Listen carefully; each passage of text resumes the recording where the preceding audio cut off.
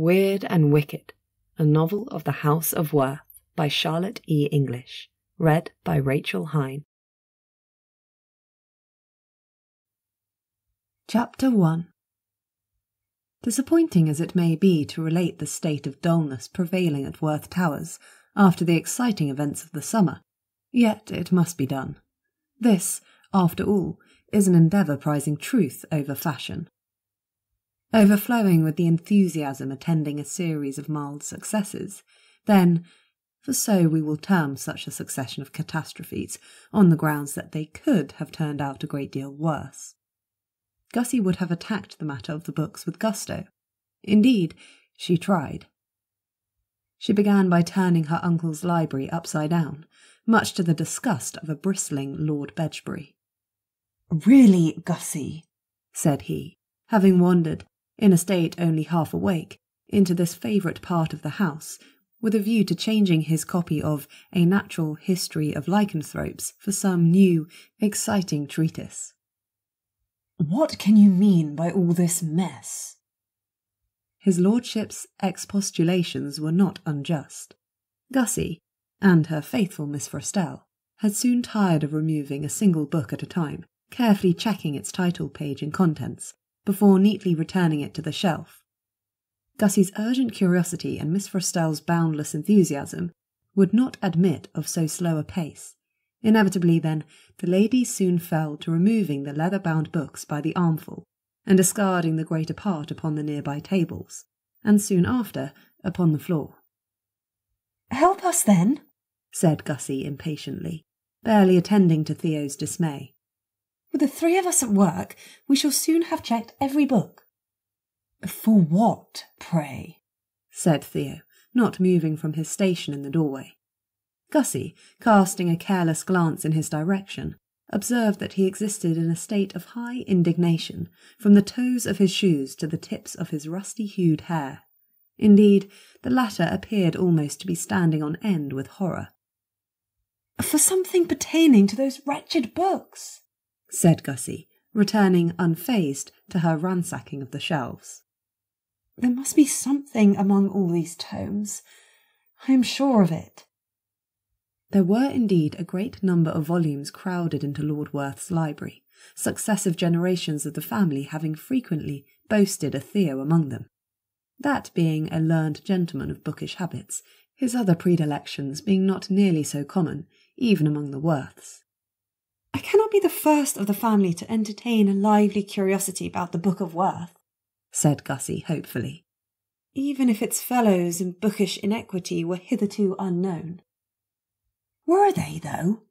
put in Miss Forstell, presently engaged in hefting quite 10 or 12 burdensome volumes in her arms all at once. Her destination was the deep window-seat, through which the afternoon sun shone golden and inviting, and ignored. As she spoke, one hapless tome slithered from her uncertain grasp, and fell to the floor with a bang. Theo started forward. "Careful! Dash it! These books are valuable." "That is a good notion, Frosty," said Gussie, ignoring Theo, as she so often did. "Perhaps some forebear of ours did know of the other books, and the fact has simply been forgotten." Upon which encouraging reflection, she renewed her attack upon the shelves. "Book, Gussie," said Theo, occupying himself with an attempt to restore some of the books to their shelves.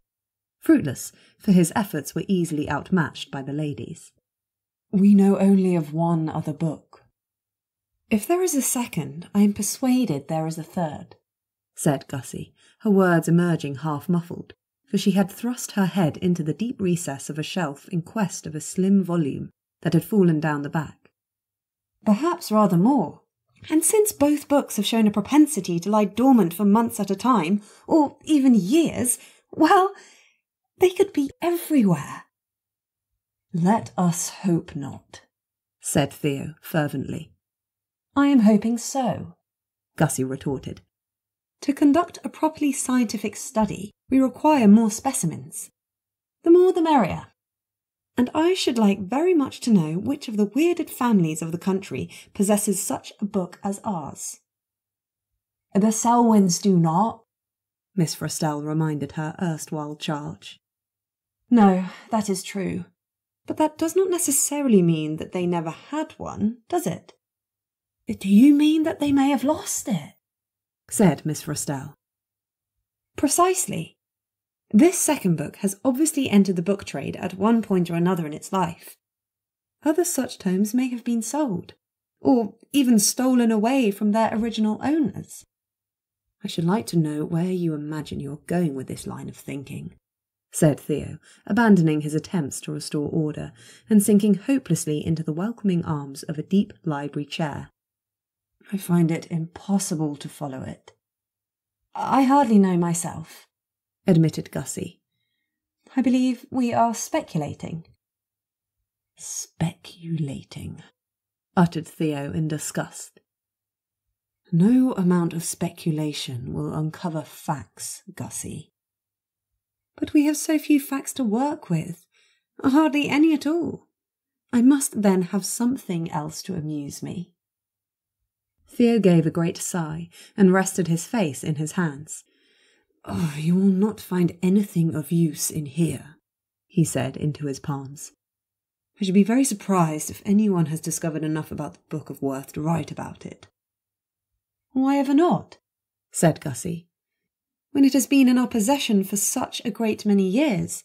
Yes, and everyone with any sense at all has kept well clear of it, except at need. Gussie, mindful of her own visit to the book not long ago, with Lady Werth for company, said with unimpaired cheer, Well, and I never was accused of possessing a great deal of sense. I had never before thought such a lack might stand me in good stead, but so it proves. I am the perfect person to investigate. And so am I, said Miss Frostell gaily, hurling another stack of tomes onto the floor. A choking cloud of dust arose, sending her into a fit of coughing. Help us, Theo, Gussie ordered, but to no avail, for her cousin would not be persuaded. And the sad truth is that his naysaying lordship was perfectly correct. Not a single clue as to the book's history or nature did Gussie find in her uncle's library, not even among the forgotten tomes gathering dust in the neglected corners. She and her eager co-investigator were obliged to seek an alternative avenue for discovery. I shall write to Miss Daventry, Gussie announced a week or so later. Doubtless she will have more to tell us regarding the history of her curse book, and my uncle could hardly object to my corresponding with so respectable a female, I am sure. Most certainly he could not, said Miss Frostell, really the most obliging of companions, being always as enthused about Gussie's projects as Gussie could be herself. I shall fetch your writing desk, my dear, for I am sure you will want to begin directly. The writing desk was accordingly brought. Gussie seated herself at a corner table in the parlour of her little cottage, and the letter was composed forthwith. Any detail you may recall may be of the gravest importance, Gussie put in. Anything at all, however small, I shall be most grateful to you. But disappointment was once again to be Gussie's lot, for when the reply came, after the passage of yet another week, it contained nothing but demurrals. The curse book had been sold by a dealer in books, who had received it as part of a varied lot of no particular distinction. Nothing of its provenance was known to Mrs. Daventry, nor had she received any hint as to its true nature before the events in which Miss Werth had already played a part. She had read the curse book quite through, and it had behaved itself beautifully, made not the smallest attempt to maim her, a model of good breeding, if such could be said of a collection of pages bound in leather, and elegantly inscribed. Gussie, cruelly disappointed, penned another letter, urging her to take up the banner of investigator and chase after the book dealer, for surely the man must know where he had got the varied lot containing the curse book. But to this she received no response at all. Autumn being by now some way advanced, Gussie's spirits sank along with the sun. Her uncle had banned any further visits to either book, upon pain of immediate dismemberment. Whenever Gussie felt tempted to flout this command, which, she had to own, was not an unreasonable one, She recalled the thunderous look adopted by Lord Werth as he had laid down this stricture, and felt that he might have meant the threat more literally than she would like.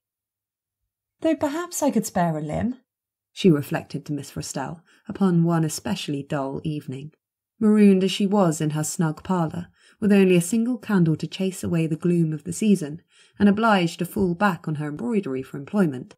Impatience gnawed at her until she could barely keep her seat. "Not any limb, of course," she said, in amendment of this happy thought. "I should prefer to keep both of my legs, or I should be quite the charge upon my family. I should have to be carried everywhere in a sedan chair." "The inconvenience would be considerable," agreed Miss Frostell, "and perhaps not quite worth the gain." "But my arms," Gussie pursued. "My right I might elect to keep, but my left. It is by far the less used of the two, and when you consider how little fancy work I shall be able to attempt with only one hand, really I should be quite the gainer." Miss Frostell, occupying a seat beside Gussie upon an elegant silken divan, cast an appraising look at Miss Werth's embroidery frame. Its centre sported an exciting scene, near fully developed. The Book of Werth chased a hapless Lord Bedgebury with murderous intent, sprouting appendages from all four of its corners. Theo wore an expression of stark terror. Judging from the quantity of blood, he had already been divested of at least a couple of fingers. "But it is a charming piece," said Miss Frostell firmly. "When it is finished, I shall make a cushion of it. Your dear aunt would like it excessively, would not she?" "I believe not, Frosty, for my aunt persists in holding Theo in affection." "Why, so do I. But dear Lord Bedgebury must soon come about. I am persuaded he is about to wreak a terrible vengeance upon the book. Perhaps a second panel." "True, no hero worth his salt could be so poor-spirited as to mind a little maiming," Gussie agreed. "Excellent notion, Frosty. I shall persuade Theo to visit the books. He shall interrogate them for us, and bring us the results.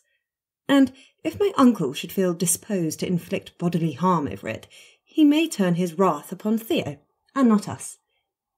Really, it is perfect." "I had not entirely—" began Miss Frostell, but to no avail, for Gussie was gone in a moment, pausing only to collect her bonnet and pelisse on her way out into the park. The hour may be late and chill, but no true heroine could object to a little freezing in pursuit of the truth, and Theo preferred the dark. She had always known that of him. She wandered the grounds of Werth Towers for some time in search of her abominable cousin, who would, she knew, be out and prowling on so fine and crisp an evening. Her pursuit carried her down an avenue of ancient chestnut trees, a favourite with Lady Werth, over a succession of hillocks and meadows, daringly attempted in the weak light of a half-moon, and finally ended in the very glade, with its stone altar, in which Lord Felix had so iniquitously summoned a plethora of distant family connections not so long ago. And the deleterious effects of his ridiculous ritual were still being felt, for once in a while a stranger still arrived at the Towers, citing a compulsion to travel to the house, and demanding to know what the matter was. Lord and Lady Werth had yet to find any of them of much interest. The glade, dark and a trifle eerie even in the golden summer, was positively brooding at night.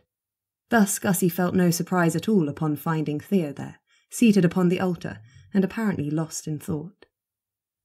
"Your hindquarters must be frozen to the bone," Gussie commented, ducking her head to avoid the low-hanging branches of a gnarly yew tree. "The state of my hindquarters, now or at any other time, can hardly be said to be any of your business," Theo retorted. "And when they are frozen square and you cannot walk, I shall of course be overpowered with sympathy." Theo merely grunted. "I am come with an entreaty," Gussie persevered. "No doubt, and you should not be here at all at this hour, especially unaccompanied. But that will not weigh with you." "Why should I not be? You can hardly imagine me to be in any danger in my uncle's own park." "No," said Theo, with some regret. "I suppose not." "Unless you are referring to Lord Maundeville, but I think he likes me well enough not to maul me to death." "Not to death, at any rate. He might maul you a little, if you were to chatter at him in this same tiresome fashion." "He might," Gussie allowed. "Taciturn men are always discomposed whenever anybody speaks to them. I shall have to bear it in mind." "He is not here, however," said Theo.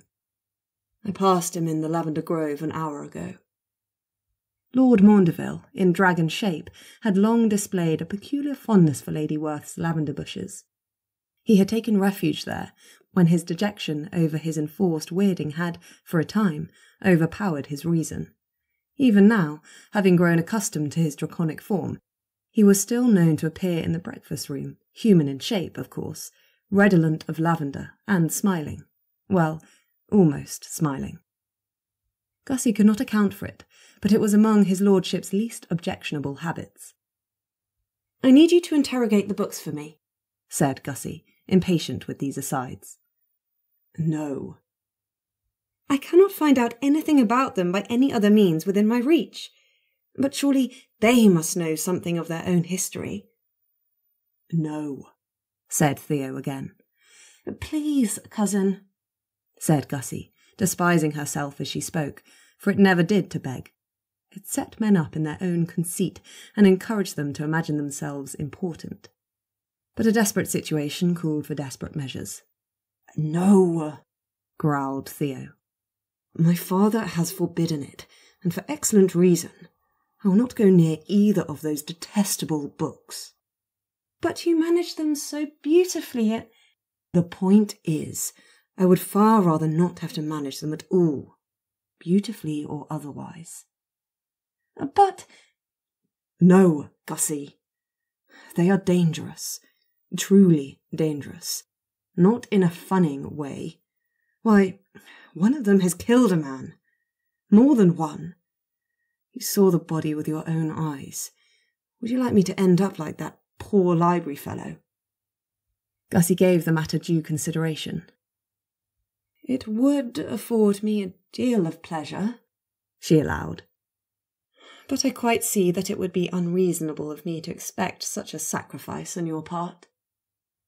"And if," continued Theo, ignoring this, "you are minded to attempt an interrogation yourself, allow me to inform you that the books are under constant watch. My father's orders. If you are seen to so much as venture down the stairs, a report will go to my uncle immediately, and you will be detained by any means available." Gussie scoffed. "And who is it that could claim to reach my uncle so quickly? I should have plenty of time to get into the room, and by then, you know, it will be too late." "Great Uncle Sylvester," said Theo. That silenced Gussie. The grotesque, whose stone form her ancestor was presently haunting, could indeed be very quick when it suited him. He had wings, after all, and was capable of employing them, and if he had set himself against the idea of Gussie's reading the books, then her options were much diminished. "Even you cannot truly wish to endanger yourself out of mere curiosity," Theo said. "Even me?" Gussie answered. "Why am I so crack-brained as that?" "Much more so." Gussie sighed. If she were to own the truth, and nothing could persuade her to do so aloud, then she had not quite the degree of inclination she professed. She had not, in fact, forgotten the sight of poor Mr. Fletcher, lying dead upon the floor of his own circulating library, his bloodied corpse savagely mauled, nor had she forgotten the family book's own iniquities, including so severe an injury to her uncle's hand as to leave him without the use of it for some weeks. She had little wish to try her own luck with the thing, or with Mrs. Daventry's murderous curse-book. But nor could she consent to leave the matter unexplored. "It is not merely a matter of curiosity," she said. "Those books are dangerous. And what if there are more, Theo? What if Mrs. Daventry's is not the only such monster to have fallen into the hands of those ill-equipped to manage them?" "That is not our concern," said Theo shortly. "No, but it should be." Theo rubbed his eyes. "Why, pray?" We may not know exactly what they are or where they came from, but we are used to dealing with such things, and we have proved capable of confining them suitably. Is there any other family in the country who could say the same? Even Mr. Ballantyne's Bow Street fellows could not. In point of fact, said Theo, I don't know. There then, said Gussie, delighted. If you will not venture to visit the books, will you at least make some inquiries among your cronies? Perhaps somebody has heard of another family like ours, in possession of such another book. My cronies, echoed Theo blankly. Why, yes, your friends and connections. What in the world leads you to imagine that I have friends and connections? I hear forever of gentlemen's clubs, where a great deal of inconsequent talk goes on. And perhaps in London, Gussie, but in the back end of Norfolk? No. And when have you ever known me to venture so far as London? Gussie was silenced. Theo rose from his chilly perch with a sigh and stretched his long limbs. I will talk to my father, he conceded. Perhaps he, or my mother, may have some of these connections you speak of, and will not mind consulting them. And so Gussie went away filled, once again, with hope. But she was once again doomed to disappointment, for the rest of the autumn wore away and winter set in, and if either her aunt or her uncle had acted upon Theo's suggestion with any success, Gussie did not hear of it. Chapter 2. Never given to much in the way of compunction, Theo surprised himself by suffering a degree of guilt over his wilful deception of his cousin. For deception it had been. His guilt was not much to discompose him, the merest trifle, but he had lied directly to her face, and that face, smiling and eager, and professing opinions which, in some cases, he shared himself, occasionally rose in his memory. He was almost tempted to apologise to it, when it did. The facts were that Theo was as alive as Gussie could be to the problems posed by the books. Mrs. Daventry's currently reposed in his father's cellars, because there had been nothing else to do with it. The thing must be confined, and if Ballantyne had not been able to assume responsibility for it, then that duty fell to the Werths. But that it posed a threat to his family, Theo could not deny. Worst of all, he was afraid the books encouraged one another. There were further facts he had concealed from Gussie, out of concern for her safety, he told himself, though his irritation with her overpowering enthusiasm might have had something to do with it.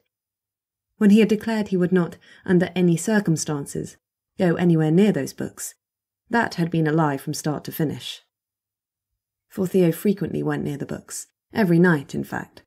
Before he set forth into the darkened grounds of the towers for his usual nightly predations, he journeyed first into the cellars, taking one of his father's expensive gas lamps with him, quite as though the bright and steady light might somehow protect him from those things. He went first to the stout room in which the Book of Werth was confined, though he did not go inside. He only stood at the door, with his ear to the heavy oak boards, and listened. Sometimes he heard the violent rattling of a table, as though the book were thrashing about, a bookish equivalent of stamping around in fury, he supposed. And sometimes he heard it whispering, long strings of dulcet, incomprehensible mutterings, barely audible through the thick door, but chilling enough for all that, for Theo had no difficulty in understanding to whom it spoke. It spoke to Mrs. Daventry's curse book. The second book lay imprisoned in a neighbouring cellar room. Theo had not preferred it that way. But the cellars were not so expansive as all that. Only one room had the stout walls and thick door he considered necessary to keep it safely locked away. At first he had cherished some hopes that the damage Lord Maundeville's dragon teeth had done to the thing might have overpowered it forever, that it might, to use a common parlance, be dead. But he had not had the faith to rely upon it, and in this at least he had been proved wise. For when the Book of Werth whispered its dark mutterings to the curse book whispered back. It did not seem to matter what time of night he arrived to listen either. On one occasion, he had not made his nightly visit until dawn was on the point of breaking. Even then, the whisperings continued, Either the wretched things waited until he was present to talk to one another, or they were engaged in such lengthy discourse as to require all the night-time hours in which to do it. Only when the sun was up did they at last fall silent. As soon as he had established these facts beyond the possibility of doubt, Theo had dispatched the news to Mr. Ballantyne at Bow Street, and he had received a prompt reply, but it had no power to soothe his disquiet. "What you say is greatly concerning," Mr. Ballantyne had written. "I wish I had something to tell you, or to do for you. That would prove to be of use, but I find myself powerless. I have not been able to discover anything new about either of these books, nor have I heard of any more such creatures. If at any time it should be possible for you to discern what they are whispering about, I should be most interested to hear of it." Theo had tried, and it was an experience he had no wish to repeat. He had gone in to visit the Book of Werth, taking with him his hatchet. Not only had he immediately got into a violent altercation, but he had heard nothing of use, for his arrival had put an end to the whisperings altogether. He had gone away, victorious but bleeding, and nothing the wiser. "It seems that they are no longer inclined to turn quiescent," said Theo to his father a week or two after the conversation with Gussie, which has already been related. "Presumably each is too much encouraged by the presence of the other to return into dormancy." He had answered a summons from Lord Werth, and found him ensconced in his own bookroom. The space was small and comfortable, containing only those few volumes Lord Werth particularly prized, and fitted otherwise with a quantity of deep armchairs, bright lamps, and blazing fires. Lord Werth, positioned before a roaring blaze, but with no book before him, regarded his son in silent thought. Theo read concern in his face.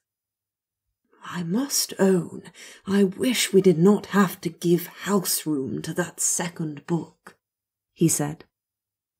"I wish it too, and I should like to wring Lord Felix's neck," said Theo. "Were it not for his damned ritual, we would never have known Ballantyne, and we would have known nothing of Mrs. Daventry's book either." "It would then have been someone else's problem," said Lord Werth with a faint smile. "I do not see why it has to be our problem," said Theo bluntly. "Only it has become so, and we must manage it as best we may." "Quite so." Lord Werth fell into an abstraction, staring into the leaping flames. "Ballantyne has no intention of removing it?"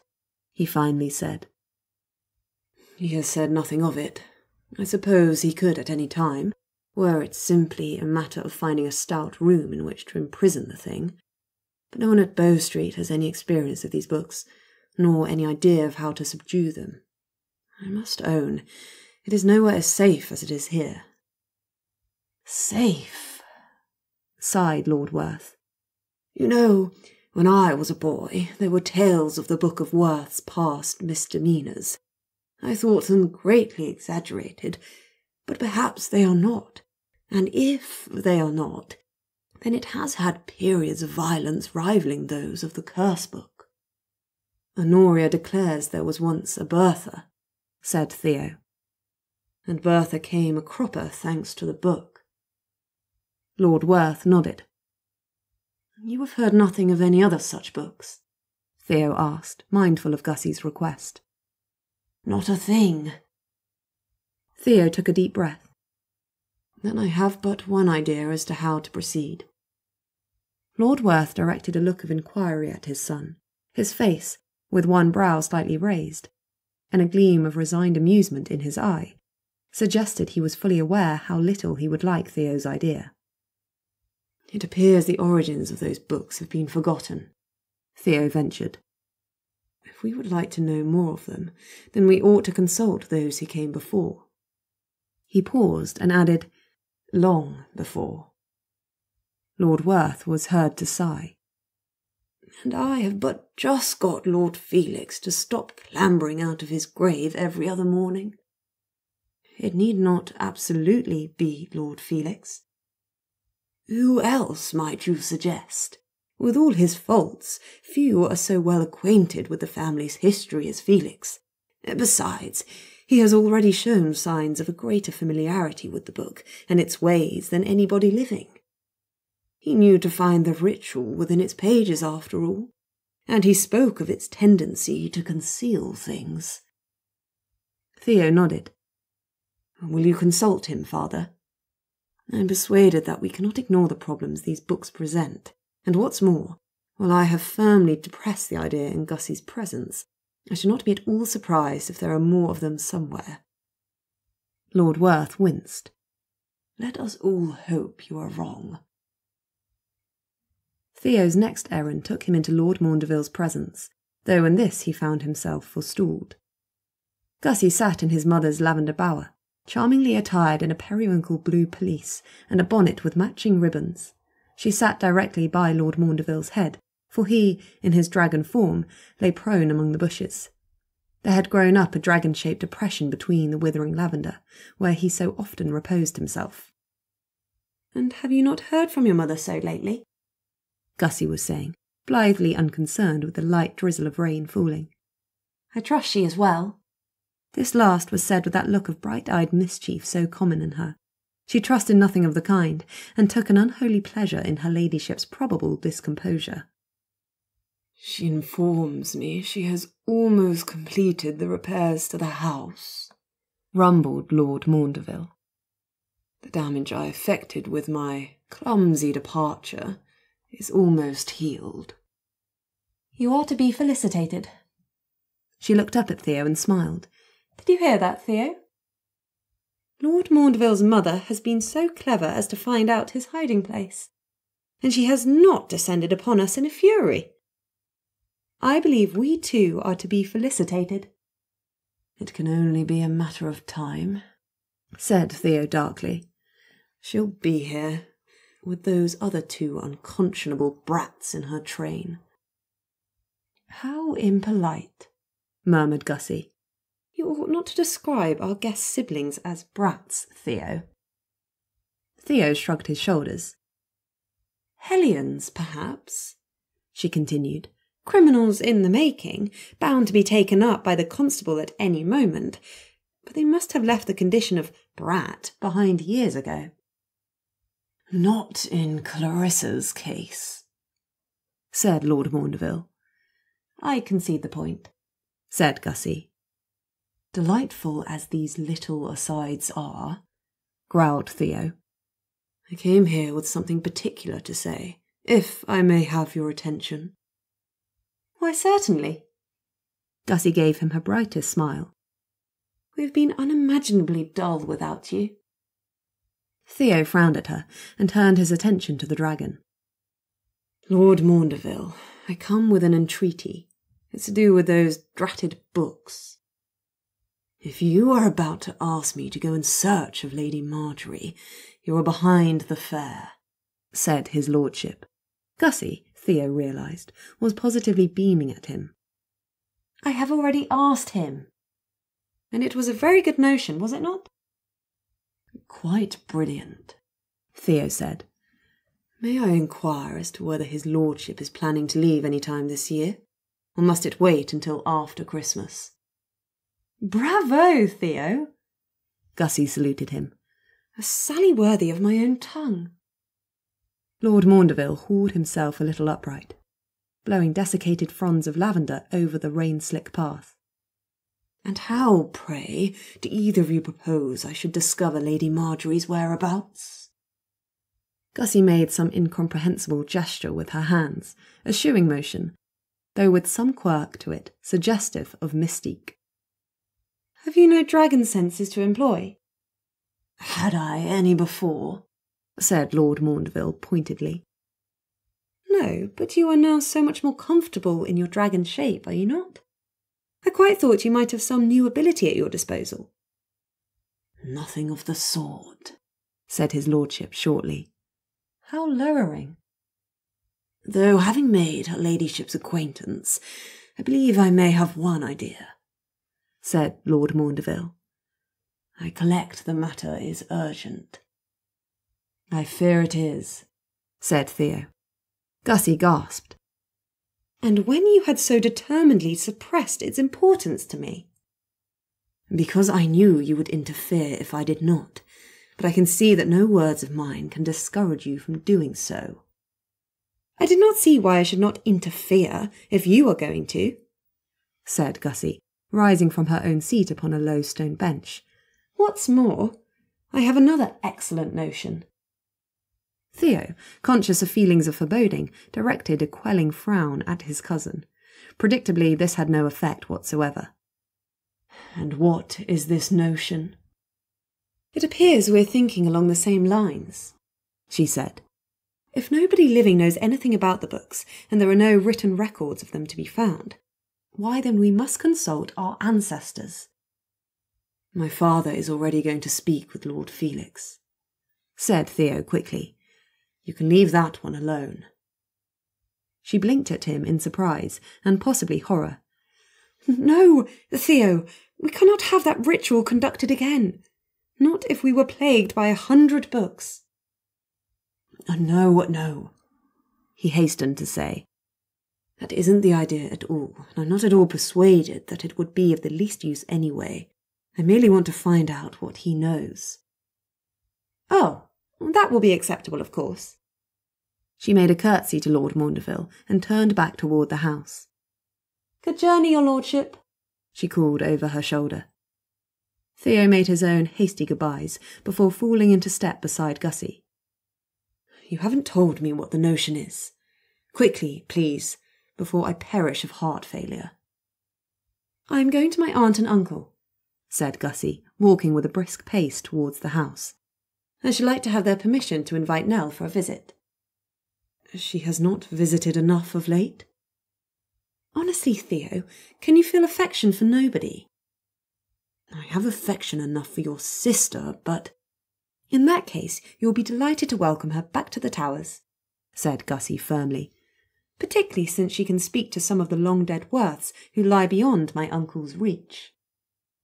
Theo was silent from a mixture of admiration and chagrin. Ha! crowed Gussie. You did not think of that, did you? Theo did not like to admit how infrequently he thought of Nell in general. She had married young and left the Towers so long ago as to have fallen quite out of his thoughts. It is a good notion, he forced himself to say, though the words of praise stuck in his throat. Gussie contented herself with a silent glow of satisfaction and refrained from gloating further, which was most unlike her. Is there anything else you're planning? He said, suspicions aroused. Not immediately. At some later date? I will tell you about it, Gussie allowed. Thank you. At some later date. A growl escaped Theo's throat.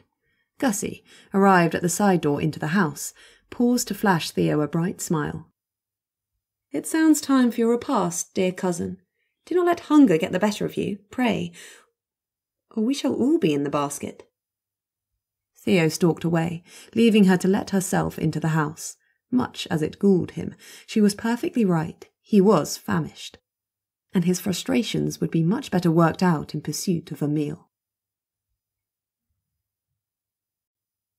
Chapter 3. In point of fact, Gussie had 2 requests to put before her uncle and aunt, only one of which she had shared with Theo. It was the work of a mere few minutes to procure a sufficient invitation for Nell. Why, of course, said Lady Werth, having been run to earth in the dining parlour, brightening a bouquet of hothouse flowers. We are always delighted to see dear Nell. Gussie, finding it prudent not to mention her real reason for desiring Nell's company, permitted her aunt to imagine her missing her sister, which was perfectly true, after all. And there is another matter for which I should like your permission, aunt. Lady Werth, as alive as her son to signs of danger from Gussie, looked up, and subjected her niece to a narrow-eyed look. And what is that? It's to do with my Wyrde. I see. For Gussie had not forgotten the matter of her own condition, despite her preoccupation with the books. I have hit upon an excellent idea, she said. A way of finding out more about it, while also making some inquiries on my uncle's behalf regarding the books. I believe your uncle forbade you to do anything of the kind, said Lady Werth, without much hope of making an impression. Only because he did not want me to endanger myself, and I have no such intention, of course.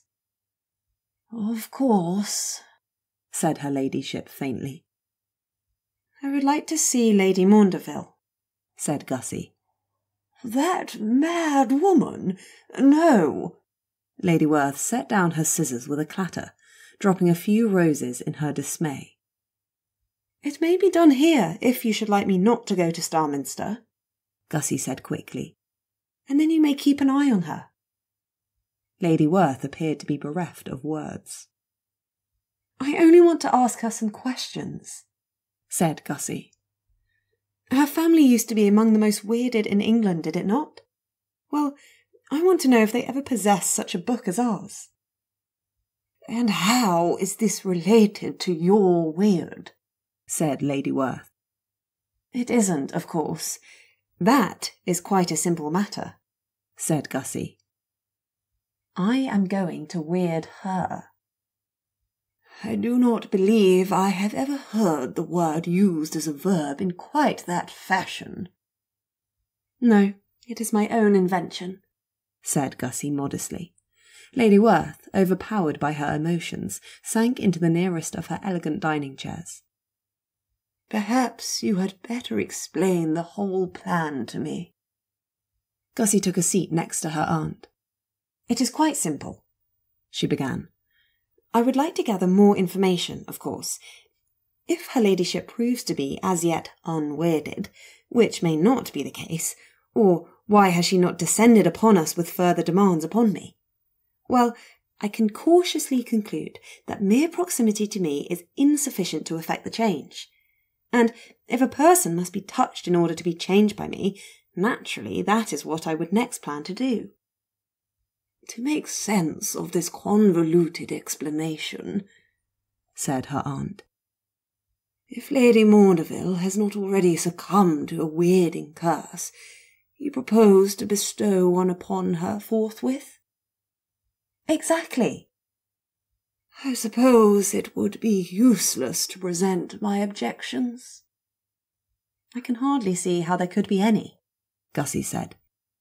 I should not wonder about weirding people willy-nilly, of course. You are perfectly right about that. But where can be the harm in testing my capabilities upon someone who has positively begged me to do it?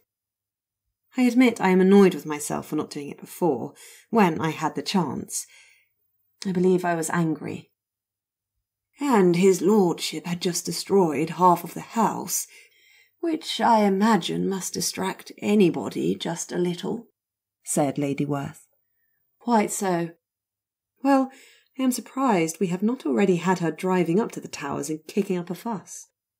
It seems all too likely that we shall, in due time, especially now that she has finished repairing Starminster. Oh, has she? Faintly echoed Lady Werth.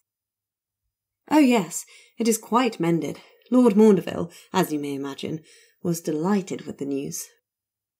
Was he really? I am almost sure of it. It is difficult to be certain. The deciphering of draconic facial expressions is not among my talents. The product of a lack of experience only, said Lady Werth. You will soon come about, if we are to have him forever haunting the shrubbery. So I may invite her? Gussie pursued. Lady Werth sat up with a look of alarm. No, not here, Gussie. Recall the damage done to Starminster. If we are to have half the towers pulled down, your uncle will never forgive us. We could do it outside. Then, if she is to be a dragon like her son, there will be no harm done. Lady Werth regarded her niece with wide-eyed horror. I perceive you are perfectly serious. Why, yes, said Gussie in surprise. This is not something to be funning about. When, in general, everything is, murmured her aunt. So may I... Lady Werth held up a hand. I must think it over, and I must of course consult your uncle. It really will be the best way to go about it, said Gussie in her most persuasive tone. And Lady Werth sighed.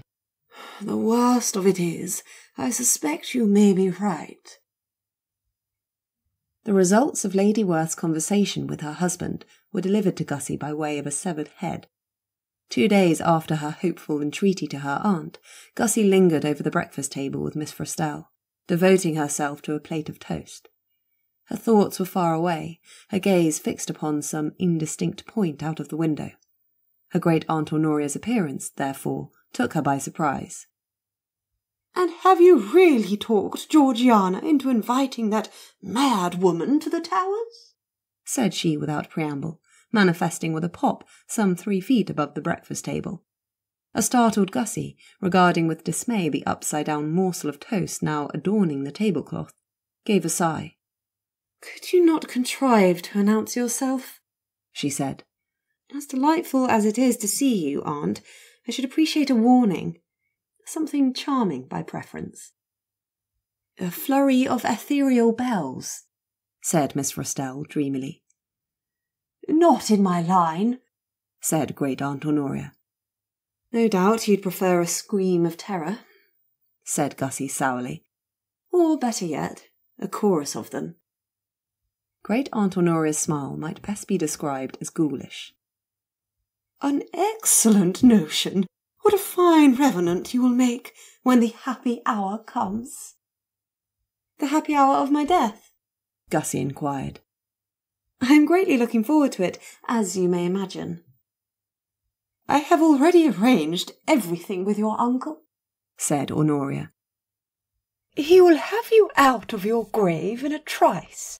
Is that not generous of him? Though I am afraid your aunt has refused to entertain the notion of your thereafter being invited into the dining parlour. Which has never prevented you, Gussie pointed out. Once dead, of course, I need not care for the proprieties any more. Miss Frostell gave a diffident little cough. My dear, I feel bound to point out that you have never cared over much for the proprieties while living. An unanswerable point, Gussie conceded. My uncle merely humours you, however, Aunt. In the ordinary way of things, he might be expected to predecease me, and I hope even you could not be so uncivil as to wish me an early death. I had not thought of that, said Honoria, crestfallen. Still, she added, cheering in an instant, there is no saying but what there may be another with your uncle's Wyrde in due course. If you should live to be an old lady, there is every chance of it. A consoling reflection, Gussie agreed. We have wandered away from the point, however, have we not? What did you mean, Aunt, about the mad woman? Lady Maundeville. Great-aunt Honoria's head bobbed furiously up and down. Whether with excitement or indignation, Gussie could not have said. Georgiana is to extend her an invitation. To the Towers? Yes, and I understand it is all your doing, Gussie. What can you have meant by it? Why, I intend to find things out. Gussie, energised, attacked her breakfast with renewed vigour. How obliging of her ladyship, said Miss Frostell, smiling. Is it not, though? Gussie agreed. I was prepared for a refusal. If you intend to find out whether or not Lady Maundeville is mad, I am persuaded you need not go to half as much trouble, said Honoria. Oh, no, Gussie agreed. There cannot be two opinions about that. What I would like to determine is whether or not she is weirded by now. What I may be able to do about it, if she is not, and whether her deplorable family ever had, say, a Book of Maundeville. Oh, said Honoria, her eyes brightening. Such a book must be more deranged even than ours. If it is, I hope that it is lost because it was burned, said Gussie. Burning, mused Honoria. If we were to set the cellars alight, do not you think that would be an excellent solution? A stroke of brilliance, except that I am afraid the rest of the house would likely be burned up along with the books. Oh, but it is a shabby old place, said Honoria. A rebuilding would be just the thing. I refer you to my uncle. If anybody is to authorise the burning down of the towers, it must be he. Quite right, said Honoria. I will speak to him about it. Whatever have you been doing, Aunt? You appear quite drowned in dust, said Gussie, for while a quantity of cobwebs and dead spiders were commonly to be seen, adorning Honoria's high-stacked, white-powdered hair, today's crop was especially abundant. When I declared the towers to be a shabby old place, I spoke with the authority of recent experience, said Honoria, and disappeared. Gussie finished her toast. My dear, said Miss Frestelle, I congratulate you most sincerely, but I must own myself a little concerned about that woman's coming here. Or not you? Very little. If she proves too great a nuisance, we will feed her to Theo, and there will be an end of it. Dear Lord Bedgebury, said Miss Frestelle fondly. Chapter 4. Gussie's first notice of Nell's arrival was the appearance of Aunt Margaret. The sight of that industrious lady greeted Gussie upon her stepping into the great hall at the Towers one afternoon. Where is she taking all those linens? Gussie said to Miss Frestelle, who attended her. I must have seen her hauling those piles about any number of times.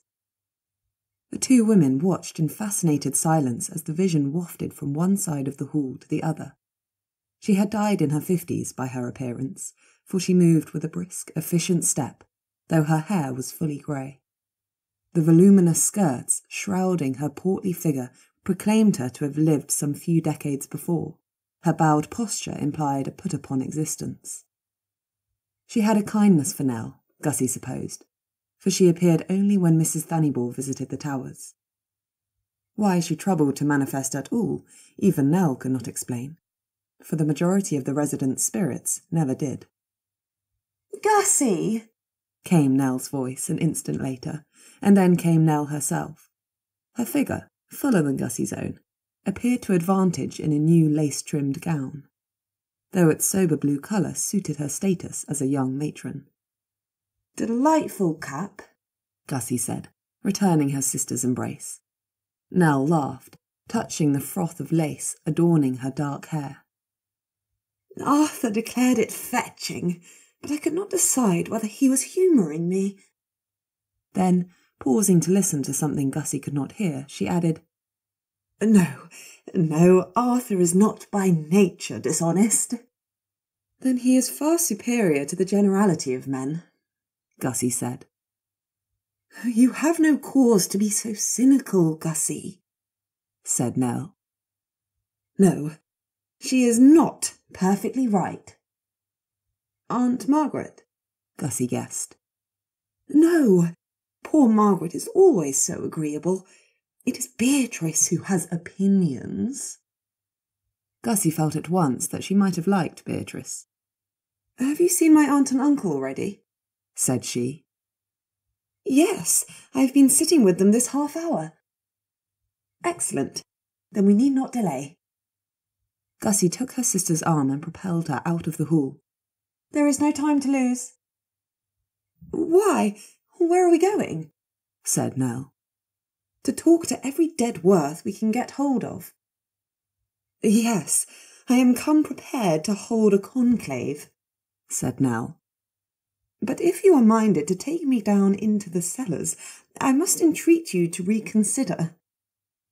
Oh, said Gussie, and halted halfway down a white-walled passage leading straight to the cellar stairs. You do not wish it? No, because it is perishingly cold down there. But is it not true that the spirits are excessively fond of it? Nell looked at her as though she had run mad. Of course it is not, Why should they be? I only thought... Gussie felt her cheeks warm and could not continue. She had been misled merely by the atmosphere down in the cellar rooms, as though a settled, damp chill and a gloomy lack of light had anything to do with hauntings. If they were not fond of it in life, they are no more comfortable there afterwards, Nell said. And I cannot think what living person could possibly conceive a fondness for so dreary a place. Then let us choose somewhere warmer, by all means. I should prefer it myself. Your dear aunt's favourite parlour, perhaps, suggested Miss Frostell. Undoubtedly the warmest room in the house, Frosty, Gussie agreed. Though my aunt may object to the disturbance. She may enjoy an opportunity to improve her acquaintance with my uncle's forebears, said Nell, and turned her steps towards the parlour in question. The little group arrived to find not only Lady Werth in possession of the room, but Lord Werth as well. The two sat before the fire, with a third chair near at hand. The latter had been recently vacated by Nell, Gussie judged. Shall you object very much to our holding the conclave in here? Nell said brightly as she swept in. The conclave? Said Lady Werth, and turned accusing eyes on Gussie. I ought to have guessed.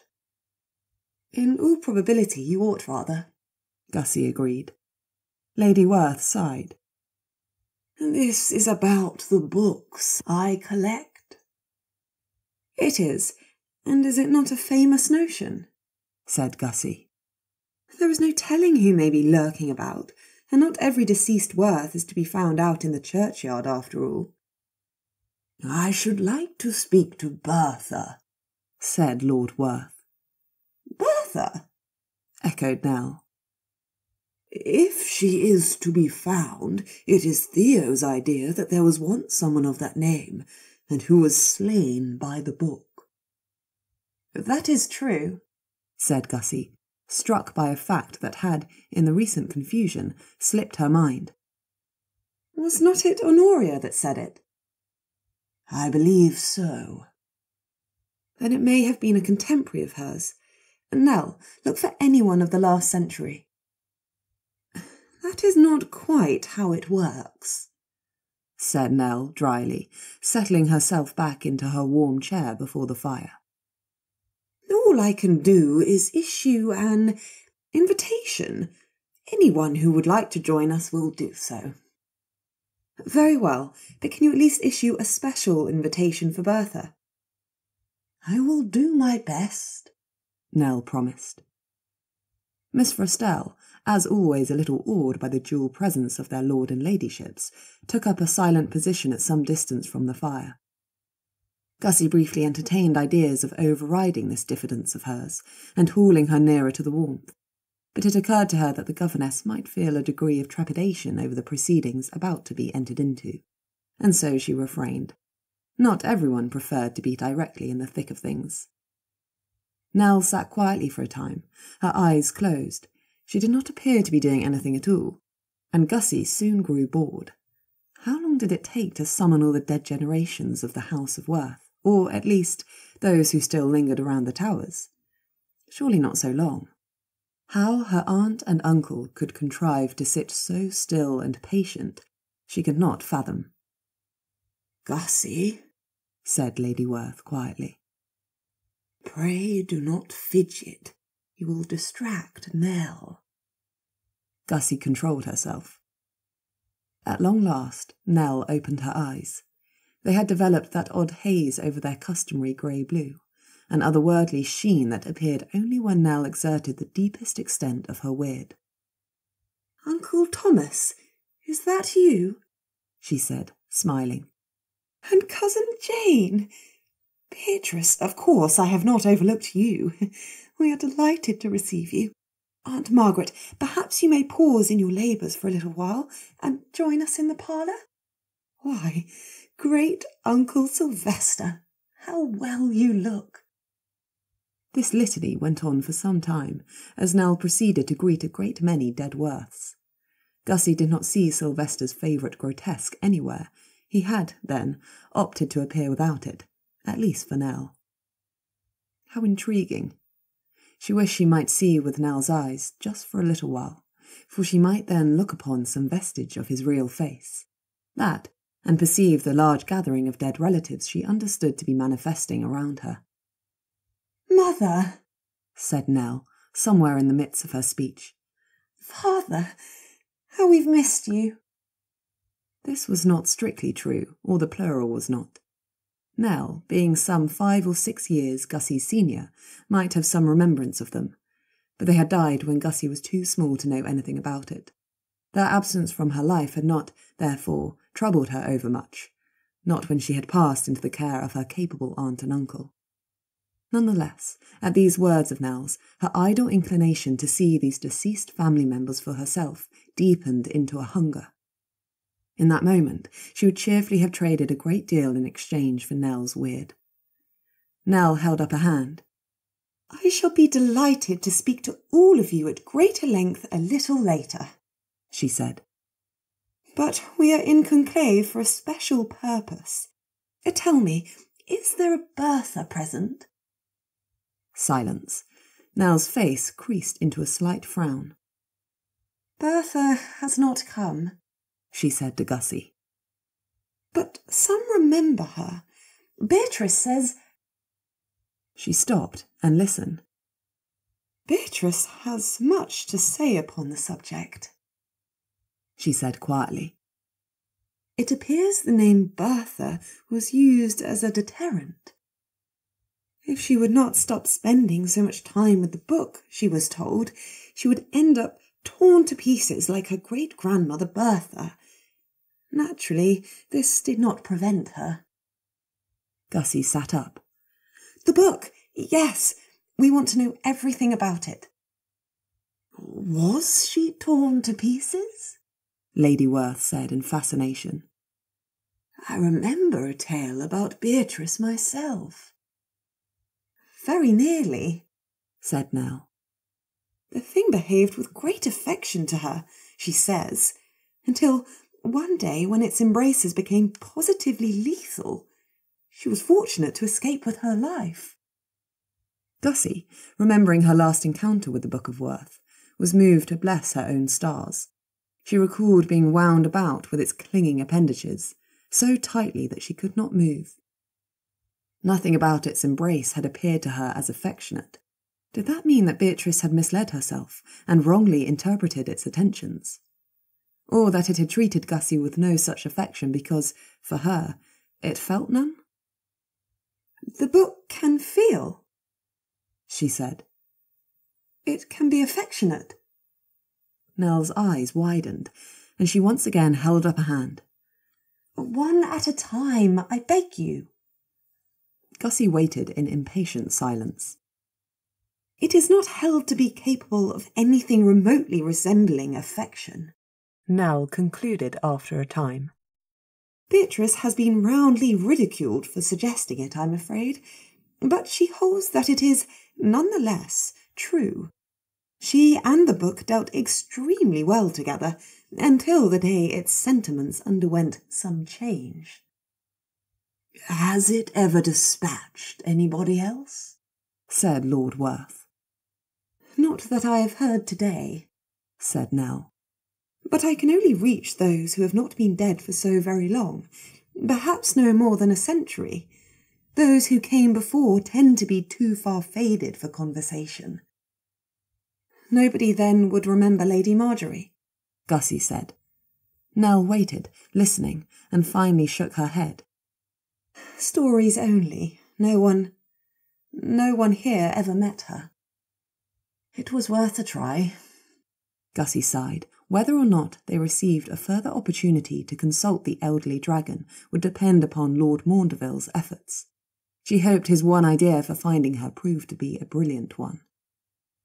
"That means that Bertha is the only one of us to have died to the book in a century," mused Lord Werth.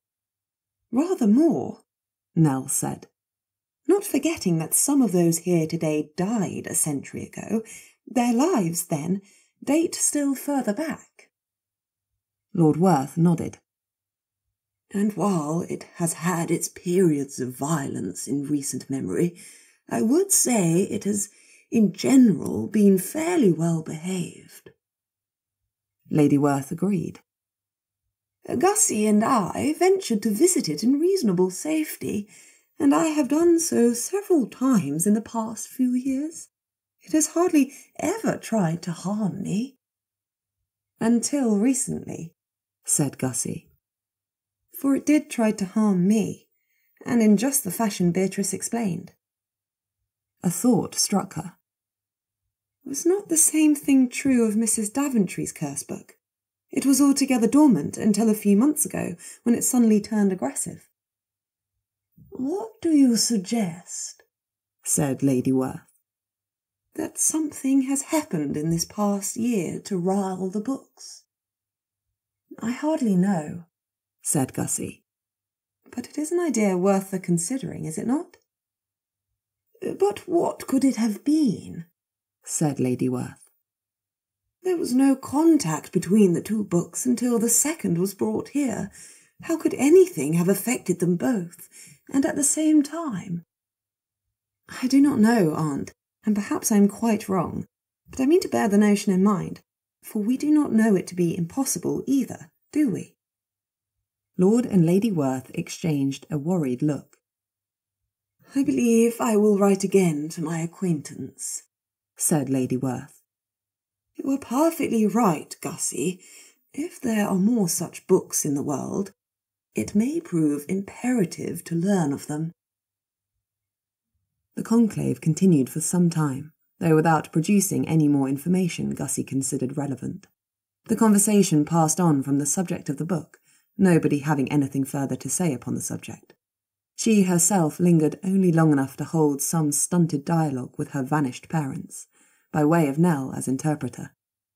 The experience proved an uncomfortable one, for she was obliged to address the empty air. Replies reached her through Nell's lips, and she had no notion what to say to them. What remarks did one address to the parents one had never met after all? She could hardly inquire after their health, and little about her own life seemed worthy of report. Unlike Nell, she had no husband to speak of with winning fondness, nor children whose exploits might be companionably laughed at. She stayed in the room out of politeness only, and excused herself as soon as she could.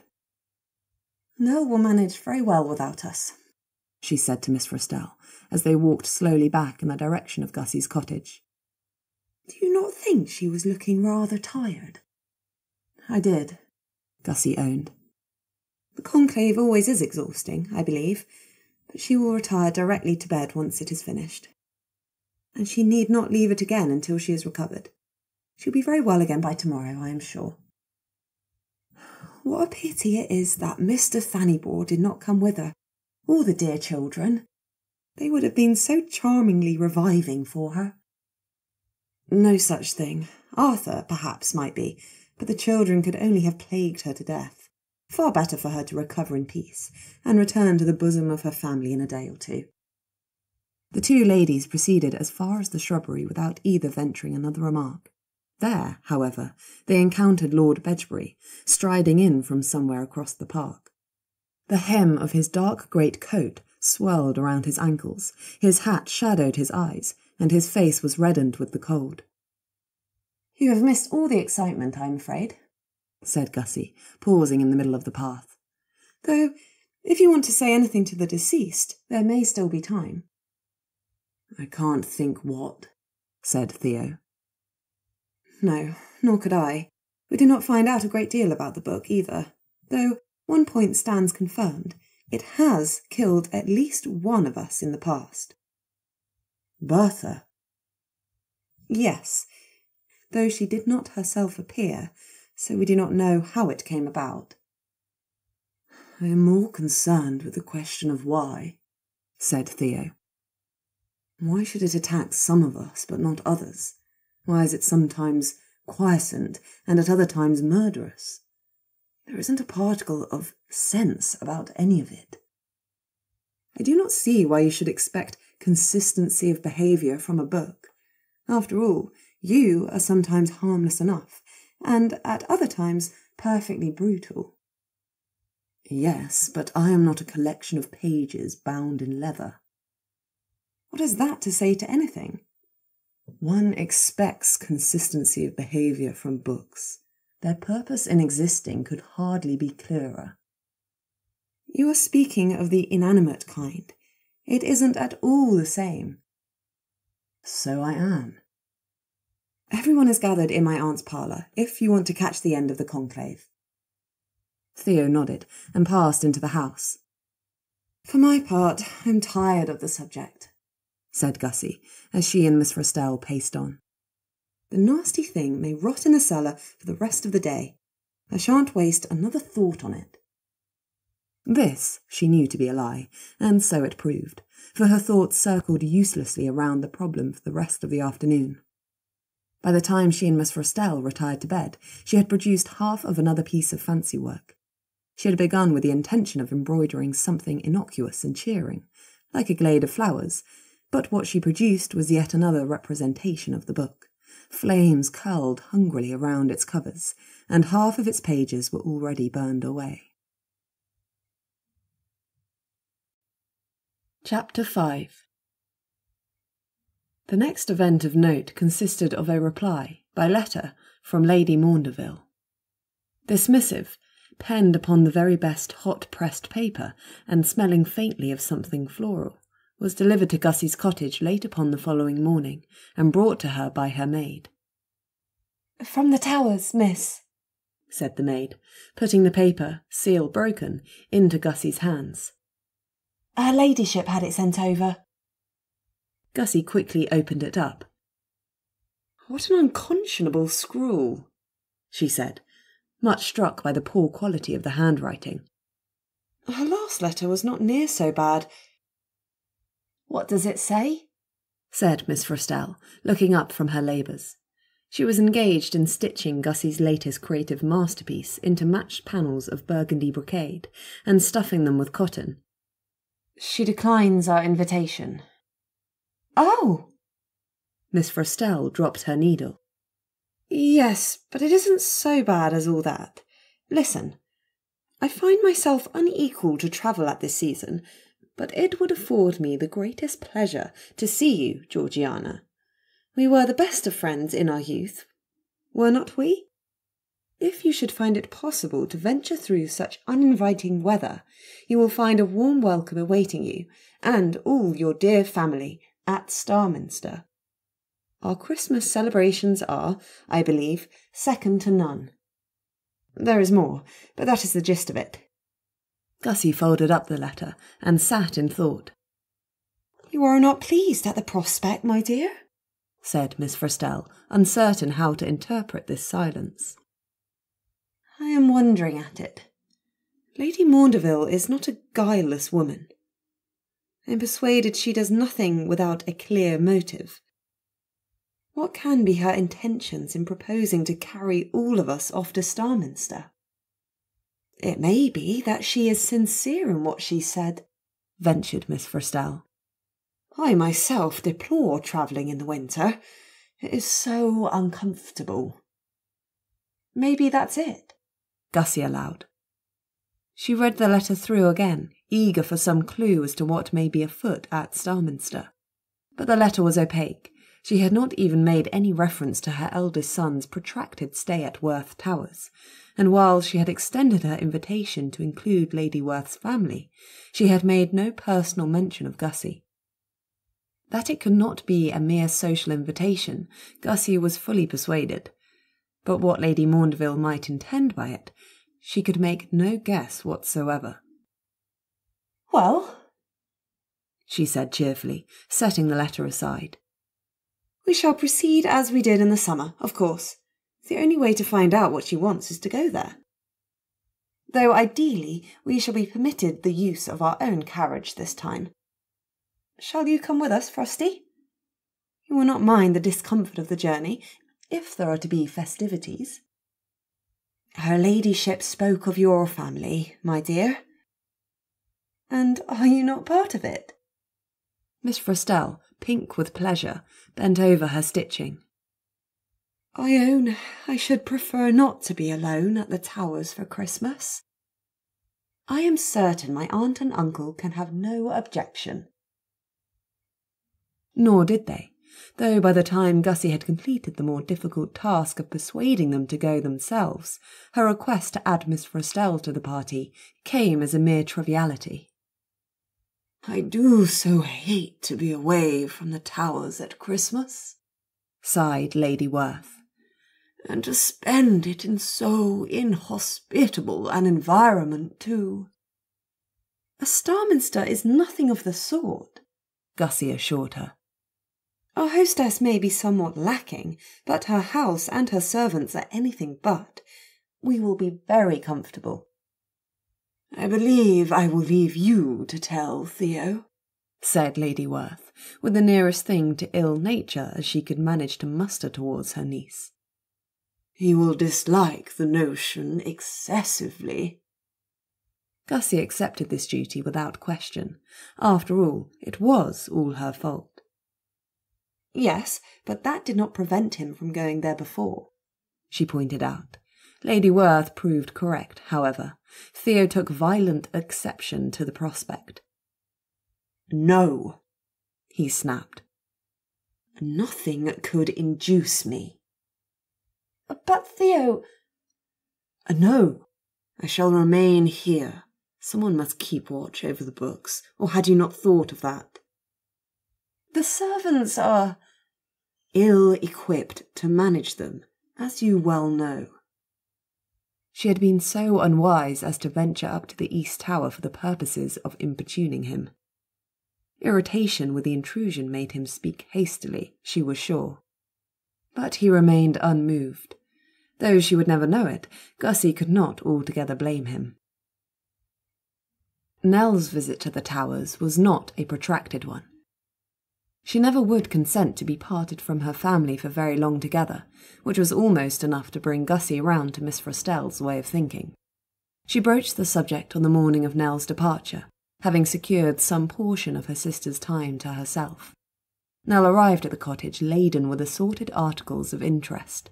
2 books from her uncle's library, intended for Arthur's use, a Paisley shawl Gussie recognised as formerly belonging to her aunt, and a set of shoe roses in Gussie's favourite rose-pink hue. These last she presented to Gussie herself, with rather a distracted air, laying the rest of her burdens upon the parlour sofa. "I saw these in the haberdasher's and had to buy them for you," she said. "And then, with one thing or another, they quite went out of my head until this morning." "They are perfect," Gussie said, smiling in delight, and kissed her sister's cheek in gratitude. "How kind of you to think of me. And what with Christmas at Starminster, I may even have an opportunity to wear them." "At Starminster?" Nell sank onto the sofa next to her books and shawl, looking quizzically at Gussie. "Whatever for?" She still appeared wearied, Gussie thought, though she wore it well. The consequences of parenthood, perhaps. "We are invited," she said. "And my aunt and uncle have consented to go." "Most unusual, is not it?" "Yes, but we are only going so that we may ransack the place in search of violently aggressive books, or anything pertaining to them. His lordship does have an excellent library." "Surely a letter to Lord Maundeville would achieve the same purpose?" "It might, but his lordship is not at home. In fact, I haven't a notion where he is." Nell, whose attention had wandered to the tea-tray set out upon a low table, looked sharply at her sister. "Was not he here, haunting my aunt's shrubbery?" "He was." "And?" "And I may have dispatched him upon an errand which, I collect, is proving difficult to carry out." "In the dead of winter? Oh, Gussie!" "Before you say any more, you must know that Theo had the same idea. He would have asked the thing of his lordship, if I had not." "Oh, then your conduct is entirely beyond reproach." "Of course it is." "Her ladyship, then, is not she still at Starminster?" "Yes, but one can hardly rely upon her to follow even the simplest of instructions. Besides, I must go myself so that I can find out what happens if I shake hands with her.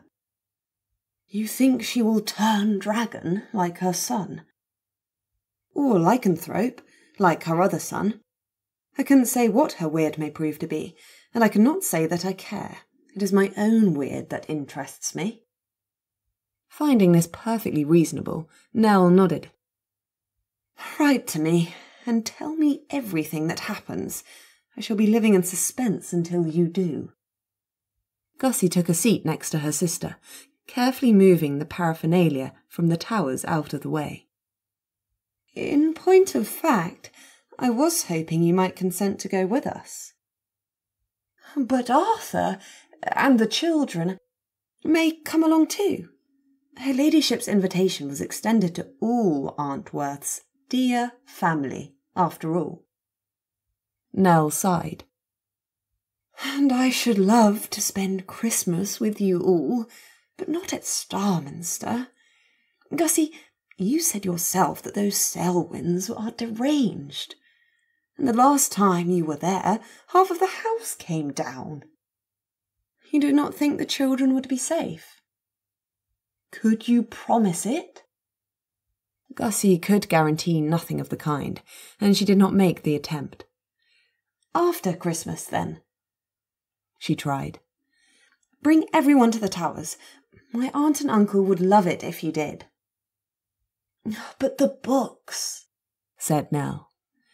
I'm not persuaded the children would be safe here either. But Gussie, you may visit us, may you not? Allow me to extend an invitation, on Arthur's behalf as well as my own. I know he would love to see you. Gussie, together with her aunt, had been to Fothingale Manor only once. The visit had taken place soon after Nell's marriage to Arthur Thannibal, and while brief, it had been a source of great happiness to Gussie. But the first of Nell's children had been born soon afterwards, and with the succession of young Thannibals that had since followed, there had been no opportunity for repeating the visit. I would be delighted to come, Gussie said, clasping her sister's hand. If I shall not be terribly in the way. She made a show of examining Nell's figure, neatly confined as it was in a plain woolen gown of slate blue. You won't be presenting poor Arthur with any more hopeful offspring before the spring, I trust? Nell blushed and laughed. I trust not, neither before the spring nor after it, if I had my way. 4 children must be enough for anyone, Gussie agreed. Gussie, I cannot be easy about poor Lord Maundeville. Has he been gone for the whole winter? Gussie, having never given the matter the least thought, was obliged to stop a moment before making any reply. It was not so very cold yet when he left, she decided. I believe it was not yet the end of October. Then he has been gone these 6 weeks at least, said Nell. Why, so he has. I had no notion that it had been so long. Gus, what did you ask him to do? We, that being Theo and I, entreated him to bring Lady Marjorie back to the towers. Not on account of those terrible books, said Nell. Again? Yes, of course it is about the books, and it was a much better notion than having Felix hold that dreadful ritual again, was it not? Assuming Lord Maundeville does not perish of the cold, said Nell. Gussie gave her sister's hand an impulsive squeeze. I am almost inclined to wish that I could care about people as you do, Nell. Only I'm persuaded it must be very uncomfortable. Look, you have got quite into a lather of worry, and I am sure there isn't the least need. How should you like to be away from home for 6 weeks in the winter, and with nowhere to sleep? Now, what should give you the idea that he hasn't anywhere to sleep? He is a grown man, Nell, and can shift for himself very well. Oh, I suppose you are right. And then, he is a dragon. I'm not perfectly certain of it, but I should be surprised if he was much affected by the cold. Nell rose to her feet and collected up her acquisitions. No, I am sure you are right, she said. And I must put the matter from my mind, for it is time I departed. My carriage will have been ready this half-hour at least. Gussie parted with her sister reluctantly, as she always did. If there was one person in the world whom she could say she fervently missed, it would be Nell. "Come to me in the spring," Nell repeated, bending to kiss Gussie's cheek. "We will be looking forward to it with very great pleasure." "I'll come," Gussie promised. "If I possibly can." Nell's departure left Gussie feeling bereft and a little disappointed with the world. With too little to occupy her, she was in danger of descending into the glooms, were it not for Miss Frostell. That good lady jollied Gussie's spirits at every opportunity, held herself ready at any moment for a walk across the park, weather permitting, or tea at the Towers, and engaged in many a tete-a-tete over the tea-table. She shamelessly encouraged the very worst excesses of Gussie's fancy work, and by the end of another 2 weeks, the neat, snug rooms at Lake Cottage each bore a collection of highly original cushions. One developed the additional advantage of a silk screen painted up with a jumble of images, chief amongst these being the crimson-scaled form of a dragon curled up along the bottom. By such means did Gussie contrive to pass the slow December days, until at last the appointed day for their departure to Starminster approached. Wishing, once again, for Nell, she packed her shoe roses, made a final, useless attempt to persuade Theo into joining the party, parried all of Great Aunt Honoria's wicked raillery upon the subject of the absent Lord Maundeville, and spent no inconsiderable time soothing Lady Werth's qualms about the visit.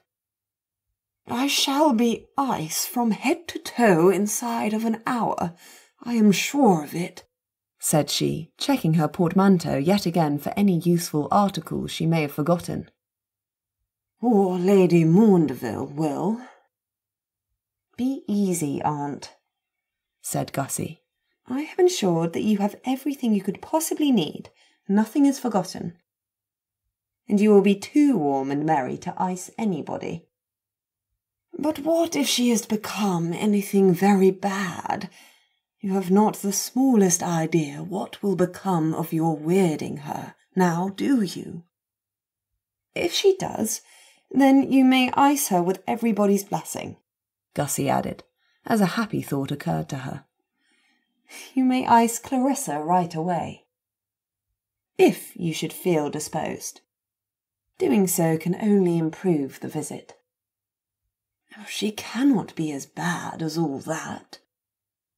"Cannot she? Do please recollect that she kidnapped me last summer, and wearing men's dress besides." Lady Werth raised her eyebrows at her niece. "Which is not at all the sort of escapade you would get into yourself." "I should never dream of such impropriety." "I believe you are sorry you did not think of it first." "Nonsense," said Gussie roundly, and without a particle of truth. "I do wish Lord Maundeville had come back," said Lady Werth. "If he should return over Christmas, and perhaps with Lady Marjorie, they will find no one to welcome them but Theo." Gussie did not waste any time assuring her aunt that Lord Bedgebury would manage the business very well. "Lord Maundeville at least is used to Theo," she said. "In fact, it's my belief they have become friends." "Unaccountable." "Isn't it? As for Lady Marjorie, provided she is well fed, it does not seem likely that she will much object to a little peace and quiet." The party for Starminster, once assembled in Lord Werth's heavy travelling coach, consisted of 5 altogether. Lord and Lady Werth, Gussie herself, and Miss Frostell occupied the seats, and Great Aunt Honoria's head floated an inch or so beneath the ceiling. Gussie let down the window, and sat with her head poking out of it, surveying the great doors of the Towers and the empty driveway beyond. "I'm afraid he is not coming out, Aunt." Lady Werth, tight-lipped and fretful, made no response. "It is of no moment," said Lord Werth. "Theo will be perfectly well, my dear, and we do not need him to see us off." Privately, Gussie imagined it probable that her cousin had forgotten his bosom family's imminent departure. "Probably he is engaged with the books," she said gravely. "But do not let that alarm you, Aunt. He will have his axe with him, and therefore I don't at all suppose we shall return to find him torn to pieces." Lord Werth responded to this sally with a quelling look, and thumped the coach's ceiling thrice in the signal to drive on. "Be easy, my love," he said to his wife. "Consider how very quiet we have all been these past several weeks. Nothing untoward is the least likely to happen before we return. If that were all I had to occupy me," said Lady Werth, as the coach lurched into motion, "I should be easy indeed." "Aye," said Great-aunt Honoria, her head swivelling to look out of the window.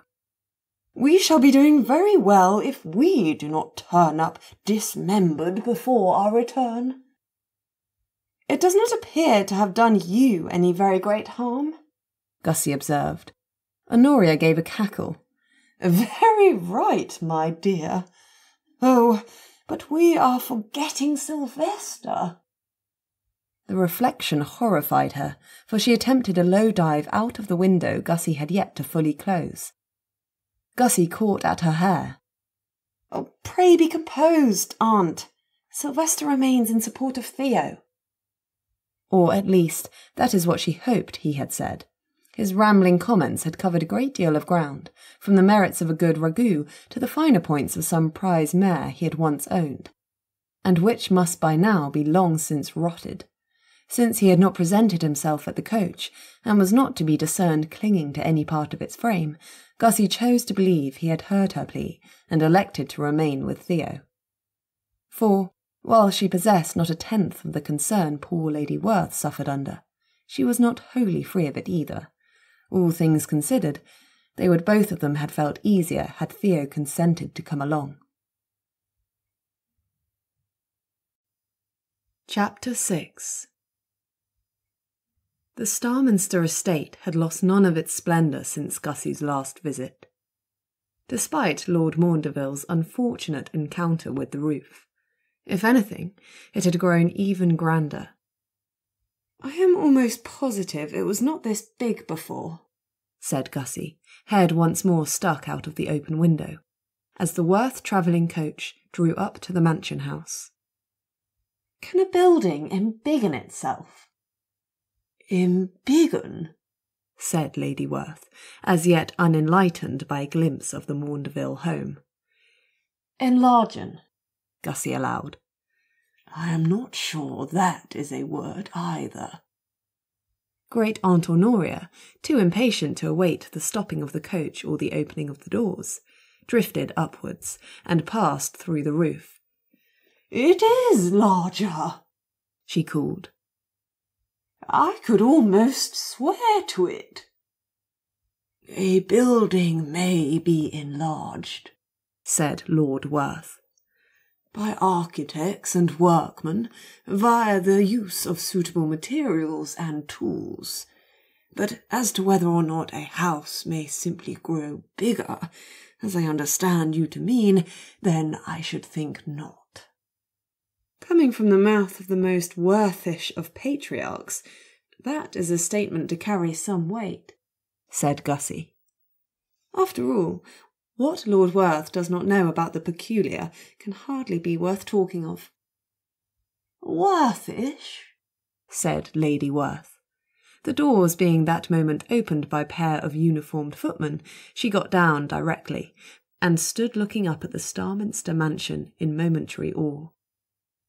"I see what you mean," she said. "Werth Towers is nothing to it," said Gussie cheerfully, following her aunt onto the driveway. "Not half," carolled Lady Honoria. I beg you will not let Lady Maundeville hear you say that, said Lady Werth, venturing up to the tall double doors, or we shall never hear the end of it. Nothing could persuade me to own the slightest inferiority to the Selwyns, Gussie assured her. Not on any point whatsoever. Lady Maundeville herself was discovered to be standing in the centre of her grandiose hall, patently waiting for them. Whether she had stationed some hapless minion to watch for their approach, with orders to fetch her immediately, or whether she had amused herself by standing there all the morning in anticipation of their arrival, Gussie did not like to guess.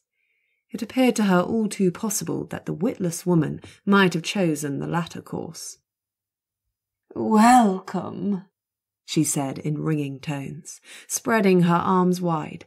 She had clearly prepared with great care for her guest's arrival, for her attire was sumptuous almost to the point of absurdity. She wore a gown of pure wine-coloured silk, heavily embroidered. The shawl slung elegantly over her elbows was the finest froth of lace, and her jewels— Gussie thanked her stars that the summer was past, and the strong sunshine with it, or the quantity of diamonds the Dowager Viscountess thought fit to wear must have blinded them all. She even wore a few in her handsomely coiffed hair. Gussie felt quite the dowd in the simple forest green travelling dress she wore, but impatiently suppressed the feeling. The display was evidently calculated to produce exactly that effect, and had she not refused to consider herself the slightest bit inferior to the Selwyns? Her aunt and uncle comported themselves with the utmost dignity as they made their greetings to their hostess, and Gussie copied their examples as she made her own curtsy. The Werths' public manners might be a shade old-fashioned, but her aunt and uncle could never be faulted for courtesy. Not, at least, as long as they were tolerably comfortable. Theo was another matter. "Has dear Lord Bedgebury not accompanied you?" asked Lady Maundeville, once the introductions and pleasantries were over. "My son finds himself detained by urgent business at the Towers," said Lady Werth. "A great pity. My younger son has also pleaded some urgent errand, but we mothers would never like to think they are avoiding these pleasant family gatherings." "The thought would never have entered my head," said Lady Werth. "But Miss Werth will be delighted to meet Clarissa again, and perhaps Henry as well. I've ordered the best of rooms to be made available to you, and no doubt you would wish to rest after your journey." "Henry?" interrupted Gussie, perceiving that neither her aunt nor her uncle would be so rude as to do so. "Surely you cannot mean that he is here?" "Why, yes," said her ladyship, with a smile Gussie would term silky. "Had you not expected to find him here, in his own home at Christmas?"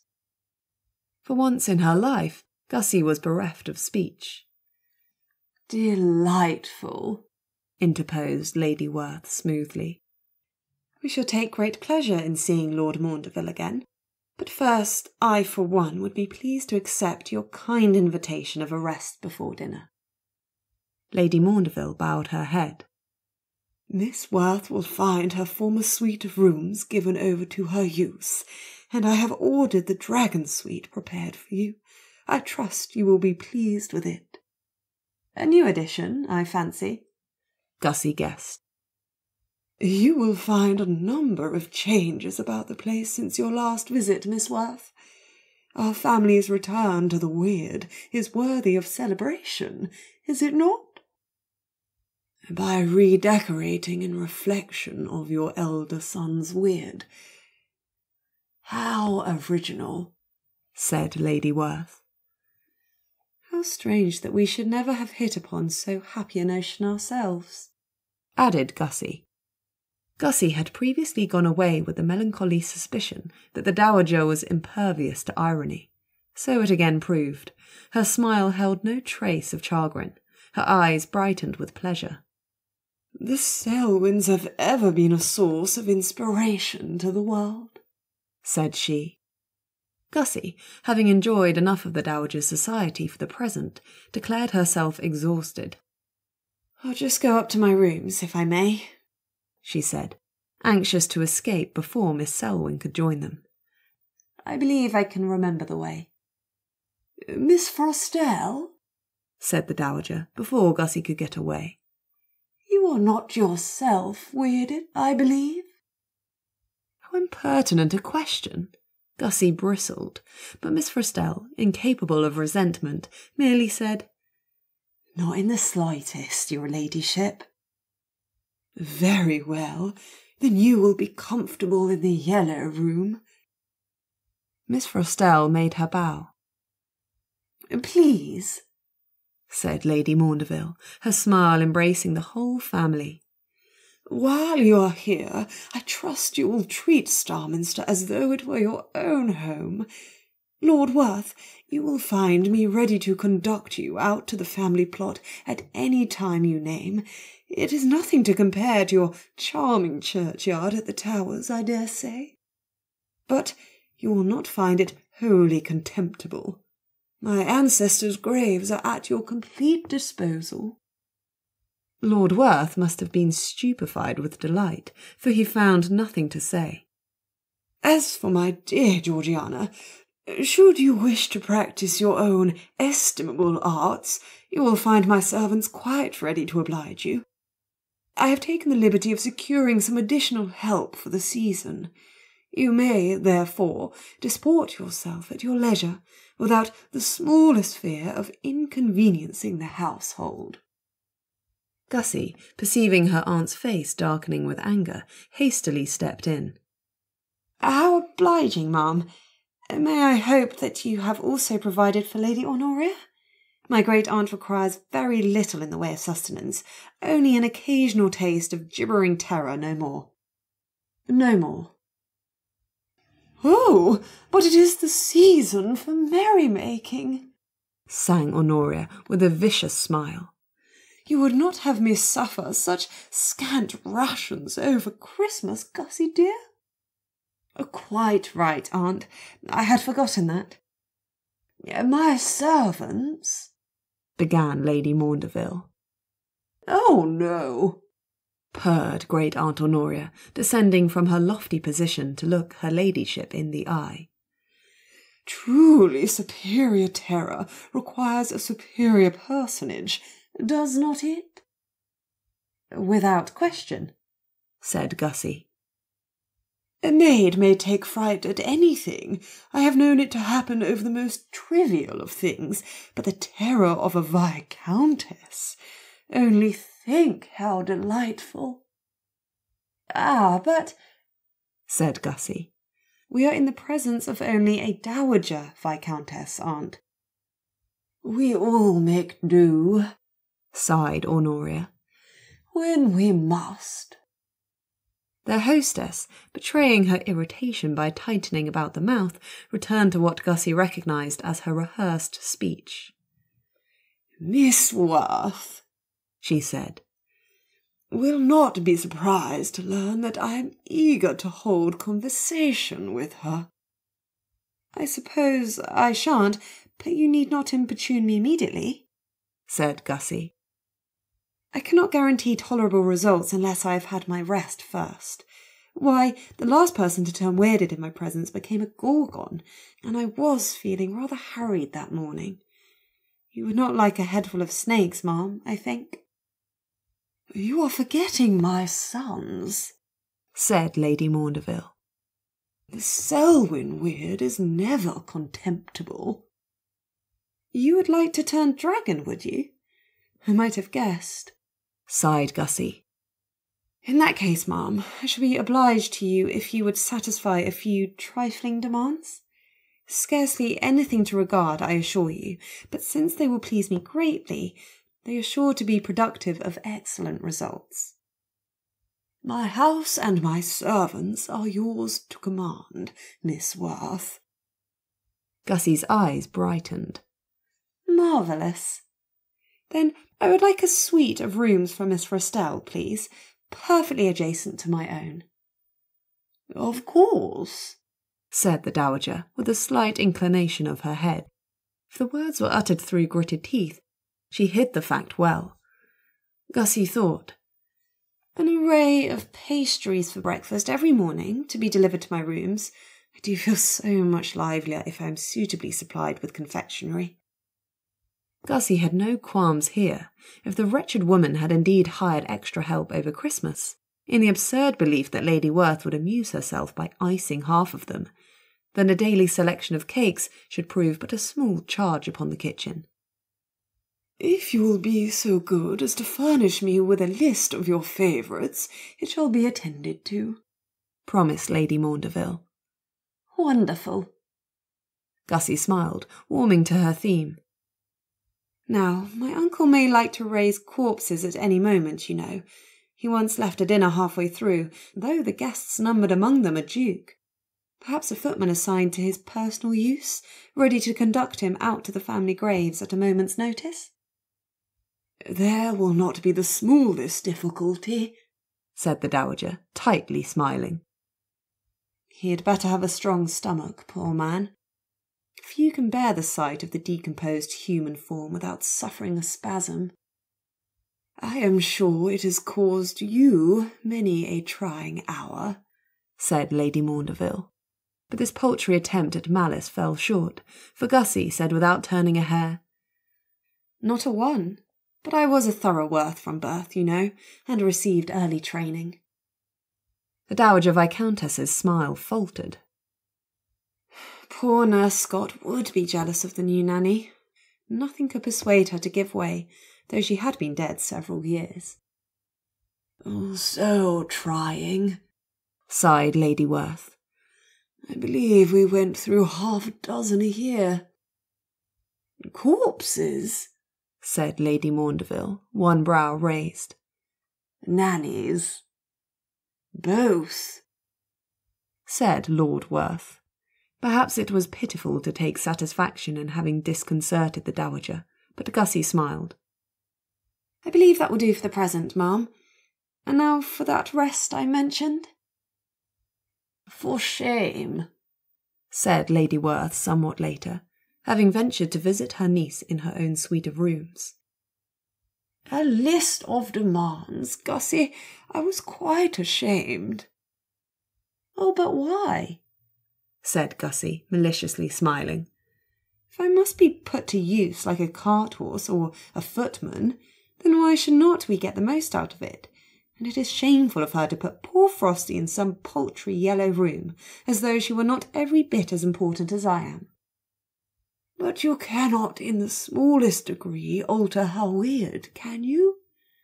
So that was a shameless untruth." "Yes, it was." Her long-suffering aunt sighed.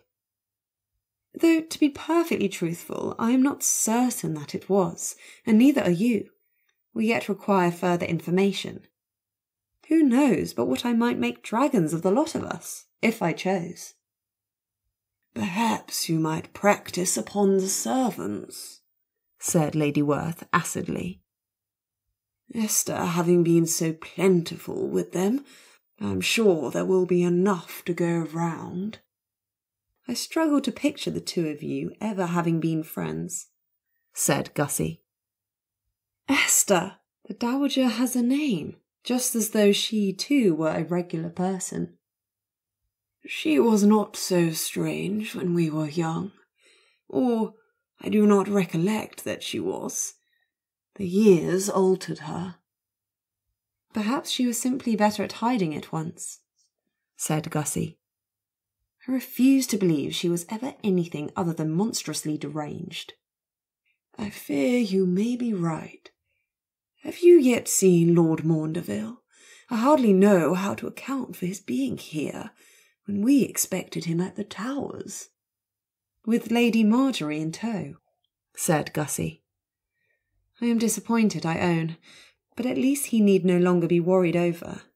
While you, my dear aunt, were picturing him frozen to death in pursuit of our wayward ancestress.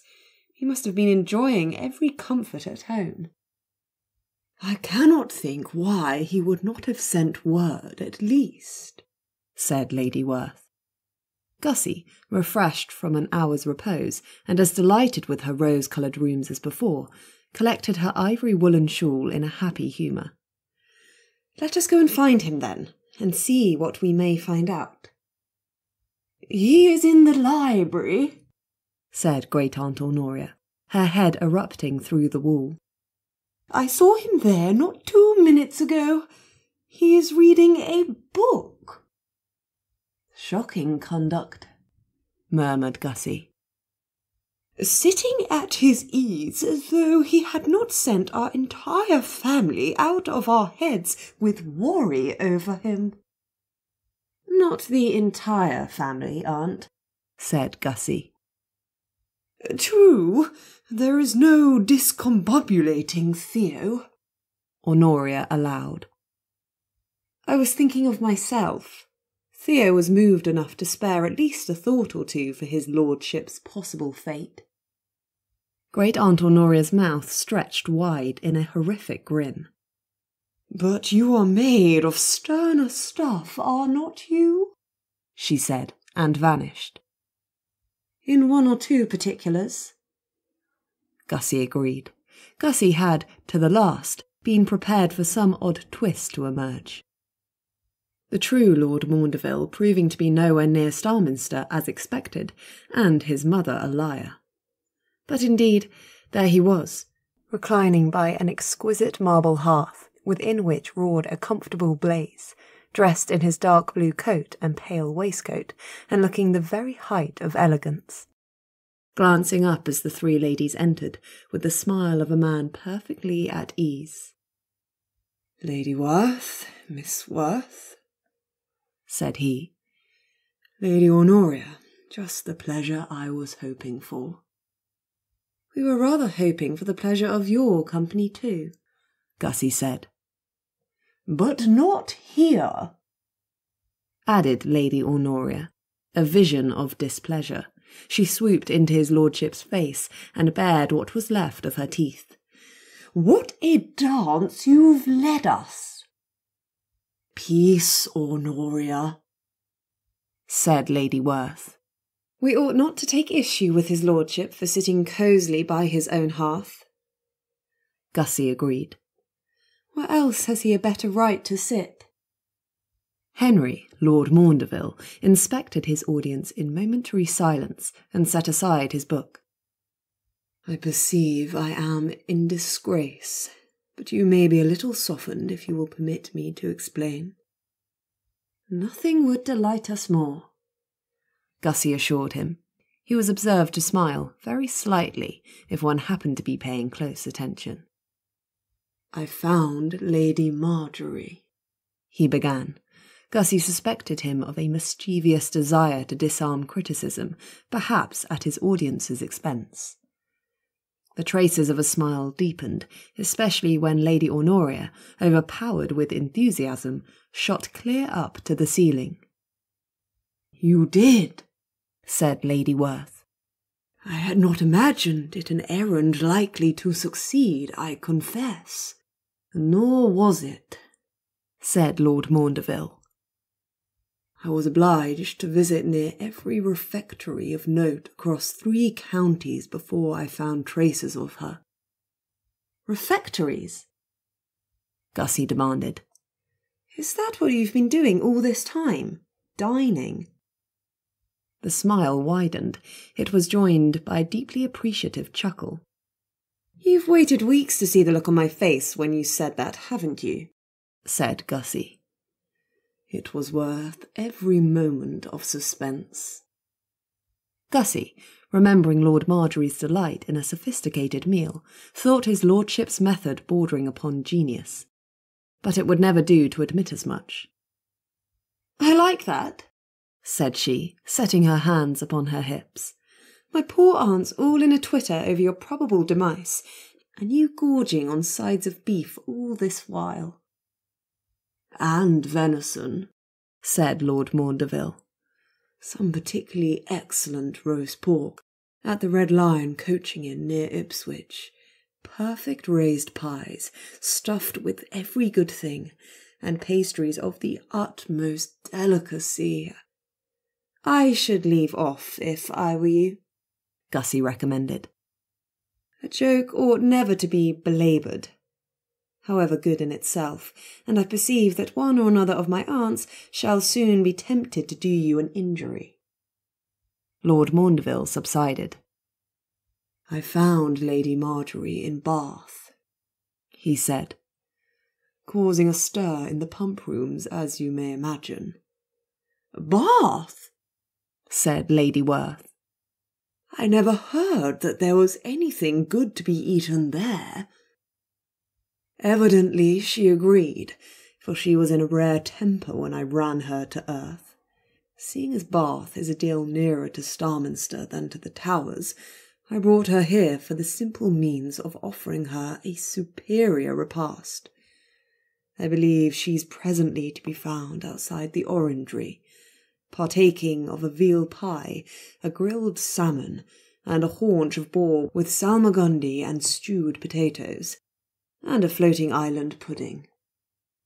Gussie, fascinated, attempted to picture this vision of gluttony. I shouldn't think even so magnificent a dinner would be near enough to satisfy a dragon-sized appetite. Except that they are dragon-sized portions.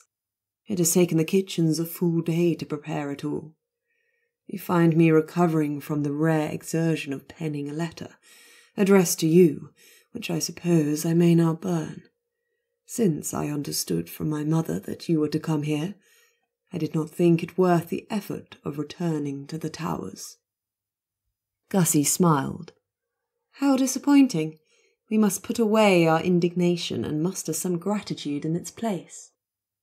Indignation is always the more entertaining of the two. Lord Maundeville agreed. It comes with so agreeable a sensation of outrage. Which adds wonderfully to one's consequence. Has Lady Marjorie said anything much to the purpose? About the books I collect, you mean? Not yet. She declared herself half-starved, equal to nothing until she had dined suitably. Then I hope your cook is an artist in the kitchen, Gussie said, making for the door. If you do not mind, I believe I will brave the cold and go in search of her immediately. If we should feel the need to resign your mother's hospitality early, Which you think probable, interjected Lord Maundeville. Then I would like to have talked with her already. And yes, I think it extremely probable. Lady Marjorie's splendid bulk lay sprawled in emerald-glimmering splendour across the remains of a grand ornamental garden. The head gardener's pride and joy lay crushed, the intricate patterns of neatly trimmed hedges ruined. Lady Maundeville might think herself fortunate that the delicate panes of frosted glass making up the orangery itself had escaped harm. Stretched out in a posture of blissful repletion, wings folded and snout fixed in a dreamy smile, Lady Marjorie was a vision of happy hedonism. Gussie espied a litter of bones and enormous platters abandoned here and there, plus the wary faces of a small army of servants, poised either to serve the dragon or take away the wreckage as required. I wonder that your mother did not mention Marjorie's presence, said Gussie. I could almost suspect her of deliberate subterfuge, except that I am sure she must be delighted by the presence of another dragon. I asked her not to, admitted Lord Maundeville, taking stock of the damage with a philosophical air. I wanted to surprise you. It was a good joke, Gussie allowed. He looked sideways at her. I asked myself what Miss Werth might have done in the circumstances, and soon hit upon the happy notion of lying to you. I am delighted to be the source of inspiration to the world, as your dear mamma might put it. I hope I did it well, he pursued. You are eager for a compliment. I have worked hard for one, you must allow. Thinking of the weeks his lordship had spent searching through all the best public eating-houses across 3 counties, Gussie would not deny it. We are most grateful to you, she said. Truly. I believe you almost to be sincere, he said in a marvelling tone. She smiled. About that, I am sincere indeed. If I congratulate you likewise for your burgeoning skill at dissembling, shall you suspect me of a polite falsehood? No, in that I believe you to speak nothing but truth. Walking around Lady Marjorie's grand bulk in pursuit of a conversation, Gussie's view of the scene enlarged. The dragon lay with eyes closed, snout resting atop her folded feet. Upon reaching that great face, Gussie beheld her great-aunt, attempting to wake the sleeping beast by dint of bawling insults into the nearest of her ears, and Clarissa Selwyn, helping herself to the remains lurking at the bottom of a wood-carved bowl the size of a cartwheel. I was always partial to floating island pudding, said Miss Selwyn. She was seated in a cross-legged position upon the chipped stones, an indecorous posture rendered possible by the men's garb she once again wore. For some reason, she had adopted a shabby example of the three-corner hats popular in the previous century, an accessory now confined to old men clinging to the fashions of their youth. It was Papa's, said she, noticing the direction of Gussie's gaze. A favourite with him, so I think it quite heartless of Mamma to throw it out. Henry rescued it for me. She held the bowl out to Gussie. There is a bit of custard left. Creme anglaise, snapped Lady Marjorie without opening her eyes. Miss Selwyn was unmoved. It is the same thing. But custard is so common, said Gussie. The correct term carries with it all the cachet of the Parisian artiste. Do not mock gastronomy, said Lady Marjorie sternly. That is a pursuit for those tragically born without a palate or any taste. Displeased by these reflections upon her commentary, or perhaps in search of more creme anglaise, Miss Selwyn took herself and her bowl away. She favoured Gussie with a parting smile, the confiding kind, which seemed to promise a quantity of girlish intimacies to come. Inwardly, Gussie shuddered. I take it you found my cook's efforts to your liking? Said Lord Maundeville. The dragon's smile returned. The tip of one sharp incisor protruded. I have not hazarded the questionable delights of public eateries in 2 centuries, she said. And that is because true excellence in cuisine belongs to the private kitchen. Our fashionable watering places could not satisfy you? Said Great Aunt Honoria. Much to their discredit, I'm sure. Bath is not fashionable nowadays, Aunt, murmured Gussie. Had her ladyship descended upon Brighton, she might have been better pleased. I have better things to do than sojourn at Brighthelmstone, snorted the dragon. A mere jumped-up nothing of a place. Which nicely disposes of the Prince Regent. The who? Lady Werth said. The gentleman in whose name Parliament now requires the weirded among us to register ourselves. Register? Gasped the dragon, appalled. To what end? Why, to keep track of us, of course, said Gussie. The thing is, some few weirded folk have been very badly behaved. Marjorie reared up on her hind legs, her great wings flapping once in indignation. A gust of wind tore at Gussie's gown. You mean to tell me, she fumed, smoke pouring from her nostrils, that we are now expected to behave ourselves? Like lambs, Gussie assured her. You will have to get a licence, Lady Werth said. All the more dangerously weirded are to be so obliged, so Mr. Ballantyne tells us. A licence? To do what? Exist, said Gussie. Well then, said Lady Marjorie, folding up her wings with a snap. It may be many a long year before I will visit the world again, let me tell you. But before you vanish to distant and unreachable places, said Gussie, pray tell us what you remember about the Book of Werth. It is on that subject we wish to consult you, and the matter is becoming pressing. Throttled somebody again, has it? Lady Marjorie nodded her huge head.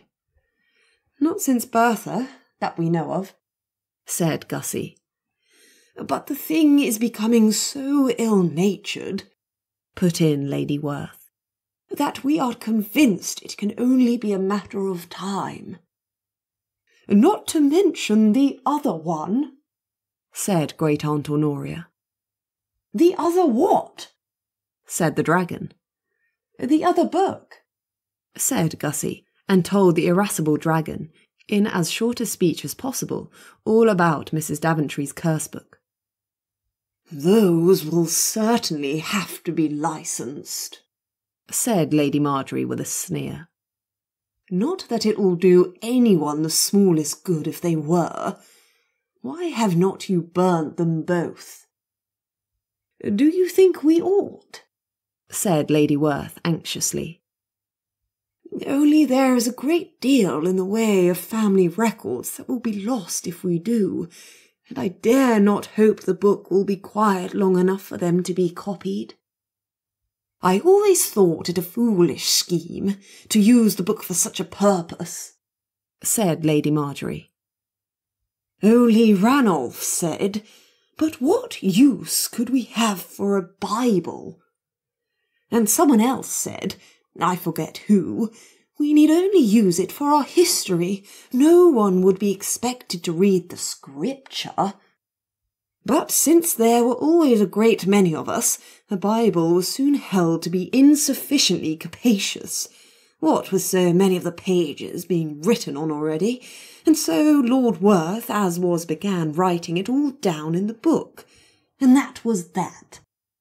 She blew a single red-tinged plume of smoke from one nostril. They ought to have listened to me. But it was in one of its tranquil moods at the time, and considered to have got over its tantrums. Where, then, did the book come from? said Gussie. I had thought it created for the purpose of our family history. No, it was never meant for that. I do not know where it came from. It had always been there. Where, exactly? said Lady Werth. The library, said Lady Marjorie in surprise. Where else? It was not confined, said Lady Werth. Not in my youth. Ranulph would not hear of it. And who was Ranulph? asked Gussie, bewildered. My brother. He had a kindness for the library and all its contents, the fool, and it was of no use to tell him that the thing was not a book. She smiled toothily. He has now been dead these several centuries. Great Aunt Honoria gave an elated gasp. You do not mean to say that the book killed him? The matter was never confirmed, said Lady Marjorie carelessly. But he was discovered throttled and on the threshold of his beloved book-room.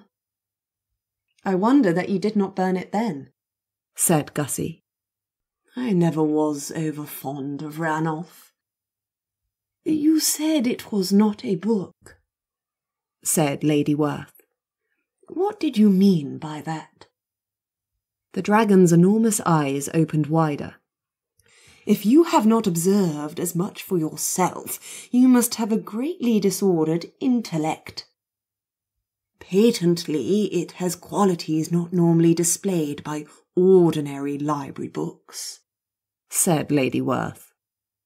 But it consists still of a quantity of pages made out of vellum and bound between covers. It may have been a book once, but it is my belief that it is a mere seeming, said Lady Marjorie. It is a creature of great cunning. If it is not a book, said Gussie, what is it? If you are very daring, perhaps you may examine it and find out, said Lady Marjorie. Theo can do it, said Gussie at once. We may send him a note to that effect with instructions, and the business might be concluded before ever we arrive home.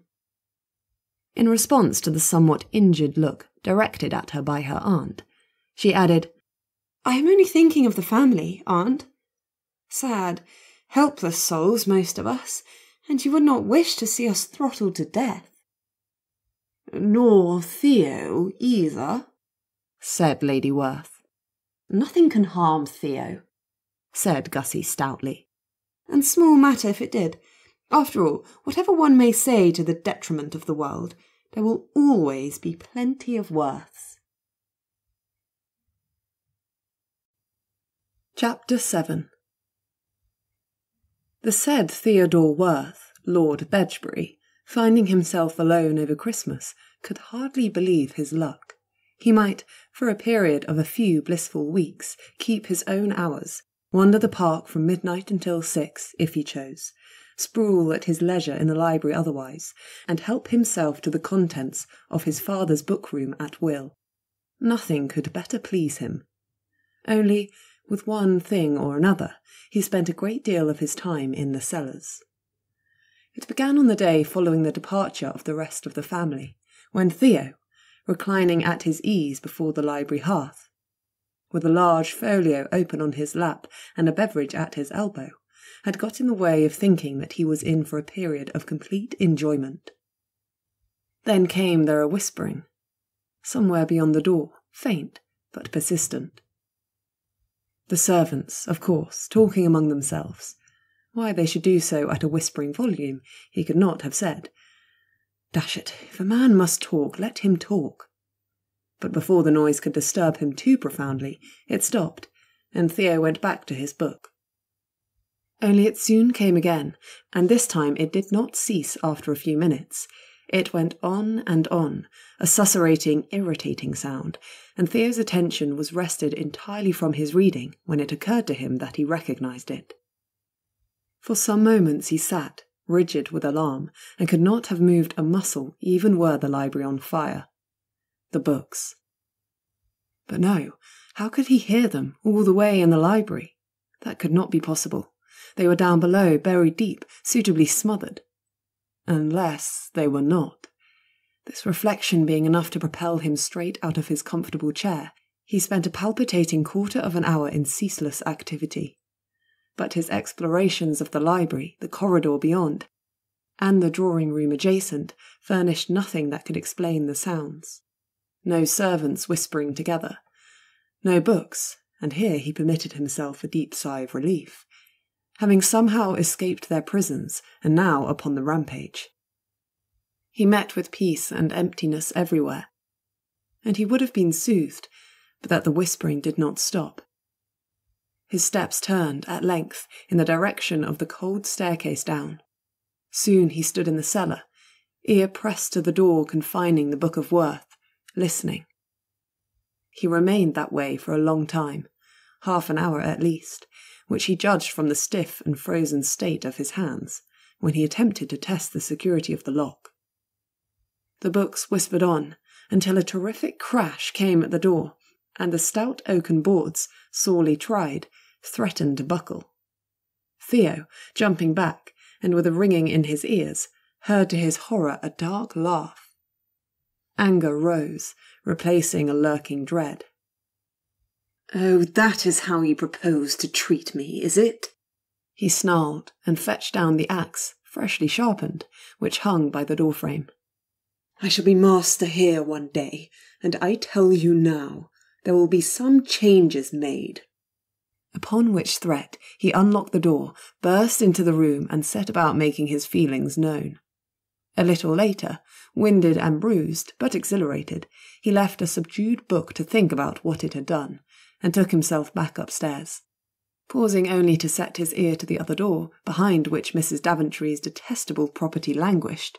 He heard nothing from within, and considered himself free to return to his reading. 10 minutes later, the whispering returned. Enraged, Theo took himself outside, though a light snow fell, and some hours passed before, at great length, he returned to the towers.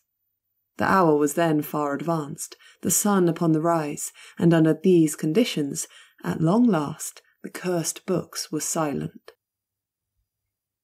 The following sunset found Theo uncharacteristically tense. He positively prowled about the house, hackles raised, his senses alert to every sound and movement. As the wan December light faded away, and the dying sun cast a lurid golden glow over the horizon, Theo stationed himself at the top of the cellar stairs. He did not venture down. His straining ears detected nothing, not even when the sun died at last, and a dense blackness settled over the towers. But the silence felt, to him, palpably malevolent.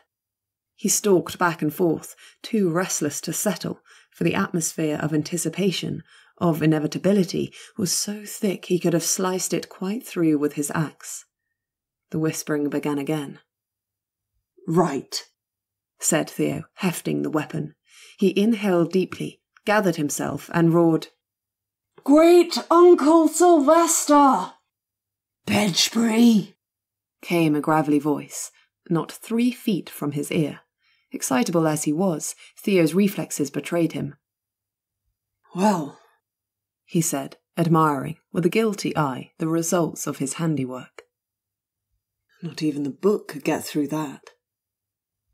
The axe blade being embedded an inch deep in the thick wood of the cellar door, without materially affecting its ability to function, his confidence might be considered reasonable. Perhaps. "Nothing like a good fire at Christmas," said Great Uncle Sylvester. "Warms the toes nicely. Ring the bell for brandy, Bedgebury." "Excellent notion, Uncle." Theo, whose thoughts had strayed back in the direction of the library, paused. "Or do you mean a fire?" "The bigger, the better," Sylvester ground out, and then he began to chuckle. "Do you hear that whispering?" The chuckling ceased.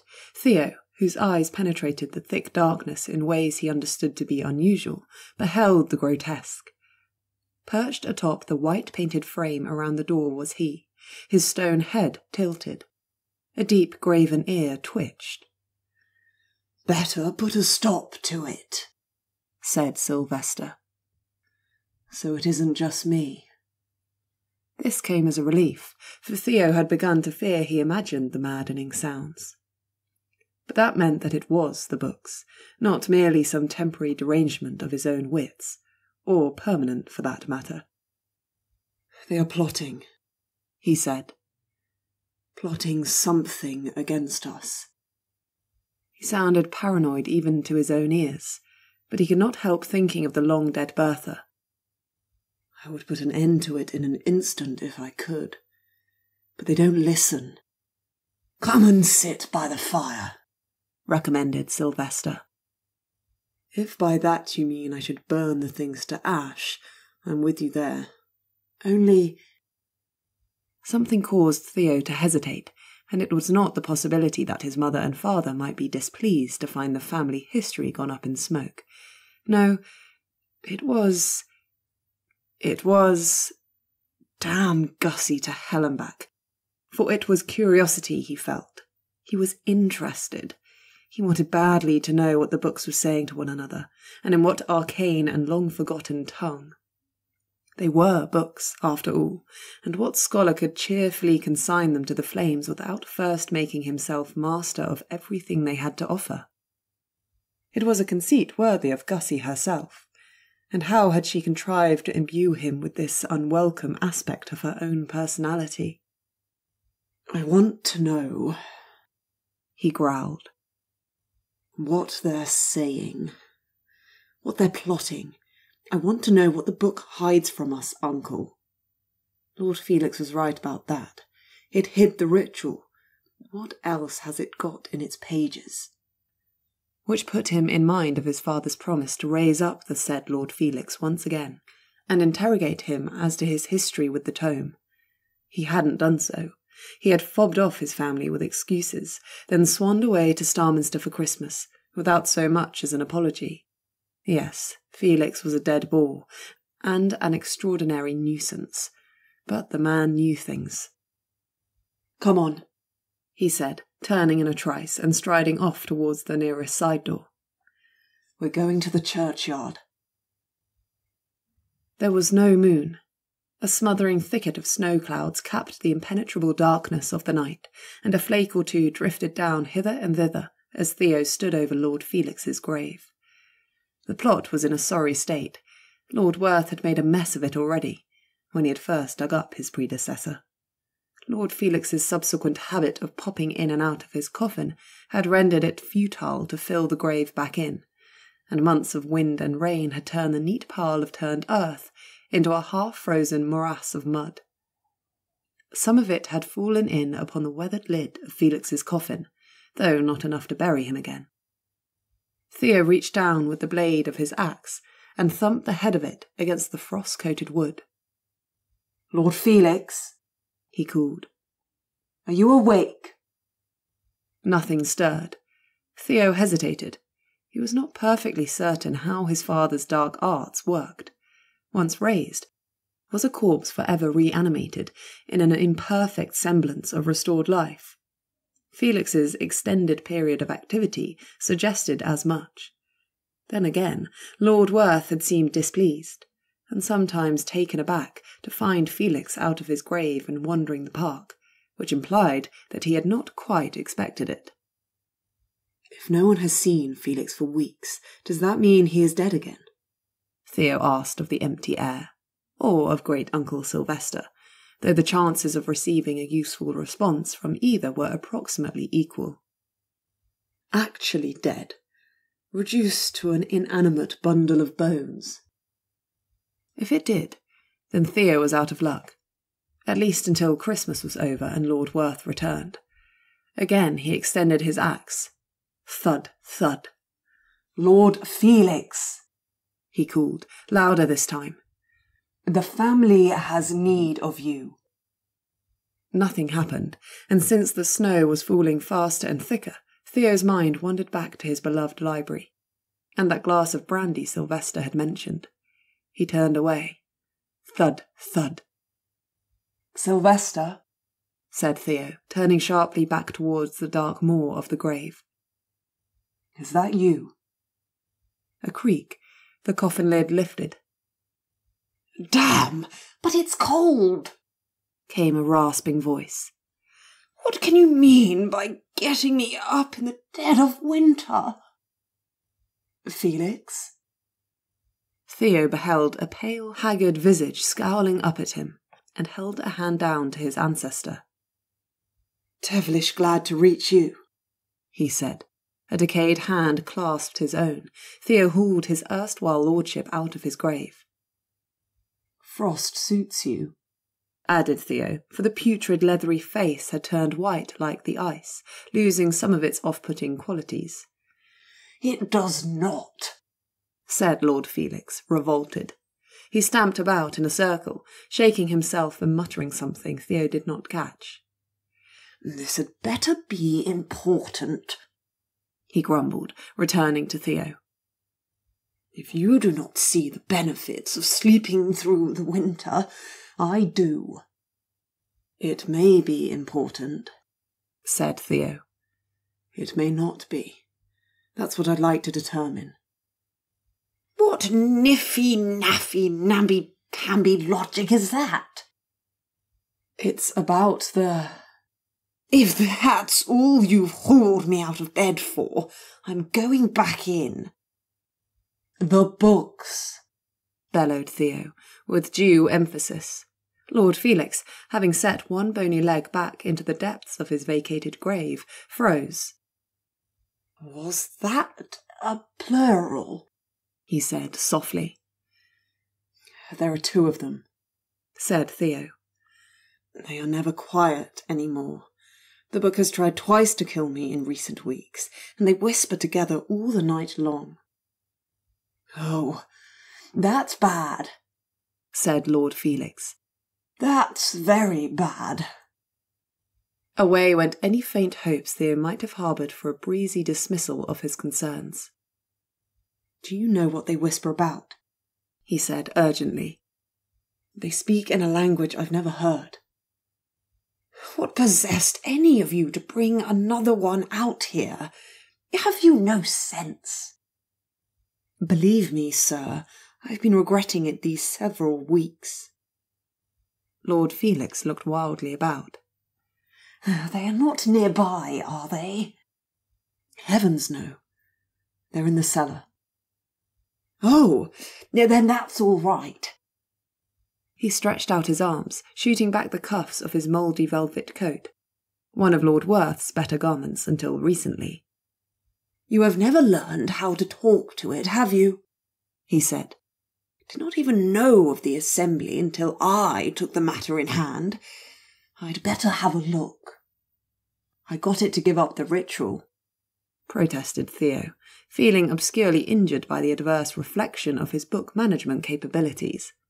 But Lord Felix shook his head. Snow thickly crusted his matted dark hair. "Haven't got the knack," he said, loping off towards the looming shadows of the towers. "Better let me have a look. You'll want the axe," Theo called after him, but undeath lent an unnatural speed to Felix's feet, Theo supposed, for the disreputable old lord proved impossible to catch. Theo did not draw level with him again until he had plunged back into the shadowy towers and wended his way back to the cellar staircase. Lord Felix was then at the bottom of it. Sylvester sat atop a doorframe once again, but he had fluttered down into the bowels of the earth and crouched now atop the portal behind which the Book of Werth lay. The two of them maintained an unearthly silence. Theo stopped at the bottom of the steps and waited. The books were in full flow, and Theo was not reassured to discern a degree of snarling amongst the whispers. Felix stood in an odd posture, as though he had been on the point of unbolting the door and going in, only to freeze halfway through this process. His hands were raised, his head tilted, one foot half lifted. He did not move for some minutes, and all through this peculiar moment the whispering went on. At last he spoke. "They are speaking English," he said, abandoning his strange pose and dusting a clod of earth from his sleeve. "But they are speaking an archaic form of it, and at such speed it is difficult to follow." "You understand them?" said Theo. "Not very much," Felix admitted. "But one or two words are clear enough." "Such as?" prompted Theo, with some impatience, when his lordship paused. "The word weird, for one, and that ought to come as no surprise, for is not the word itself archaic?" "To be sure, but why are they bandying it about?" "The topic is of some interest to them, obviously." Felix lifted off the heavy oak beam that barred the door and held out his hand. "Axe," he said. Theo put the axe into Felix's hand. "If it is, they have no love for the weird," he said. "They are violent almost without exception." "Almost?" Felix paused, again in that unnatural stillness, and directed at Theo a look of inquiry. "Mother and Gussie spoke of a Beatrice. Nels talked to her. She says she and the book were fast friends, until one day the thing turned aggressive, and something of the same sort seems to have happened to Gussie, though she has not been given so much opportunity to get acquainted with the thing." "Intriguing." Lord Felix set the key into the lock, and as he turned it, he said, "I believe I have deciphered what it is the book is saying." Without further speech, he pushed open the door, ran inside a great rush, and with a single throw of startling accuracy, he embedded the axe's glinting blade in the book's aged leather cover. The book howled. "And that is?" he continued, as Theo hurried inside and slammed shut the door behind him. Thou shalt rive into small parts all those called to the weird. Oh, shalt thou? Growled Theo, glaring at the book. Not that I ever heard it say anything before, said Felix calmly. He glanced about the shadowed room, though surely to little effect, for the lamp Theo carried emitted only light enough to dimly illuminate the table. What else does it say? Said Theo. Nothing, just that, over and over. He leaned over the book and stroked the stained, dark leather of its front cover, smiling horribly. You remember me, do not you? We have often had converse together, you and I. Though it was always I who did the talking. What can you mean by such a grotesque utterance, Is it the other one that set you a chatter? Theo maintained a prudent station not far from the exit, watching Lord Felix's antics with widened eyes. Well, but you are already dead, he observed. Nothing now can kill you, can it? Exactly so, said Lord Felix cheerfully, though I should enjoy throttling about as much as the next person. Take the axe. Theo wrenched the weapon free of the skewered book and hefted it. He felt better with it in his hands, though the sight of the rend in the front cover growing over and disappearing contributed nothing to his comfort. Lord Felix opened up the book with a degree of impunity Theo beheld with astonishment. Now, from where did you get that nasty little line? He said, frowning. Show me. These latter words he spoke in a grim tone, a decided order, though his gestures remained gentle, almost affectionate. The book made no response at first. Then a page slowly turned, and another, and then many pages flew by in a blur. Ah, said Lord Felix softly, and set the tip of one finger to the revealed page. Cautiously, Theo joined him at the table, and bent to look. Thou shalt rive into small parts all those called to the weird. Now, I might be mistaken, said Lord Felix, with the happy insouciance of one who imagines nothing of the kind. But I believe this is the very first page. Charming sentiment, muttered Theo. But who wrote it in there? An excellent question. And what in damnation is the thing doing at the Towers, if that's how it feels? Also a superb question. Really, Theodore, you surprise me. Thought me a dullard, did you? The notion had crossed my mind. I apologize, my boy, truly I do. Theo, detecting a certain satire in the words, scowled. Well, Bookins, said Lord Felix sweetly. Shall we have a new question? He stroked the page, smiling as the threatening words were limned briefly in fire. Then, a grim authoritarian again, in a flash, he barked. Who made you? The book trembled and emitted a tearing shriek. Stop that ghastly noise, Felix thundered, or I shall let Theo at you with the axe. Good God, said Theo faintly. Is it frightened? Everything living feels fear, Theodore, said Lord Felix in a gloating tone. But is the thing living? It is capable of movement, of action, and, to a certain extent, of sentiments. And it is capable of fear. To all intents and purposes, then, we may conclude that it lives. To the book he spoke again. Who made you? The words this time emerged softly, silkily, and he stroked the pages once more. A page turned. A frontispiece appeared, printed in black ink upon a page of exquisite, creamy vellum, only a little yellowed with age. Cruikshank and Werth, Gloucester. I stand corrected, said Lord Felix. This is the very first page. What does it mean?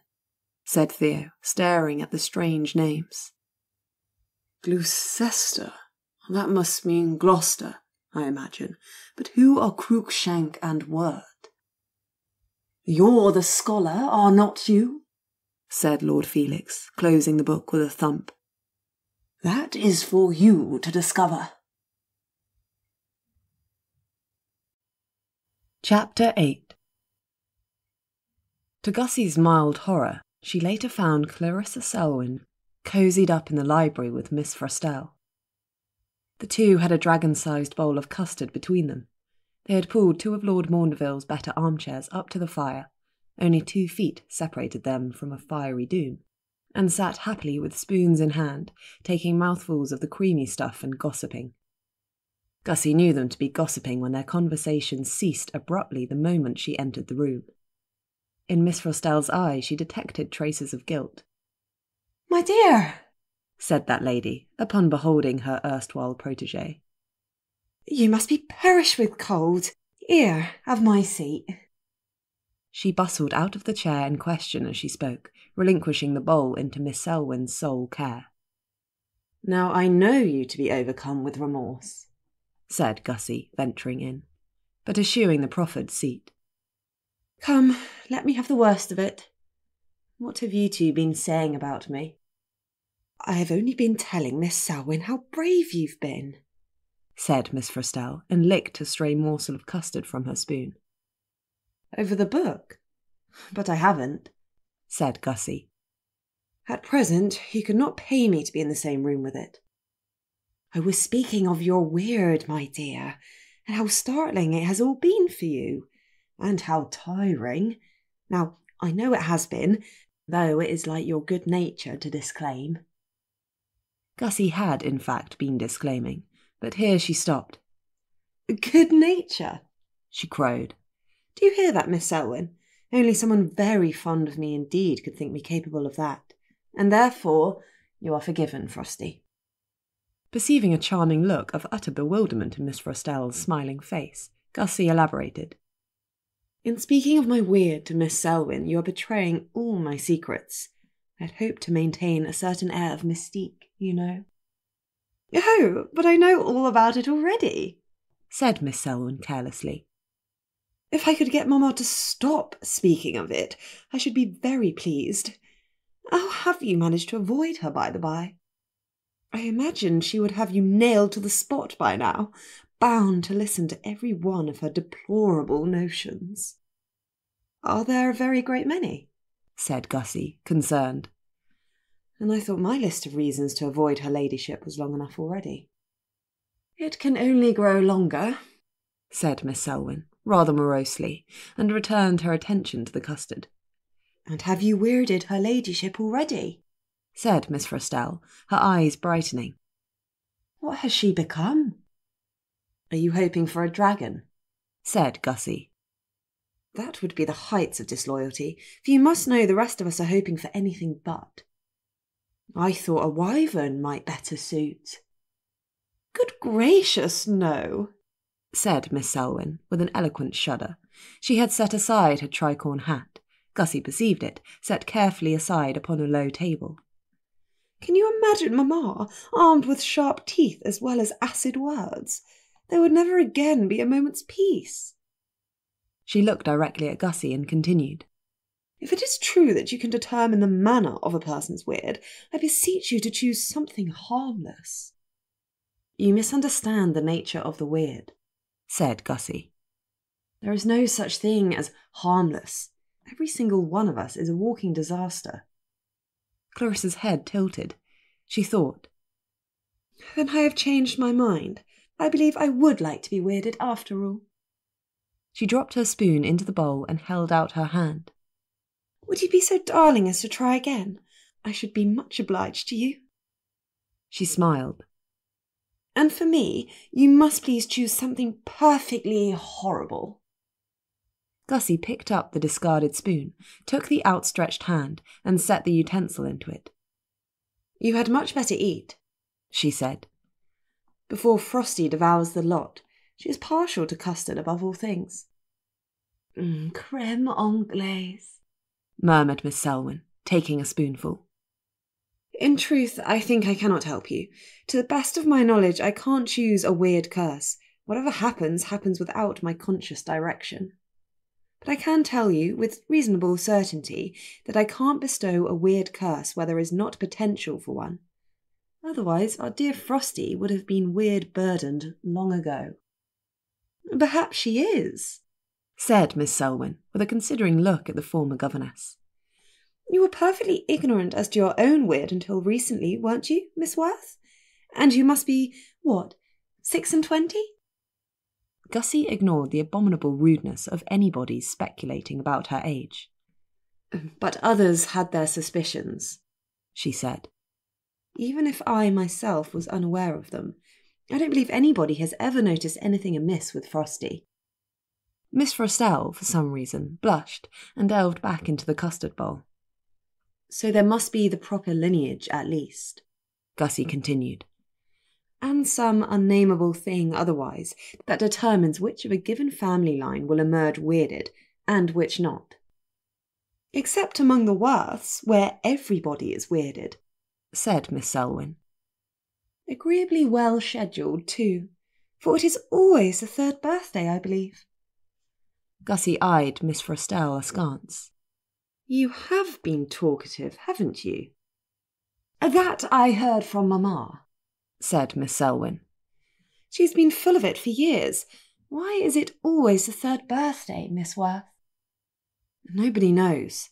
Really, if you have sought our acquaintance in the belief that we could educate you, you must be sorely disappointed. Miss Selwyn sighed. You had better find Mamma and get it over with, she recommended. She will not rest until you have either made a dragon of her or proved her incapable of it. Quite right, said Gussie. While I do that, pray do something useful between the two of you. We came in search of a badly behaved book, likely of some antiquity, and possessed of homicidal tendencies. If there is, or has ever been such a creature at Starminster, I beg you will discover it. With which words she left the library, emerging back into the chill of the corridor beyond. She wrapped her thick woolen shawl more closely around herself and wandered along, lost in thought. Lady Marjorie had not, despite her threats, abandoned the civilized world immediately. Perhaps it was the prospect of another sumptuous meal that detained her, or perhaps she was caught, in spite of herself, by the problem of the books. She had asked Gussie and Lady Werth a great many questions about the two of them, and listened to their answers with avid interest. Gussie had enjoyed some hopes that she might, by the end of it, have some more insights to share, but sadly she had not. She had only curled herself up into a tight, if enormous, ball, and fallen into a rumbling slumber. It may take some time to sleep off so handsome a repast, Gussie had said to Lord Maundeville. We had better amuse ourselves elsewhere for a week or two. Where his lordship might presently be amusing himself, she did not know. Great Aunt Honoria had, likewise, vanished, muttering something about an exploring party. Gussie might have joined her with relish, in hope of unearthing just such a book as she sought, but, not being herself a phantasm, she was incapable of dissolving through walls, and knew her aunt would contrive better without her. Besides, Miss Selwyn was right. It was time to discharge her obligation to Lady Maundeville, come what may of it. At least the matter would be finished with, and the dowager out of her hair. She found her seated in her receiving parlour, crouched there like some manner of spider, her smile indicating she had been lying in wait for just this moment. She was excessively well dressed, as she had been every day of Gussie's visit. Today she wore sapphires, and a gown of silver net over ivory silk. Miss Werth, said she as Gussie entered the room. Dare I hope? As I said before, I believe we should conduct this experiment outdoors, said Gussie. It is cold, but you will not damage the house again should you turn weirded in any very large way. Her ladyship's smile suggested she anticipated the prospect with glee. Let us go into the park, said she. We will not be in Lady Marjorie's way out there, and there is nothing to damage that will be much worth the regret.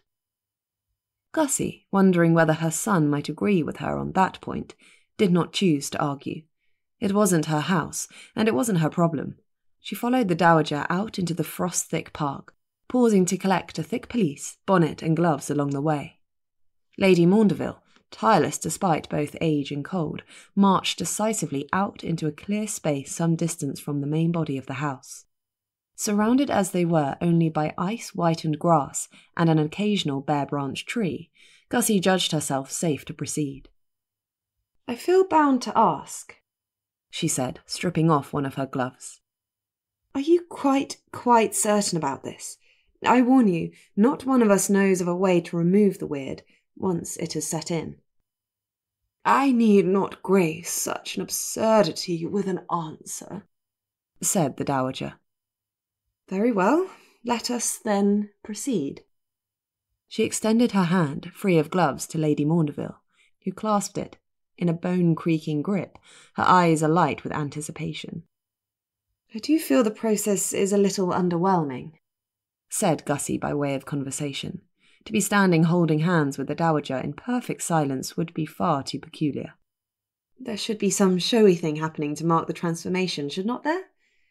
A shower of sparks, perhaps, or a rosy glow." "Lady Mary Selwyn could have obliged us," said the dowager. "She was my great-great-aunt, you know, a few times removed. She was said to call up fire whenever she wished, and quite out of nowhere."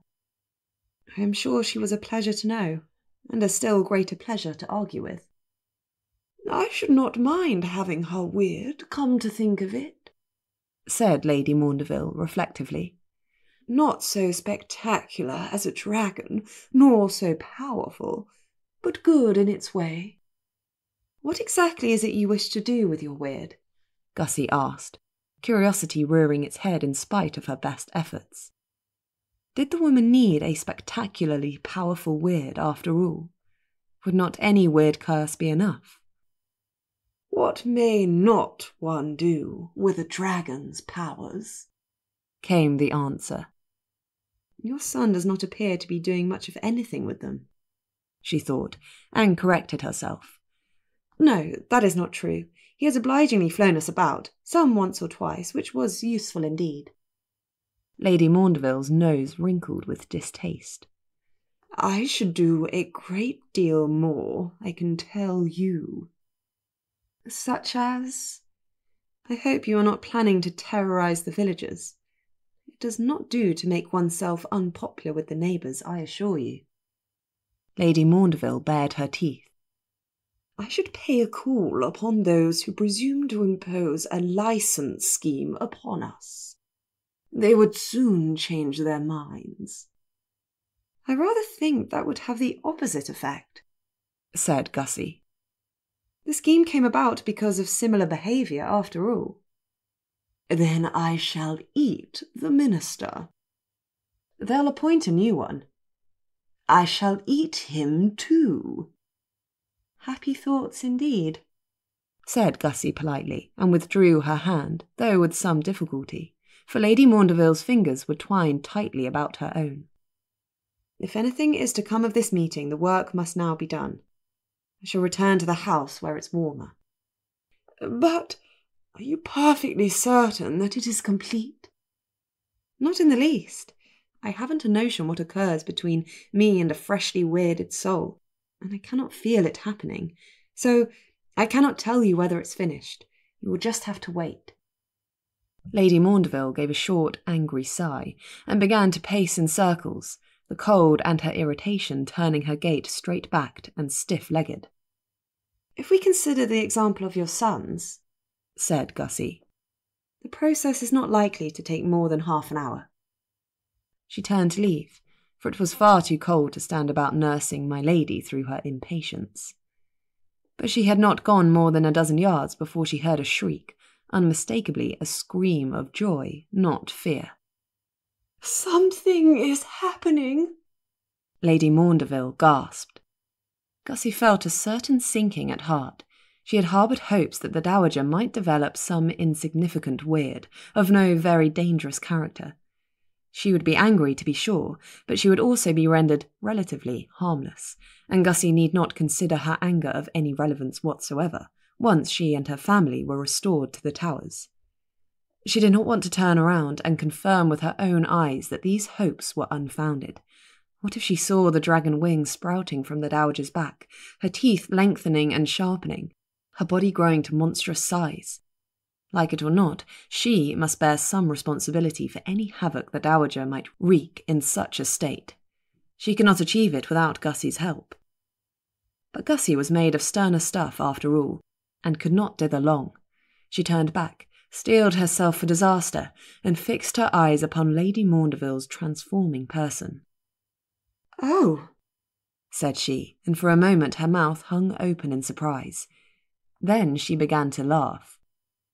"I do not see why it is in the least amusing," said the dowager crossly. "And no, I don't suppose you do." Gussie gasped, for Lady Maundeville had not become a dragon, and she was in no wise pleased about this development. She had, however, undergone a significant change. It was her legs that were the most altered, in that they had vanished altogether. In their place, the Dowager Viscountess had a fish's tail, sleek and scaled, and presently thrashing with temper. "How glad I am that Aunt Weldrake is not by," said Gussie, smiling broadly. "She would be ready to gut you on the spot out of pure envy." "A mermaid?" retorted the Dowager in disgust. "Of what possible use to me is that?" She did not make an especially attractive mermaid. Aunt Weldrake's fancies of abundant hair and sea jewels were nowhere in evidence.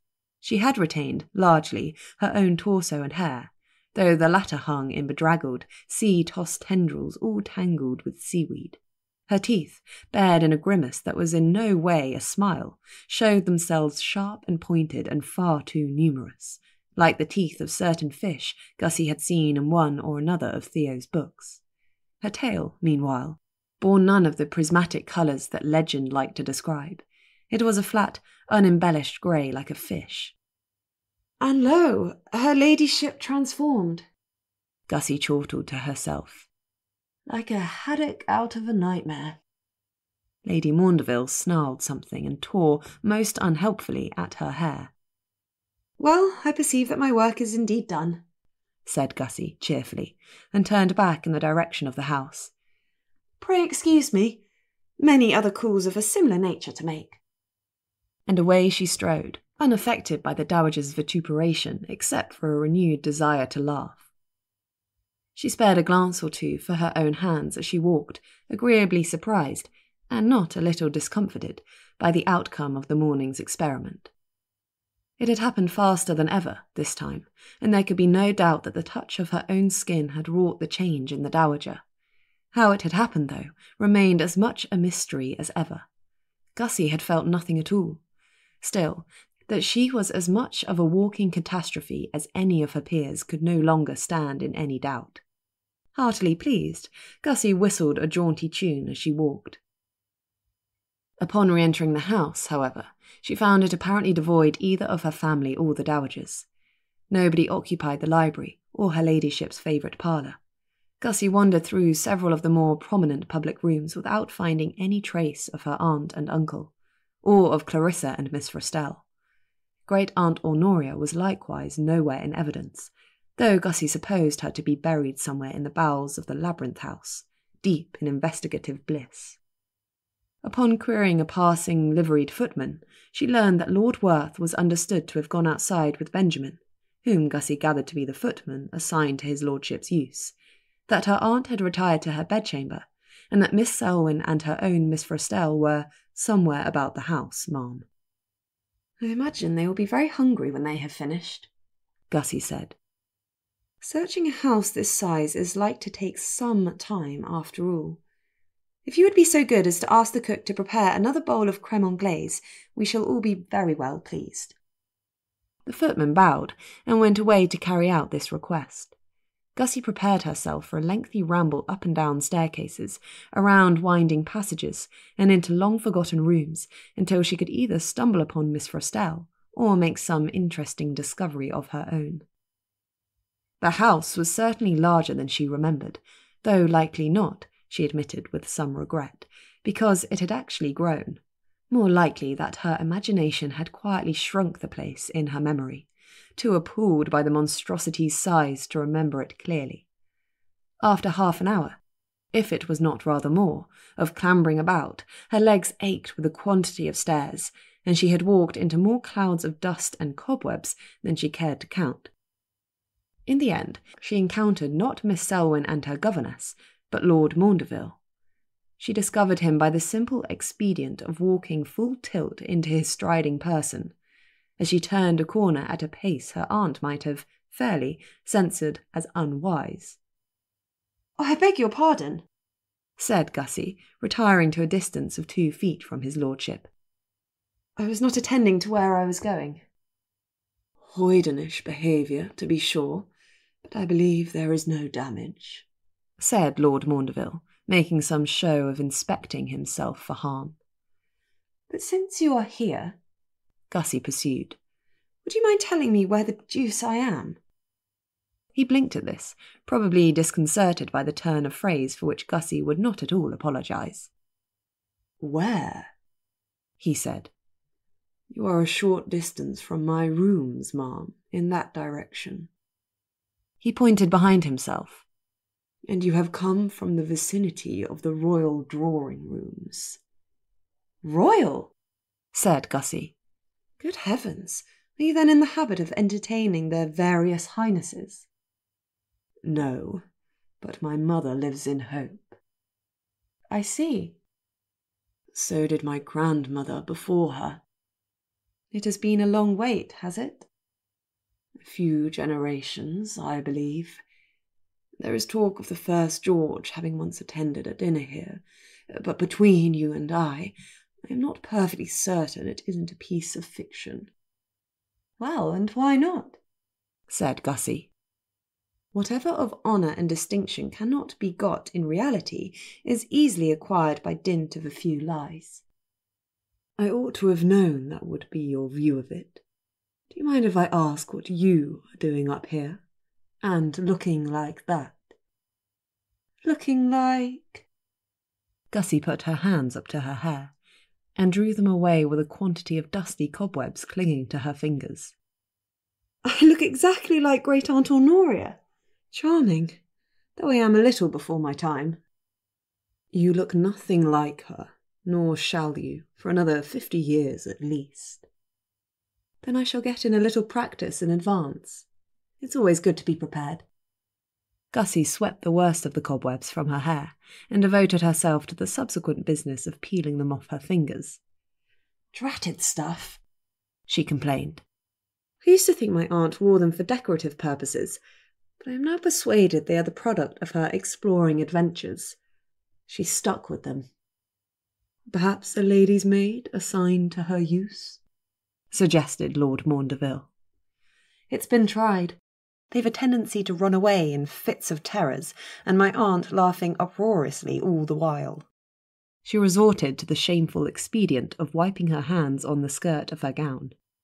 "To answer your question, I am come up here in search of that very lady, also your sister and my governess, though, having seen something of the extent of your property, I'm afraid we shall never see any of them ever again. They must be entirely lost." "Clarissa knows her way about. I cannot answer for your aunt, however. She will be forced to haunt us forever." "Nothing is like to please her better." "May I walk with you? Perhaps if we join forces we might discover them after all." "It might help if one of us knows his way about," she agreed, permitting him to fall into step beside her. "By the by, if you are at all interested in the question of your mother's whereabouts, I believe I may help you there." "I perceive mischief behind this seemingly innocuous question," said he, looking into her face. "You are trying not to smile, and not getting on very well at it." Gussie chuckled. Rejoice, for she has got her wish. Your very amiable Miss Werth having cheerfully wreaked havoc once again. Both times by request, he reminded her. Not in your case. I've forgiven you. What is it that you've done to Mother? She's become a creature of the seas. A what? He stopped, dead in surprise. Never tell me you've turned her into a fish. A nymph of the waters, Gussie persevered. delicate and wave-tossed, a veritable delight upon the eyes. A mermaid, he said, thunderstruck. No, really? Gussie, unable to help herself, began again to laugh. Yes, but not at all as you are picturing it, I am certain. No, do not ask me to describe her. This is a vision you must enjoy with your own eyes. Lord Maundeville eyed her askance and began again to walk. I look forward to it. You intrigue me excessively. She is not happy. Do not let that trouble you. Nothing short of a dragonhood was like to please her, and that was not very likely. 2 dragons in the same family is far too much to expect, Gussie agreed. One being, of course, perfectly reasonable. He smiled at that. I'd give her my weird curse in a heartbeat, if I could. No, cried Gussie, appalled. Never do that. Can you imagine the trouble she would cause? It's all right. I cannot think it will ever be possible anyway. You'd think not, but what I do is not commonly held to be possible either. There is that. They had ambled some little distance by this time, though Gussie, amused by the conversation, had ignored all of the doors that opened off the panelled walls from the corridor. She now halted and held up a hand to cut off his lordship's next words, for a faint sound had reached her ears. The distant sound of tramping feet coming nearer, and a voice she recognised as Miss Selwyn's. Then came Miss Frostell's voice in answer, too far away yet for Gussie to discern what they were saying. I believe we have found 2 of our lost souls, said she. Or they're about to find us. So it proved, for upon turning another corner, Gussie beheld the pair of them, hastening along in high gig, Miss Frostell's enthusiasm and energy making her almost as youthful as her companion. Aha! cried she, upon espying Gussie. Excellent! We have something of very great import to tell you, my dear. She made her curtsy to Lord Maundeville, smiling rosily, and he returned the salutation with a bow. Miss Frostell, he said. Clarissa, how relieved we are to find you still among the living. Miss Selwyn, wearing her tricorn hat again, together with a mischievous smile, said, Among the living, Henry? You cannot imagine me to be in any danger in my own house, surely? You'd be surprised, Gussie muttered, thinking of the book and Theo. Lord Maundeville's mouth twitched at this, his thoughts no doubt following Gussie's. Miss Werth was afraid you might have lost yourselves in our maze of a house, he explained. Afraid? said Miss Frostell. My dear Miss Werth, forgive me, my lord, but you must be mistaken. Yes, I was not very much discomposed by the idea, Gussie admitted. Lord Maundeville gives me graces I do not possess. Let us term it confidence in our intrepid explorer's abilities, suggested he. That is respectable, Gussie agreed. Far more so than a heartless lack of interest in their welfare, no? Well, Frosty, and now comes your moment. I hope you plan to shock me very thoroughly. I believe I might at that, said Miss Frostell. But since it was Miss Selwyn's discovery, she ought rightly to have the telling of it. It's a book, said Miss Selwyn, in a tone Gussie might almost have termed bored. That is what you were looking for, isn't it? A book? Just that, said Gussie. That is not perfectly true, for I've already perceived that your library contains a quantity of them. Yes, but a strange book, said Miss Selwyn. Though in point of fact it isn't a real book, only a picture of one. This interested Gussie rather more. Pray describe it. No, my dear, said Miss Frostell. You must come with us and see it for yourself. Away they bustled, Gussie and Lord Maundeville with them. Back through the house they went, in a journey of some few minutes. It ended at last in a passage Gussie did distantly recall, for she had passed down it before, on her previous visit to Starminster, when great-uncle Sylvester had drawn her attention to the existence of a prodigious gallery of paintings. Here they were again. Good God, I have been a fool, said she, thunderstruck. I knew of the family paintings, of course, but it had not entered my head to look for a record of the book among them. Nor had she noticed such a thing before, but then she had not been thinking of the Book of Werth at the time. Her mind had been occupied by her own predicament. Miss Selwyn went into the gallery without another word, throwing the doors open wide. She trod at a bruising pace near to the other side of the room, and stood before one of the larger paintings in the collection, Miss Frostell trailing eagerly at her heels. Here it is, she said. It looks like nothing of note to me, but your Miss Frostell thinks otherwise. Gussie caught up and stood in scrutiny. The painting was immense, daubed in oils upon a thick canvas, and bordered in a wrought golden monstrosity of a frame. Depicted within was a gentleman who had, by his attire, lived several centuries before. Nothing about the man himself interested Gussie very much. He was plain of feature, and well into his middle years, with thinning hair ill disguised by a velvet cap. Nothing about him suggested he bore any particular weird, though that, of course, meant nothing. Many weird curses were invisible to the eye. What did interest her was the book he held. It was partly his posture. He clasped the thing to his torso, his hold almost an embrace, despite the size of probable weight of the thing. Thick and cumbersome, with ornate hinges, it had leather covers tinted dark green, and was inscribed with golden lettering Gussie could not read. That's it, she gasped. The Book of Maundeville. It has to be. Is not it? Said Miss Frostell. I knew it must be of significance the moment I saw it. Do you know who this is? Gussie said, addressing her question to the Selwyn siblings. Both of them appeared at a loss. Not really, said Miss Selwyn. Some ancestor? I am sure he is not at all worth remembering. Possibly a former Lord Maundeville, said the current one. He has the look of it.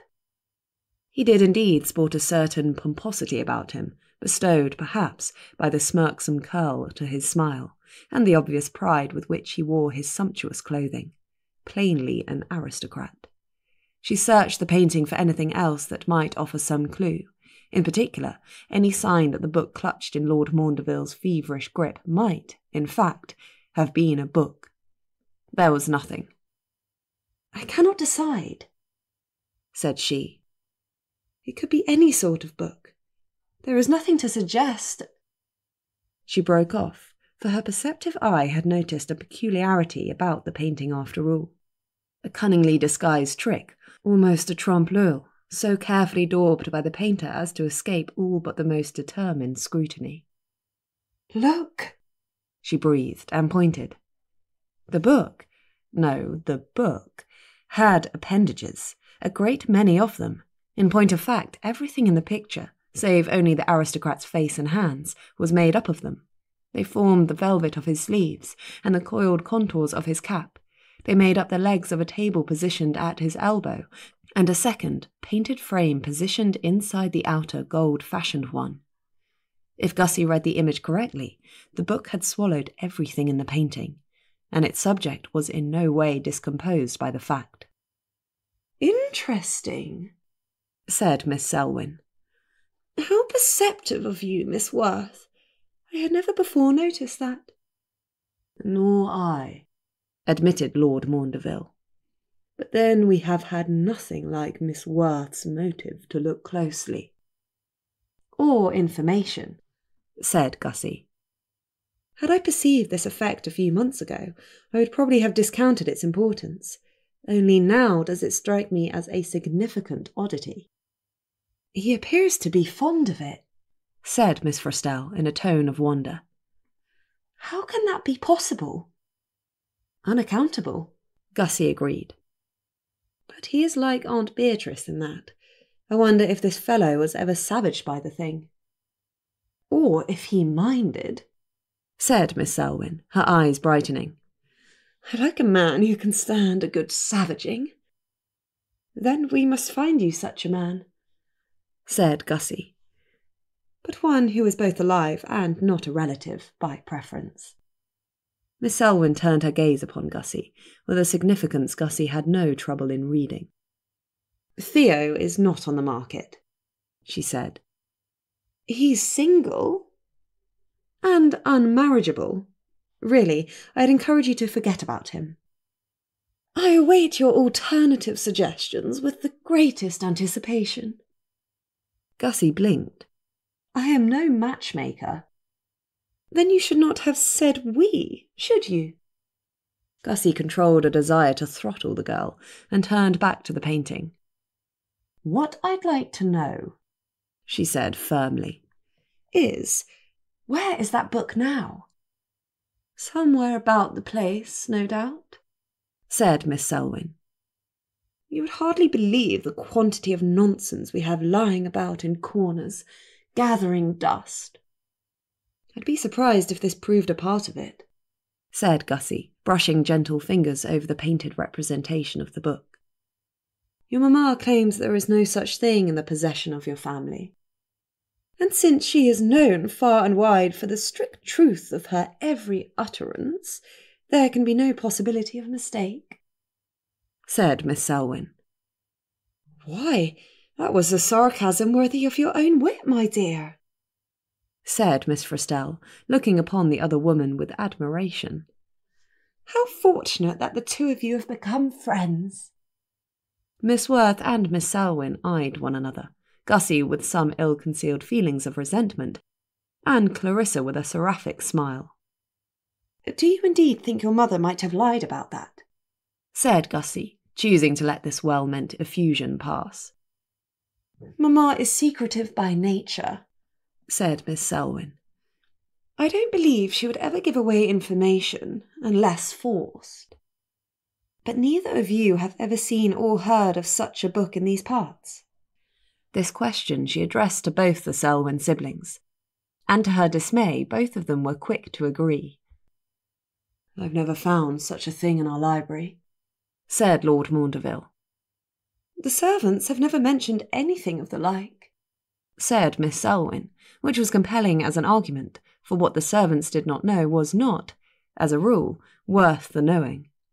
So it isn't here any more, said Gussie thoughtfully. Perhaps it no longer exists. Many a Werth has harboured a fervent desire to destroy ours. But I'm intrigued to know that we are not the only weirded family in England who once owned such a book. I wonder why. Great Aunt Honoria's voice emanated from the empty air a ways behind Gussie.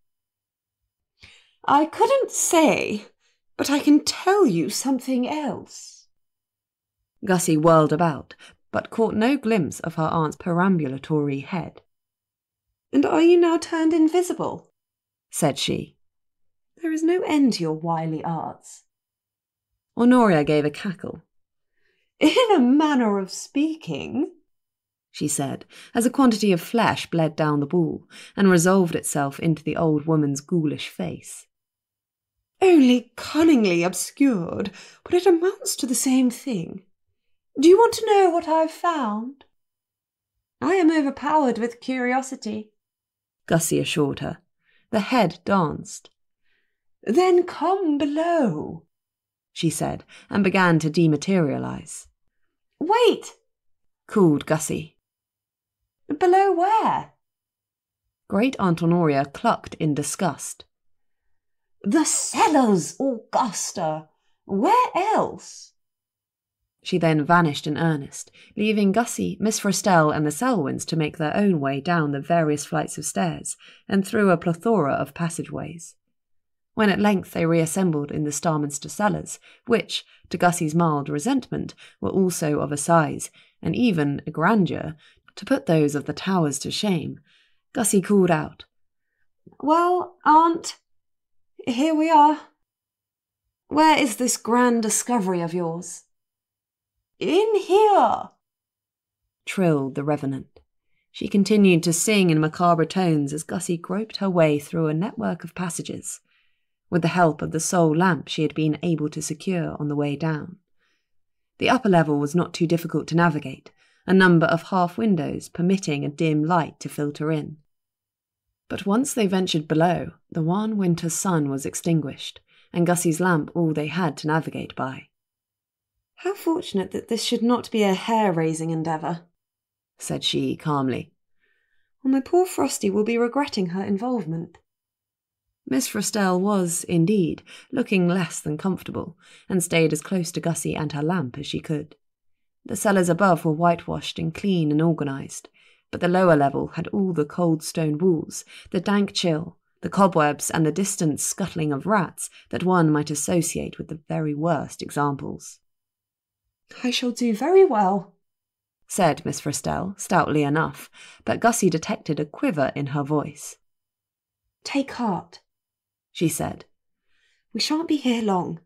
Either we will complete our errand and go directly above, or we shall be rent apart by monsters and incessible of further danger." There are no monsters, called Great Aunt Honoria with evident regret. Only an empty room. "But how disappointing," said Gussie. "I had expected a minotaur at the least." Following her aunt's voice, she arrived upon the threshold of a room every bit as decrepit as the rest. Not that the grey-stone walls and floors, or the solid oak door, were in any way unsound. The chamber merely had the look of a room no one had set foot in for, possibly, decades. The floor was slippery with damp and a creeping rot, the ceiling positively festooned with a tattered, spiderish drapery. "A charming place," said Gussie, holding the lamp high. The dim golden glow illuminated nothing of any especial interest. "Why is it that we're here?" Because of this, said Great Aunt Honoria, manifesting above a high table of some sort set against the back wall. Gussie ventured nearer. "A plinth," she said. "There is something familiar about it." Well, there might be, said Honoria. Is it not much like the one upon our own dear book rests? "You think this is where a book was kept?" It looks like it, does it not? "It could very well be." Gussie inspected the plinth for another moment, and then stepped away, leaving the Selwyns to their scrutiny. The thing was not in itself informative. "You have found no trace of an actual book, I suppose?" she said to her aunt.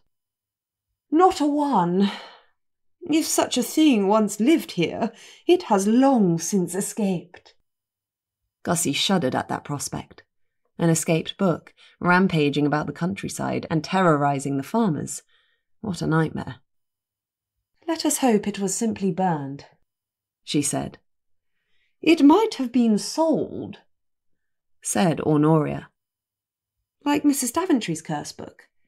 Very true. But to whom? And where is it now?" Does it matter? said Honoria indifferently. We have a very good book of our own. "It might be a danger to the world, if not properly contained." If Honoria had possessed shoulders, she would have shrugged them at that. Never say this prospect disturbs you, said Lord Maundeville, turning from his own inspection of the plinth. "It does, and I will tell you why," said Gussie. "Already we Wyrded are under closer watch than we used to be, because one or two Werths could not control themselves. What if such books as these were known to be ravening about and doing away with people, like Mrs. Daventry's? One such incident has done enough damage.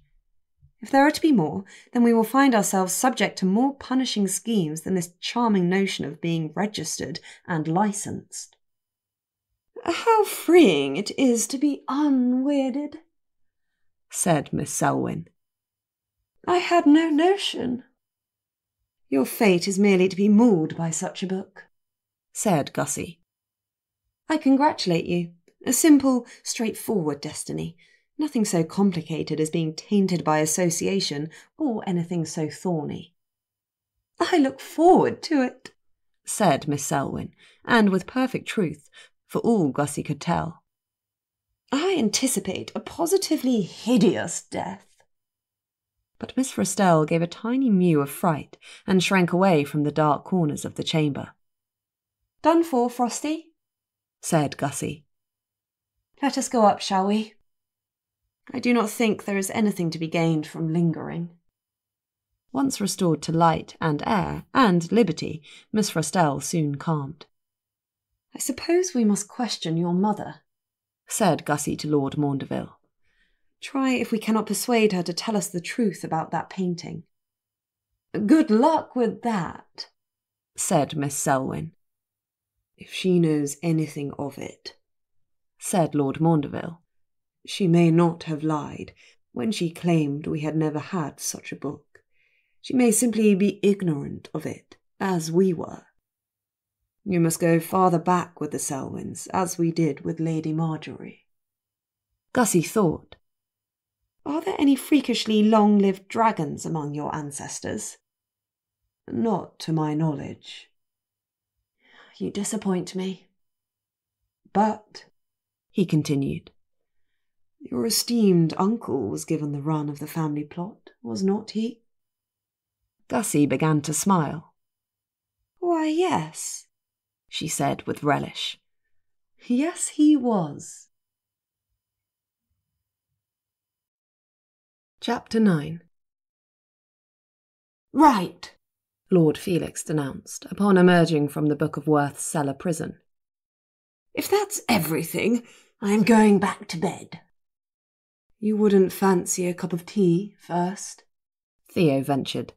My Lord Werth, as was, might be an infernal nuisance, but Theo felt curiously unwilling to permit him to vanish back into his grave when the problem of the books remained unresolved. He, Theo, had boasted that he could manage the creatures better than anyone, but that was before he had seen Lord Felix attempt it. I cannot imagine what use you think a dead man has for tea, said Lord Felix. Little more than I do, but you'll still find me partaking of a cup now and then.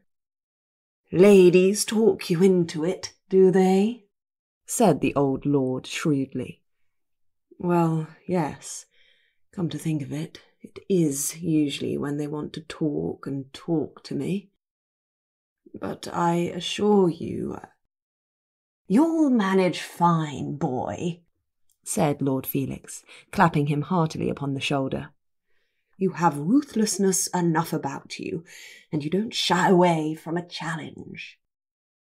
Before Theo could think of a suitable way to express his feelings about this dubious vote of confidence, Lord Felix had set off at a smartish pace for the nearest exit, and was all but gone from sight. Suppressing an unmanly sigh of dejection, Theo returned to his library. The whispering was by now becoming cursedly familiar, which made it both less disruptive and somehow more alarming at the same time. He sat before the fire and really tried, to interest himself in a tome about the reanimation of persons no longer living, neatly thieved from his father's private collection. But while some one or two of its insights proved of interest, especially as applied to Lord Felix, Theo's mind could not help but wander back to the Book of Werth. Eventually, he abandoned this unhelpful pursuit and took himself off to his writing desk. Situated as this was in his own rooms at the top of the tallest of the towers, he enjoyed a charming view over the white-blanketed countryside as he penned a missive to Mr. Ballantyne of Bow Street. I find myself unable to investigate further, he wrote at the end, having conveyed the question of Cruikshank and Wirt. There is nothing at the towers that might cast any light on who these people were, and what they were doing creating such a ghastly oddity. I leave it in your hands." This he dispatched to London with all possible speed, and settled down to await a reply. Days passed, and no letters came. Theo spent the time in ceaselessly wandering the towers, for the snow proved too impenetrable for him to prowl about the park as much as he normally would. He would have gone hungry, were it not for Mrs. Gosling's cheerful promptitude in preparing suitable provender for him, and having it dispatched up to his tower at regular intervals. How she came by it, he did not choose to ask. He could settle to nothing, for the damned whispering remained at the back of his mind all night long. He hardly slept, snatching a few hours when the sun was up, and otherwise maintaining his lonely vigil over the thrice-cursed books. Paranoia grew upon him by the day. Now that their unholy purpose was confirmed, Theo could swear that they were plotting his own personal demise. Probably they were. The quietness of the towers had much to do with his uncharacteristic alarm. Accustomed as he was to an irritating surplus of noise, the absence of his parents and great-aunt Honoria, yes, and even Gussie, left so heavy a silence in their wake that he did not know what to do with it. All manner of unwelcome ideas sprang to life in the midst of that void, confined to Theo's mind thus far, but none the less real for all that. He began, traitorously, to wish that he had gone to Starminster after all. He could even have put up with Charles Selwyn if it meant a reprieve from the books and their damned whispering. Very late one frigid day, some 9 or 10 days into the family's absence from the towers, and when Theo, observing the sinking of the sun with a similar sinking at heart, prepared himself for a renewed onslaught, there came a knock at the library door. A different tap, more like so it could not herald an unlooked-for early return of his family. "Come in," he said. A footman appeared and bowed. "Sorry to disturb you, my lord, but there's someone to see you." "Who is it? Oliver?" said Theo without looking up from his reading. If it was not his mother and father come back again, he could scarcely be interested. Whoever it was would do better to turn tail and run away again. "Says his name's Ballantyne, sir, but he don't look like himself." And Theo looked up. "Ballantyne?" he repeated. "What do you mean, he's not like himself?" Oliver merely grimaced uncomfortably. "I couldn't say, sir. You'd have to see him for yourself."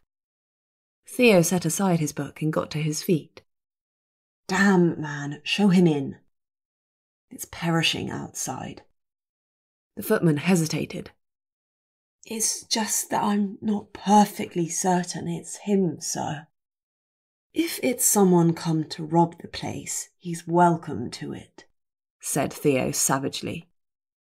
"And if he's got thoughts of murdering us in our beds, he's cordially invited to have a go." "Yes, sir," said Oliver, and withdrew. Theo waited by the fire. A few moments later the door opened again, revealing this time a figure Theo indeed did not recognise. But it spoke with Mr. Ballantyne's gruff voice and light Scottish burr when it said, "Aye, no pretty sight, am I?" Theo stared in momentary speechlessness. Ballantyne, if it was he, had surely not been so tall when Theo had last met him. He certainly had not been so broad at the shoulder, nor so very muscular. All of which might be well enough in a fine figure of a man, but there was more. Whatever pleasing symmetry of feature he might once have possessed was gone, replaced with a lumpishness no one could term attractive. What's more, he had sharp, powerful teeth. A short pair of horns protruded from the thick, black, snow-drowned curls atop his head, and his mouth was framed either side by a pair of curving tusks. "Good God, man," said Theo faintly. "What in the blazes are you?" Mr. Ballantyne's smile emerged oddly around the tusks and the teeth.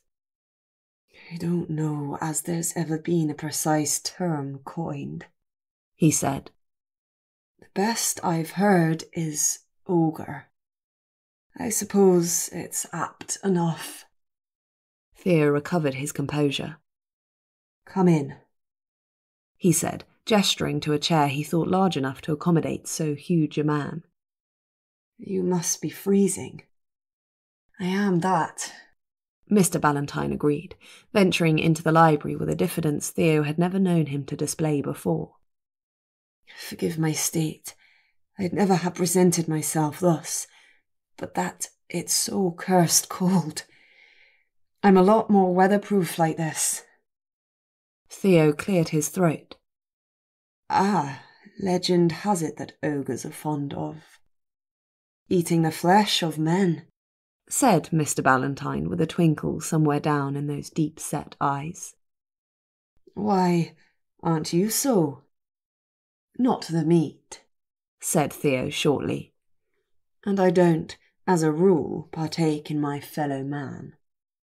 How noble. Mr. Ballantyne lowered himself with some care into the indicated chair, which creaked under his weight, but did not collapse. Neither do I, as a rule.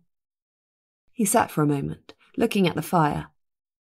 I ought to be able to resume my regular proportions in a little while, once I am warm. I'd sooner do so before I see her ladyship. She isn't here, said Theo. No one's here but me. That won him a quick, dark look. Not here? Where should they have gone in this weather? They're all gone to Starminster for Christmas, not back for some days yet. Starminster, I had thought there was no love lost between the two households. Perfectly true, Theo assured him. But there was something to be gained by it. Gussie wanted to see what a mess she could make of Lady Maundeville. The tusks twitched. An unimpeachable motive. Yes, wasn't it? And she had some thoughts of inquiring about the matter of the books, too. I believe my mother and father went along to keep her out of trouble. You've heard nothing as to their success? Don't need to. Nothing can keep Gussie out of trouble. Ah, I can't argue with that. But as to the books... Theo shook his head. Like as not, they've come up dry. It's on that subject I've come north, said Ballantyne. As you may imagine, those names you discovered. Yes? Theo, alert, leaned forward. Cruikshank is the name of a printers and typesetters that used to reside in the city of Gloucester, said Ballantyne. Many years ago now, long defunct. Owned by one Thaddeus Cruikshank. I sent a man to Gloucester to find out more, if he can. And what? Well, now. Ballantyne stretched his huge hands towards the fire and slowly turned them. I have my own ideas about that, but I can't tell you more just now. Why not? I don't choose to share what could at best be called an inchoate theory. When I have something solid, you'll be the first to know. I have no objection to a man's being wrong once in a while, said Theo, frowning. In this case, you might. Theo shrugged his shoulders and abandoned the question, but Ballantyne's presence at the towers made him uneasy, and it was not merely the rude and uncouth shape that he presently wore. Theo eyed him. All this might have been put in a letter, might not it? I was expecting a response in paper only, not in person. Ballantyne grinned, his tusks twitching horribly. Aye, you're right enough. I had another purpose in mind when I decided to come this far. Theo did not much like the pause that followed. It was a hesitation suggestive of some proposition to come, the nature of which Theo could not approve. I'd like to take Mrs. Daventry's book away with me, said Ballantyne after a moment. Theo straightened. But that is excellent news. Ah, I'm pleased you think so. Ballantyne met Theo's eyes squarely. but I'm concerned about its safety in transit.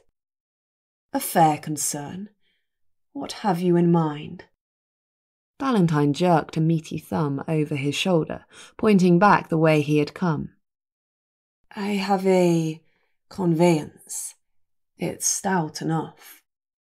But, Theo said, when the runner hesitated again, I don't know that I can manage the thing alone. Theo's brow darkened.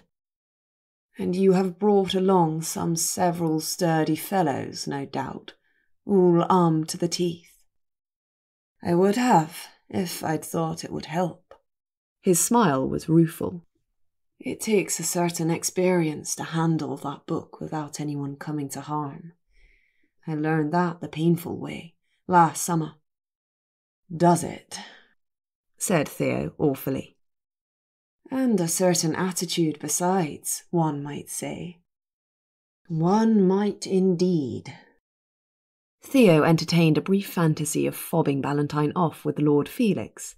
The pestersome old lord was certainly equal to the task. But he soon abandoned the idea. Said pestersome old lord was also in shabby state, brittle and frail. Could he survive a long jolting journey into London? Supposing he did, what would become of him in the midst of the capital? The general public were aware enough of the Wyrded, but to turn a walking corpse loose among them would be the outside of enough. Mr. Ballantyne was watching him with a hopeful air, in response to which Theo only frowned more deeply. I do not ordinarily leave the Towers, he said. But you did so last summer. Twice, wasn't it? Yes, but only because of Gussie's damned meddling. And the Selwyns, a cursed nuisance, the lot of them. I need not detain you long in London. I've a prison prepared, and a few good men ready to receive it.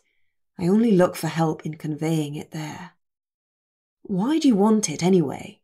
Said Theo, unable to help sounding injured, though the removal of that second book was exactly what he had wished for. He hadn't wanted to have to do anything to effect this agreeable change. It's hard to study a book that's 90 miles distant. Besides, it never sat well with me to leave it here in the first place. That was a temporary measure, turned to of necessity, and it pleases me to be able to relieve you of the burden now. You're aware, are you, that it's wide awake? It hasn't ever gone back into dormancy. No, neither has ours.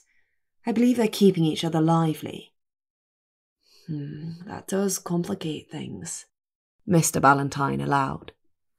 Though, if we wait to move it until it's sleepy again, by your account that day might never come. Theo subsided into thoughtful silence, brows knit. He knew Mr. Ballantyne spoke sense. The curse book ought to be removed. His father and mother would be relieved to be rid of it, as would he, and if it was going to be sent away, it ought to be done at once. Still, he did not relish the prospect of taking it out of its cellar prison, carrying it all the way through the house, and actually taking it outside, into the driveway, where Ballantyne's conveyance waited. How could any of that be done without the infernal things escaping? Did you bring a strong box by any chance? Said he at last. I've a box, nodded the runner. Stout steel, with a set of chains besides, and another lock box to put it inside. Theo stretched, conscious of a growing tension in his muscles. Well then, we'd best get to it, he said. The sooner it's done, the happier I will be. As will I, my lord. But first, Theo added, I've got to go out to the graveyard. Ballantyne's thick, bushy brows rose. It's complicated, said Theo shortly. I'm at Werth Towers, said Ballantyne. Of course it's complicated. Ballantyne insisted on accompanying Theo out to the churchyard. Theo had not the leisure to argue the point with him, his mind being too busy turning over the dual problem of removing one book while leaving the other suitably watched in his absence. The only person I can ask is Lord Felix, he explained as the two hastened along the quiet lane, moonlit by that hour and sparkling with frost. The servants cannot cope with it, nor should they be expected to, and my father is not to return for several days. Lord Felix, said Ballantyne, is that the fellow to whose kind interference I owe my acquaintance with your family? Yes, said Theo shortly. And he's in the graveyard. Dead people usually are. That silenced Ballantyne, who trod along with Theo in what was probably an appalled silence. Then again, he was part of a division of runners whose role was to apprehend the misbehaving Wyrded. Revenants and the undead must surely have crossed his path before. Father's work, Theo added, though I doubt he intended for Felix to be ambulatory for this long. Stubborn, is he? Ballantyne nodded. But it's of use today. Yes, I got him up a few days ago. He was not pleased. He won't like this either. Aye, once one has fairly gone into the grave, it'd be nice to expect a degree of peace to follow. He's had plenty of that. The man's been dead for centuries. Here we are.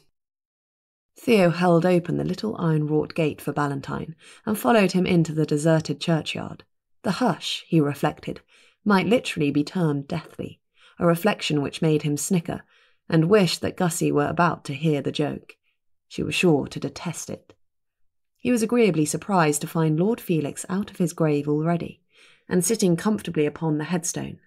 His decayed head was turned up, his bony arms folded as he gazed at the distant stars. Fine night, isn't it? Said Theo, wandering up. What now do you want? Snapped Felix, without resting his gaze from the firmament. I've got to go away for a spell, and I need you to watch the book while I'm gone. We are back to the singular, are we? Dare I hope it is because you've torn that dashed other book to pieces? His head came down. He caught sight of Ballantyne's hulking shape and nipped nimbly off his headstone at once, retreating to a distance of several feet. Come, boy, we can reach some agreement, he said, scowling at the runner. There's no need to beat me into it. This is Mr. Ballantyne of the Bow Street Runners, said Theo. And what are they? Thief-takers, sir, said Ballantyne. Ordinarily, that is. I am of the Wyrde division. So I perceive. Mr. Ballantyne's tusks twitched. I'm here to take away that dashed other book. I've begged your grandson's assistance. Take it away to where? Said Lord Felix, but then he held up a hand. No, don't answer that. I do not care where you take it, provided that you do. We are much obliged, sir, said Mr. Ballantyne. Lord Felix looked at Theo, and his face developed a look of sudden cunning. Wait, your father and mother are not yet returned, are they? Not for a few days yet, said Theo, cautiously. The disreputable old lord clapped his hands together, with enough force Theo half expected to see a finger fly off. Why, it's been a great many years since I last had sole charge of the towers. What a happy idea! I'll do it. They will be back soon, Theo said, expecting to find the towers still standing when they arrive. Naturally. Lord Felix beamed widely. I just mentioned the matter in case you had any particularly outlandish notions in mind. The smile grew wider. Of course, my boy. Very sensible. Theo, afflicted with a feeling of impending doom, but unable to see any other way out of his predicament, achieved a sickly smile in return. Much obliged, sir. You may bring me a good brandy from wherever it is you are going. Certainly. A good brandy, mind. None of your cheap swill. Theo stared, fascinated by the vision of his undead lordship downing a bottle of Armagnac. You haven't any functional organs left, have you? He suggested. What has that to do with anything? Nothing. Theo stepped back. We'll be off within an hour, I hope. Lord Felix dusted off his coat. Splendid. You may rely on me, my boy. I shall keep the place in excellent shape. Theo retreated, mentally washing his hands of the whole problem. If his parents were so unwise as to let Gussie talk them into going along with her harebrained schemes, it was of no use blaming him when difficulties arose, and he was obliged to leave the Towers to the mercy of Lord Felix. He returned into the house with Mr. Ballantyne, pausing only to pen a missive to Lord and Lady Werth in explanation of his absence. Then, leaving a servant to pack his valise, he returned downstairs. Ballantyne had brought the strong-box in and set it at the top of the cellar stairs. The thing looked impenetrable, walls of steel an inch thick at least, with enough weight to counteract any antics of the curse book, and with a tolerably fearsome-looking set of chains to wrap tight around it, not to mention a lock as wide across as Ballantyne's own ogreish hand. Will it do? Said the runner. Let's hope so, Theo said grimly. Chapter 10. The scene out at the family plot even took stout-hearted Gussie aback. So unusual a sight did it present. A cluster of intrepid souls ventured out into the crisp, clean air, Gussie, thanks to Miss Frostel's efforts, closely wrapped up in her warmest pelisse, with a scarf about her neck. The two children of the house stuck close to them, Miss Selwyn claiming an incipient and paralysing boredom if she was left out of the scheme, and Lord Maundeville venturing nothing in explanation of his curiosity save a slight smile. Great Aunt Honoria, of course, enjoyed the adventure to an uncommon degree. It's better than a picnic, she declared, bobbing along above Gussie's head. With corpses in place of cake, and instead of porcelain teacups we shall have aged bones, said Gussie. Nothing could be more delightful. I knew you were a girl after my own heart, said Great Aunt Honoria. The Selwyn family plot was attached to a tiny church situated on the border of the Starminster property. The church itself was in a state of disrepair. The begrimed glass panes of its arched windows sported more than one crack running through, and the grey stonework crumbled. What shocking neglect, Gussie said, eyeing Lord Maundeville with disapproval. Ought it not to be repaired? It is not much used, he excused himself. The parish is now served by a bigger, finer church a mile off. Still, it is a charming old building, and deserves better treatment. Then I shall attend to it directly, Lord Maundeville promised. Excellent, said Gussie. Miss Frostel intervened. My dear, his lordship may be safely left to the management of his own estates, mayn't he? Oh, don't interfere, begged Miss Selwyn. It pleases me no end to see Henry put in his place, and so neatly too. I shall take notes. The whole party having, by this time, come upon the moss-grown collection of headstones making up the Selwyn family's resting place, conversation immediately died, for the full, magnificent panorama now became clear.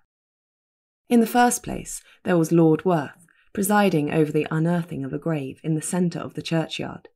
He had 3 gardeners under his direction, brawny young fellows with shovels. They were hard at work, and earth flew every which way. Several graves lay open to the air. Their occupants lounged about in postures of luxurious idleness, talking amongst themselves. Why, it is a picnic, said Honoria in high glee, and swooped down upon them. In the second instance, Lady Maundeville had joined the venture. She and Lord Werth appeared to be getting along uncommonly well, to Gussie's amazed eye, and this despite the fact that her ladyship had not yet effected a full return to her usual form.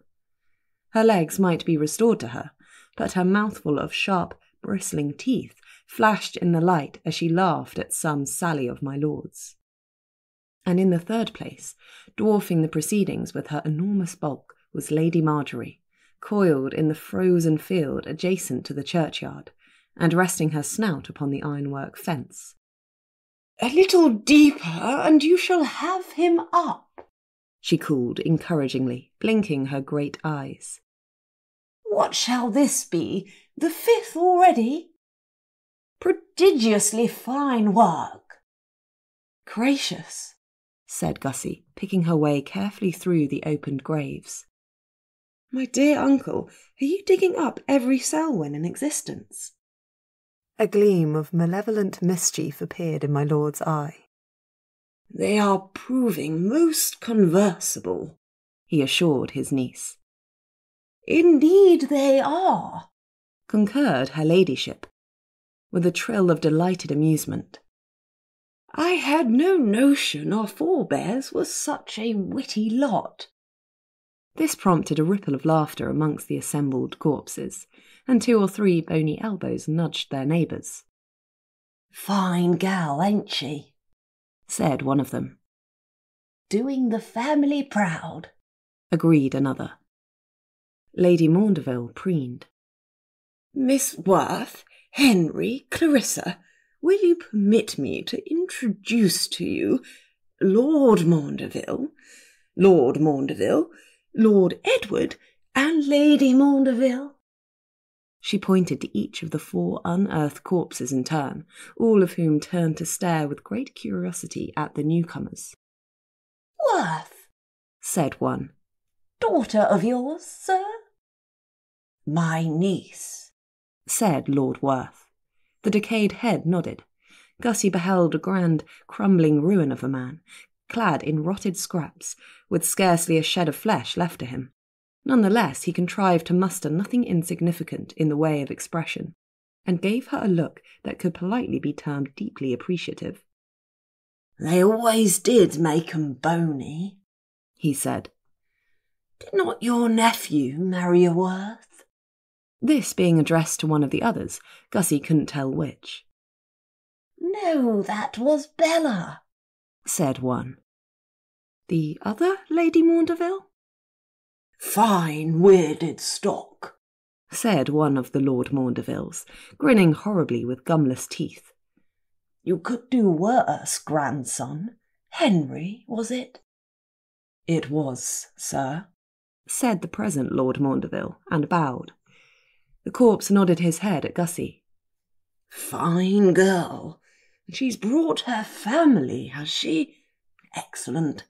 It's high time we strengthened our ties with other weirded families. And the Werths were always matchless in that." "If in nothing else," Gussie murmured. "Have I mentioned how obliged we are to Miss Werth?" said the living Lady Maundeville, beaming her fish smile at Gussie. "It is to her capable assistance I owe my return to the weird, and Henry also." "Goodness, but what a quantity of smiles," Gussie said under her breath.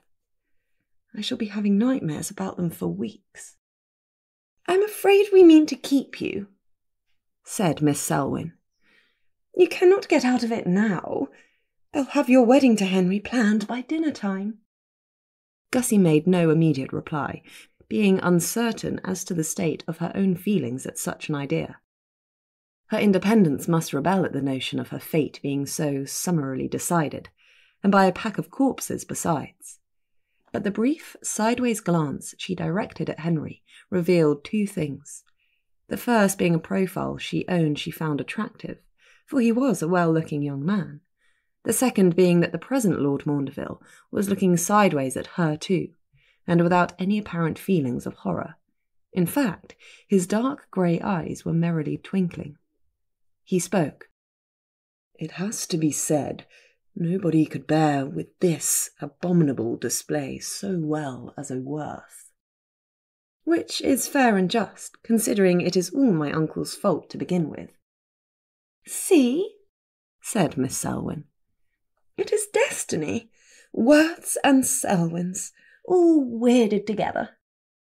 "Let the world tremble," murmured Gussie. Miss Selwyn smiled, almost as horribly as her mother. "Oh, they will." Lady Maundeville, the living one, did not appear to disapprove of her ancestors' plans either, judging from the complacent look she directed at Gussie and her son. Gussie recoiled from it, on account of there being a tinge of something else behind the smiling satisfaction. "I believe your mamma is planning something, and it isn't a wedding," said Gussie. "I would stake Great Aunt Honoria's head on it. Is she not yet finished with me?" "Not nearly," said Miss Selwyn. "But what further use could she find for poor hapless me?" "The family is bigger than just the four of us. There are cousins aplenty, some 1 or 2 aunts and uncles, a quantity of second cousins, and so on." "With whom to do what?" said Gussie dangerously. "Must they all be weirded?" "Oh, yes, all," Miss Selwyn assured her. "And after that, you must realise there is the rest of England." "The rest of England?" "Beginning with those families enjoying a close alliance with ours, naturally." "I see," said Gussie faintly. "Mamma envisions a return to the weird en masse," said Miss Selwyn kindly. "It's her belief that anyone with the potential to turn weirded ought to do so.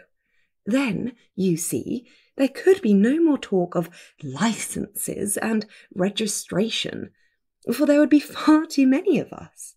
Indeed, perhaps the unweirded may prove to be the minority." Gussie was silent, possibly with horror, possibly with awe.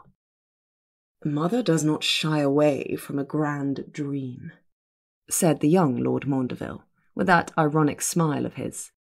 "It is best not to struggle too hard." "Says the man who hid from his mother for months together," Gussie retorted. "And I am grateful to your family for the reprieve." "You are very welcome, I'm sure."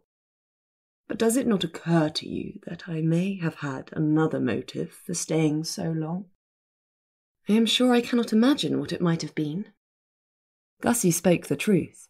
To her mind, any outsiders voluntarily choosing to spend so many weeks together at the Towers, when the house was haunted by the likes of Great Aunt Honoria and the grounds by Lord Felix, was incomprehensible. More likely that such a person sought refuge from a worse fate. "Your aunt and uncle gave me to understand I might remain as long as I liked." "Did they, though? How curious of them. We are not generally so welcoming." "The ritual proved otherwise, surely?" "Not at all.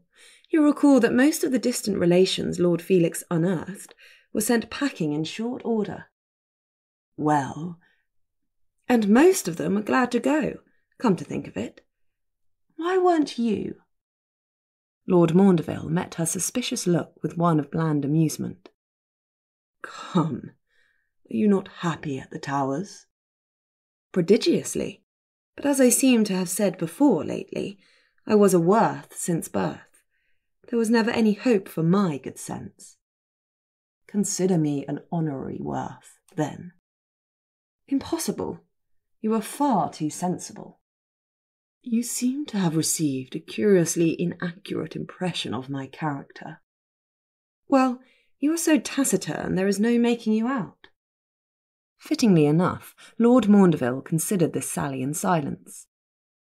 "And my point is made, gentlemen."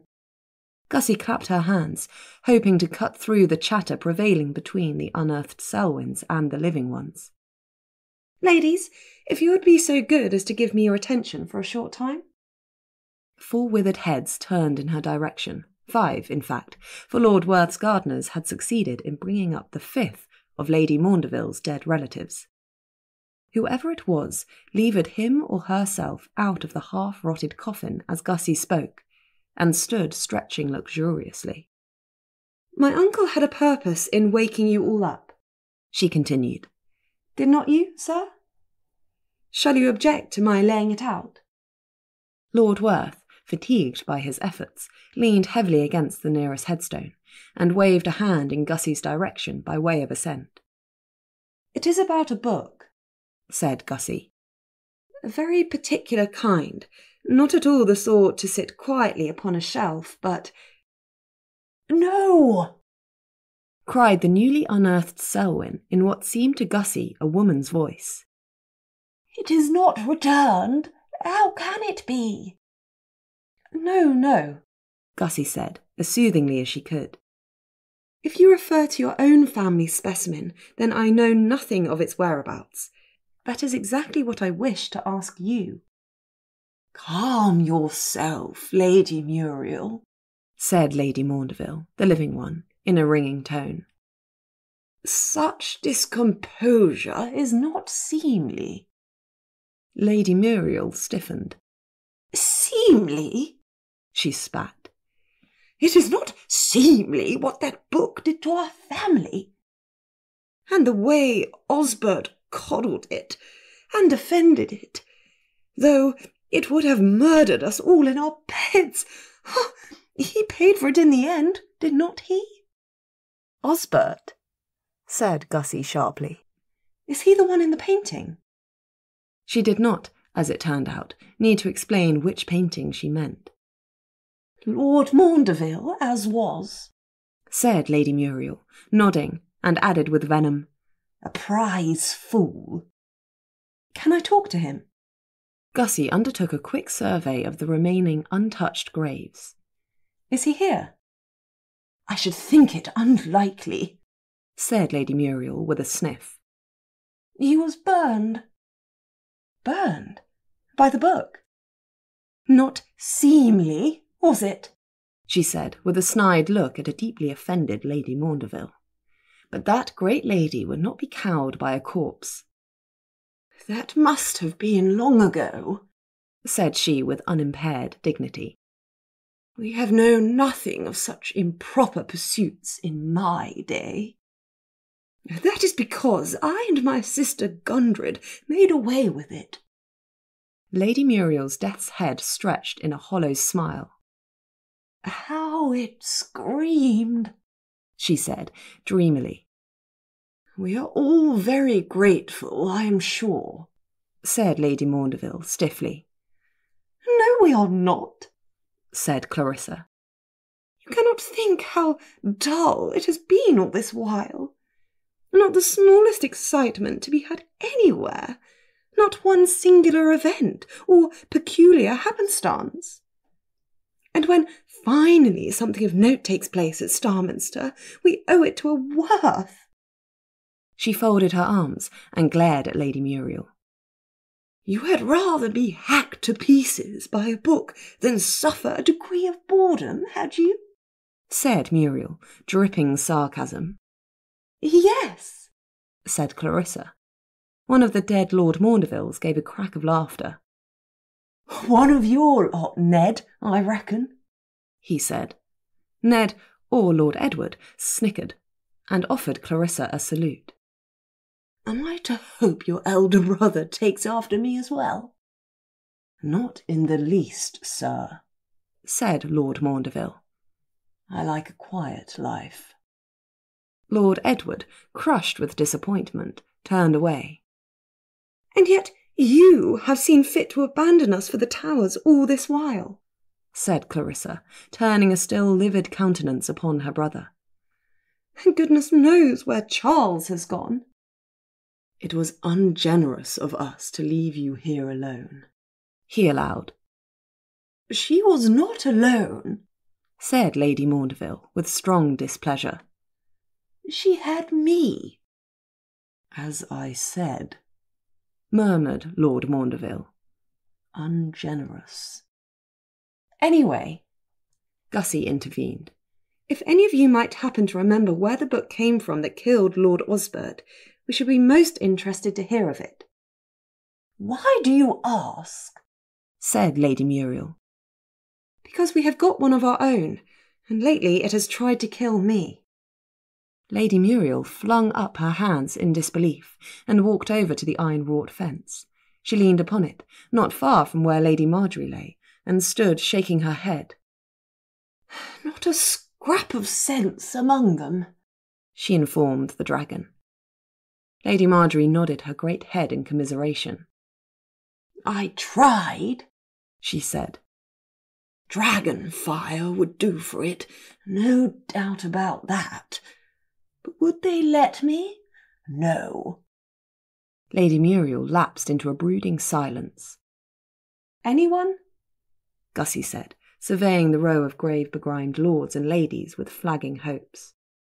Before our time, I think, said one of the Lord Maundevilles. Never heard of it before today, said Lord Edward affably. I wish I had, though. What a lark. This remark sent Lady Muriel into a fresh round of vituperation, most of which was uttered at too low a volume to reach Gussie's ears. At length she stalked back towards the open graves and got straight into hers.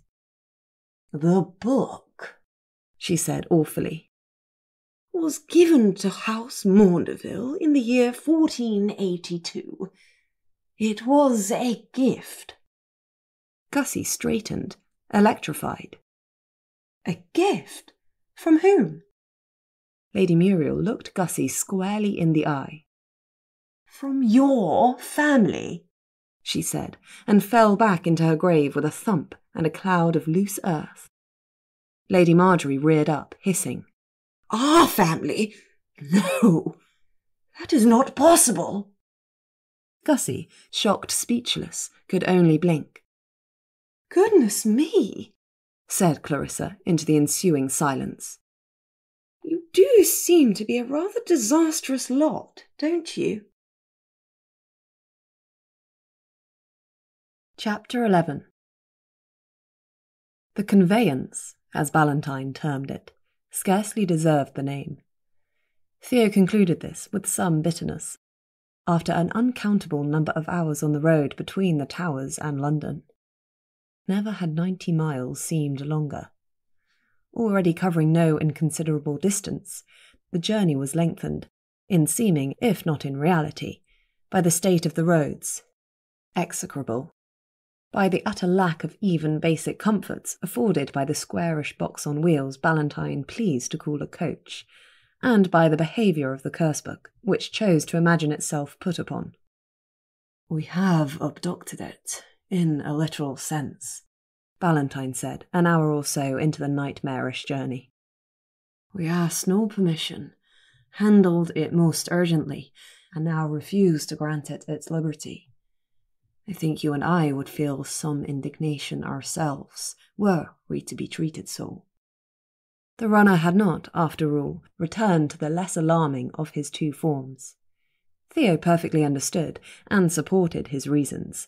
Given the choice, he would rather have an ogre along for this errand than a mere man. Nonetheless, Ballantyne's great, hulking bulk opposite him inside the unlovely conveyance only served to remind him of the fraught nature of their mission. They needed muscle. Theo made some ungracious response to this attempt to win sympathy for the book.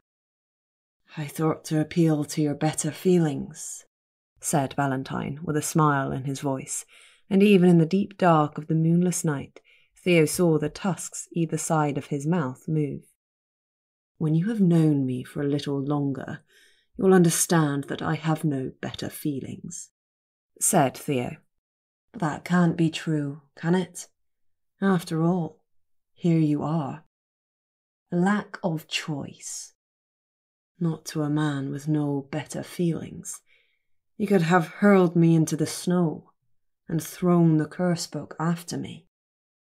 Theo was silent, occupied with a sense of bitter regret that this option had not occurred to him at the time. No, you wouldn't have done it, said Ballantyne. Even if you had thought of it, which I suspect you did not. And are you a reader of minds as well as an ogre? Growled Theo, none too pleased at this series of too accurate reflections. No, but I do flatter myself I've a way of getting a man's measure.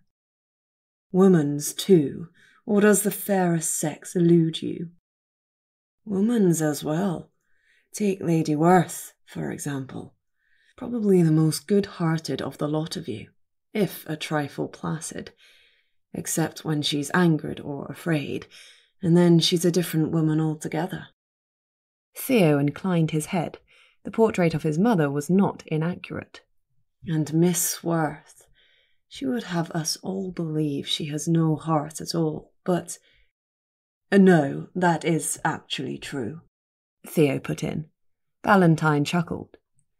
Perhaps it is, he allowed, and Theo could not tell if he meant it or not. The conversation here lapsed, for the curse book saw an opportunity to cause a ruckus, and took it with gusto. Theo sat holding one side of the strong book in a white-knuckled grip, while Valentine's still stronger hands steadied the other. They hung on in grim silence as the box rocked wildly back and forth, and ignored as best they could the inarticulate screaming sound that came from within. Lady Honoria interests me perhaps the most, said Valentine when the curse book fell silent. I would give a deal to know whether she was always as she is now, even when she was alive. Better question, said Theo, cautiously relaxing his hold on the strongbox. Was she ever alive? Surely she must have been. For her first 3 years, perhaps, Theo said. Might have turned revenant on her birthday. You don't know for certain? I don't believe anyone has ever asked. That would make more sense than not, mused Valentine. Hers is a personality I make no apology in terming freakish. She talks and acts as a woman without human qualities at all.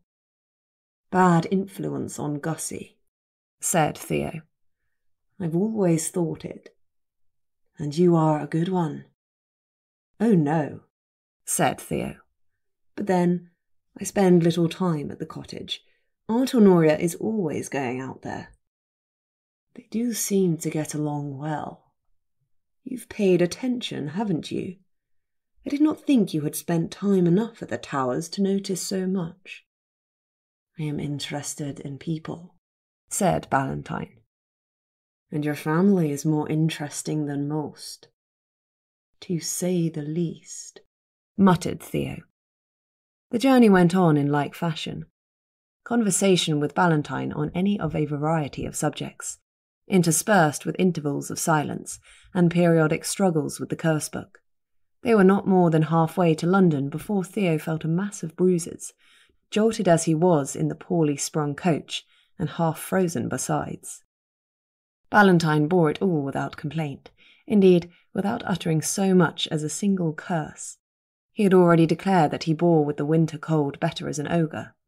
Scarcely seemed to feel it, in fact. But he behaved as though he felt none of the bumps and bounces either, and Theo felt a growing envy of the man's weird. Ugly he was, but what of that? To a man who cared nothing for his appearance, such as Theo, an ogre's shape had many an advantage. These reflections leading him inevitably to the subject of his own weird, and its various drawbacks, he became aware of a gnawing hunger, masked somewhat by the greater discomforts of the road. I ought to eat, he said, an hour or so later, with the night going on forever all around him, and no prospect of stopping for food or rest until London was reached. We are in a fair woodland, I believe. I ought to be able to catch something suitable. I had rather not stop, said Valentine. If you can hold your hunger until London. I can, said Theo. But I had much rather not. Come, I will catch enough for 2. A moment's silence. What are you catching? Said the runner. A rabbit, by preference, or some such thing. I do like rabbit, Ballantyne allowed. Baked in a pie, with gravy. No, Theo said, revolted. Raw and fresh and oozing blood. Ballantyne sighed. The worst of it is, both sound appealing to me. But I'd urge you to hurry, at least in this state. Good God, man, think what you are saying. What could be better? The best of both worlds is yours. I will wait with the box, said Ballantyne. It's been quite a while, but I'd urge you to hurry. Theo made no answer to this save a terse nod, which the runner in all likelihood had not the eyes to detect, and threw open the coach door. He sank half up to his ankles in sodden snow, and briefly regretted that the dictates of his stomach had overpowered his sense. But the ogre behind him would never be daunted by such a trifle, so Theo swallowed his distaste, and strode off into the dark depths of the silent wood. He had a way of moving in near silence, despite the brittle twigs and branches littering the woodland floor, and all covered in snow. Even he could not have said whether this, too, was a product of his weird, or whether the consequence of necessity and long practice. Either way, he stalked the night-dark woods with a predator's stealth, and returned to the coach replete, and without having been gone for more than half an hour. In each hand he held an offering for the ogreish runner. Damn him. He opened the coach door with due caution, alert for signs or sounds of trouble. None came. He climbed in, shaking the slush of half-melted snow off the hem of his heavy great-coat, and sat down in his former seat, careful to navigate around the centre of the floor, where the strong-box sat. I have procured 2, said he, and held them out. No reply came. So intent had Theo been upon the feast he held in his hands, and the problem of the curse-book, it would not do to drop the former, or disturb the latter. Only now did it occur to him that something was missing from the coach. In fact, everything was missing from the coach. The opposite seat sat empty, and the space where the strong-box had been was empty too. Theo sat in frozen, horrified silence for an instant only. Then he was out of the coach again, heedless of the deep snow, and roaring Ballantyne's name into the still, uncaring air. No answer came. Snarling curses, he went around the coach to where Ballantyne's coachman sat, picking his way around the 4 sturdy horses, whose tranquillity might reassure him, were the situation not so damned strange. "You there," he called. "Where's your master?" "What? Ain't he in the coach, sir?" "No, nor is the damned box." The coachman clambered down, verified the truth of Theo's words with a survey of the coach's interior, and stood scratching his head. "If anybody could walk off with the box, it'd be Mr. Ballantyne," he offered.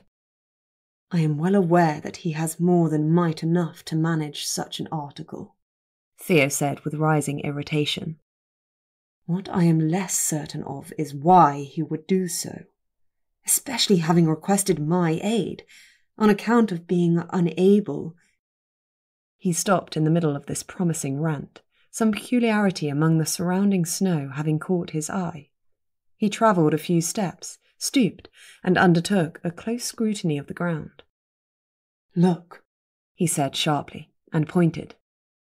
"Look there. What do you see?" The coachman, an obliging soul, if not especially blessed with wit, bent down. "Not much," he admitted. "Happen it's too dark."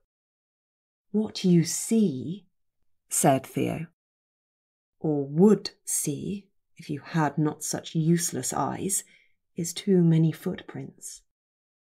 "Too many, my lord?" "You see my footprints, and your own, a great oversized set which I take to be Ballantyne's, and then marks indicating the passage of 3 other feet." "3?" The coachman directed at Theo a look of befuddled inquiry. "It is perfectly clear what's happened," said Theo. "Is it, sir?" Yes. Where do you suppose these 3 feet came from, my good man? I couldn't say, sir.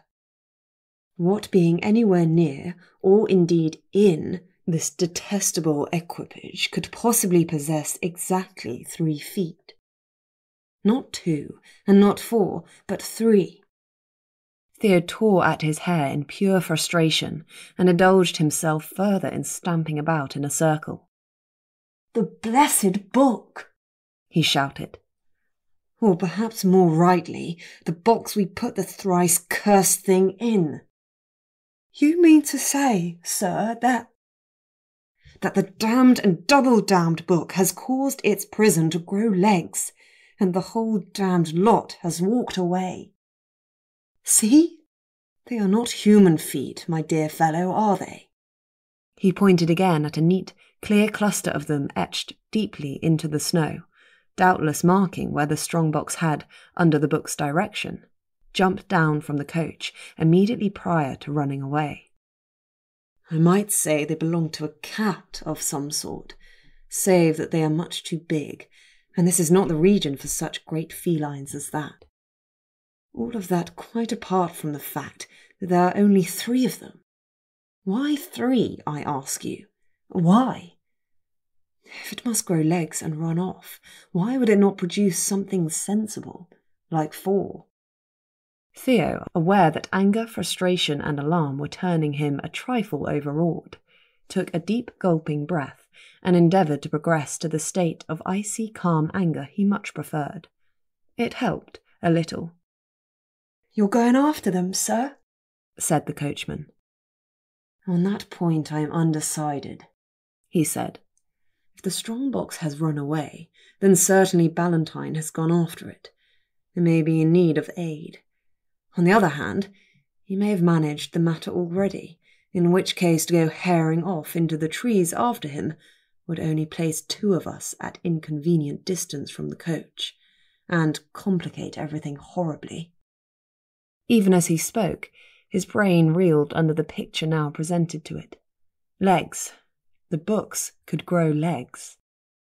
His brain, though, was of the first-class sort that could not long dither in indecision, even having suffered a shock. He gave a growling sigh, mustered himself for another dive into the cold, and took off at a run. I'll return shortly, he called over his shoulder to the abandoned coachman. Hold the coach there. The book, whether the happenstance or cunning design, Theo could have put money on the latter, had hurtled off in the opposite direction from the one Theo himself had previously taken. Accordingly, nothing of the escape or its pursuit had reached his ears. The dulcet woodlands had seemed to him an oasis of wintry peace. Not now. He had not followed the trail very far before he began to hear signs of some altercation raging not far away. Ballantyne's light Scottish burr came discernible soon afterwards, though there was nothing of the ear-splitting scream that the books were capable of mustering when they chose. Instead he heard that repulsive whispering again, together with a horrible snarling and muttering.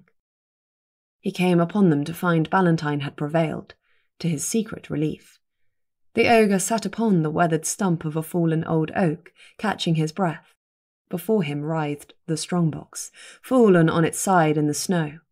Its 3 legs, their shape borrowed indeed from some feline idea, and to Theo's mind unquestionably demonic in nature, were trussed up tightly together, and consequently it could not move. Why, they even have fur, said Theo as he drew level with Ballantyne. The attention to detail is truly remarkable. Fascination had overtaken alarm in his scholar's brain. At least once the worst outcomes of the night's adventure had proved averted. But his apparent insouciance irritated the runner, for he said, with unwonted irony, No need to worry, my lord, for as you can see, I am perfectly fine. I told you I have no better feelings, said Theo, crouching down beside the felled strong-box. Did you know it could do this? The legs, not a notion. Did any of you know? Have to ask my father. said Theo, poking one of the legs, which promptly kicked him. Ouch! But I think not. Fascinating. But then, none of us has ever locked the things in boxes and made off with them either, nor been so unwise as to spend more than a few minutes in the same room with either of them. For all I know, they might grow legs every night and run around their cells like chickens. Ballantyne's silence was of a resentful quality. Though I should think it unlikely. They go in from time to time unannounced, and I never saw any legs on them before. He took hold of one of the feet in a more powerful grip and examined it as closely as he dared. 5 toes on each, he reported. Grey-furred, claws are longer and thicker than might be expected, and quite black. He performed a speedy count, just in case he had, in his haste, mistaken the evidence of his eyes. But no, 3 there were. Why 3? He asked of no one in particular. That's the part I do not understand. That is the part you don't understand, Ballantyne bellowed. Theo heard bones crack as the huge ogre flexed some unpromisingly muscled section of his anatomy. If you're going to fell anybody with what is no doubt a punishing right, said Theo, I beg you to exercise your upon the book, or perhaps the strong box, rather than upon me. Not the box, snarled Ballantyne. Maybe the book, though. I wonder where it was going. Theo mused. Anywhere but Bow Street, at any rate. Ballantyne gave a sigh. His rage seemed all gone. Truth to tell, if I had known it had this capability, I'd not have suggested this journey. But then we would not have learned anything new about it, said Theo, straightening. And is not that the ultimate goal, after all? Provided it doesn't include the things getting away from us, and terrorizing the good people of wherever we are. Ballantyne cast a useless look around, as though some quality of the silhouetted oaks and elms around him might answer this question, and abandoned the subject with a shrug. Let's get back to the coach, if we can. Now that it's trust, there should be no difficulty, said Theo, with an optimism even he found foolhardy. How did you manage that, by the way? Ballantyne patted his pockets.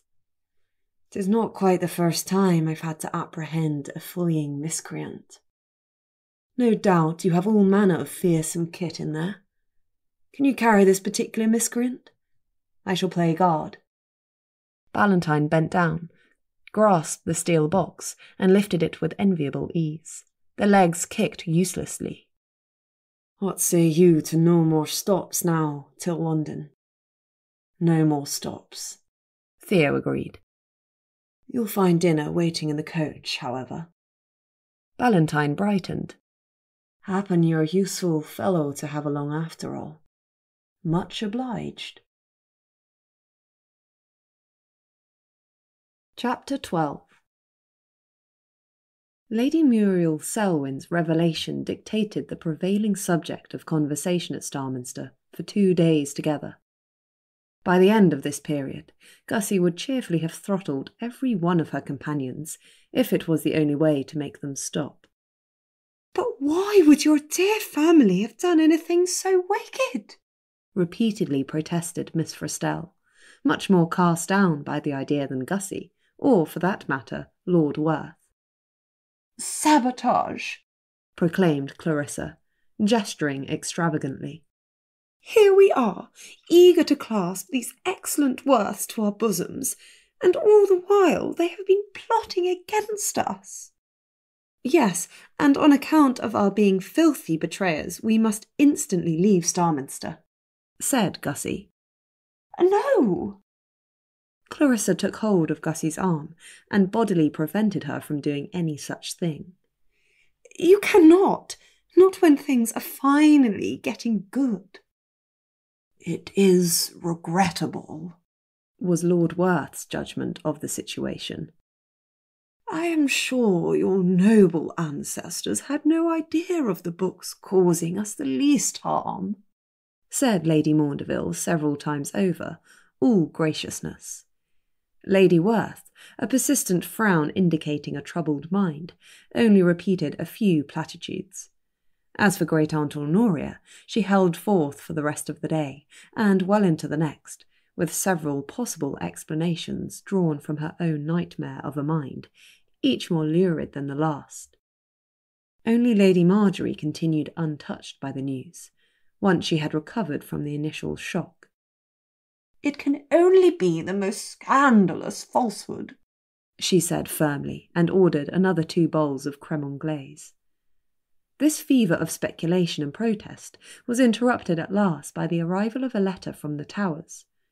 Nothing in that to cause any alarm, Gussie would have said, unless any could attach to the unusual circumstance of Theo's having actually written to his parents.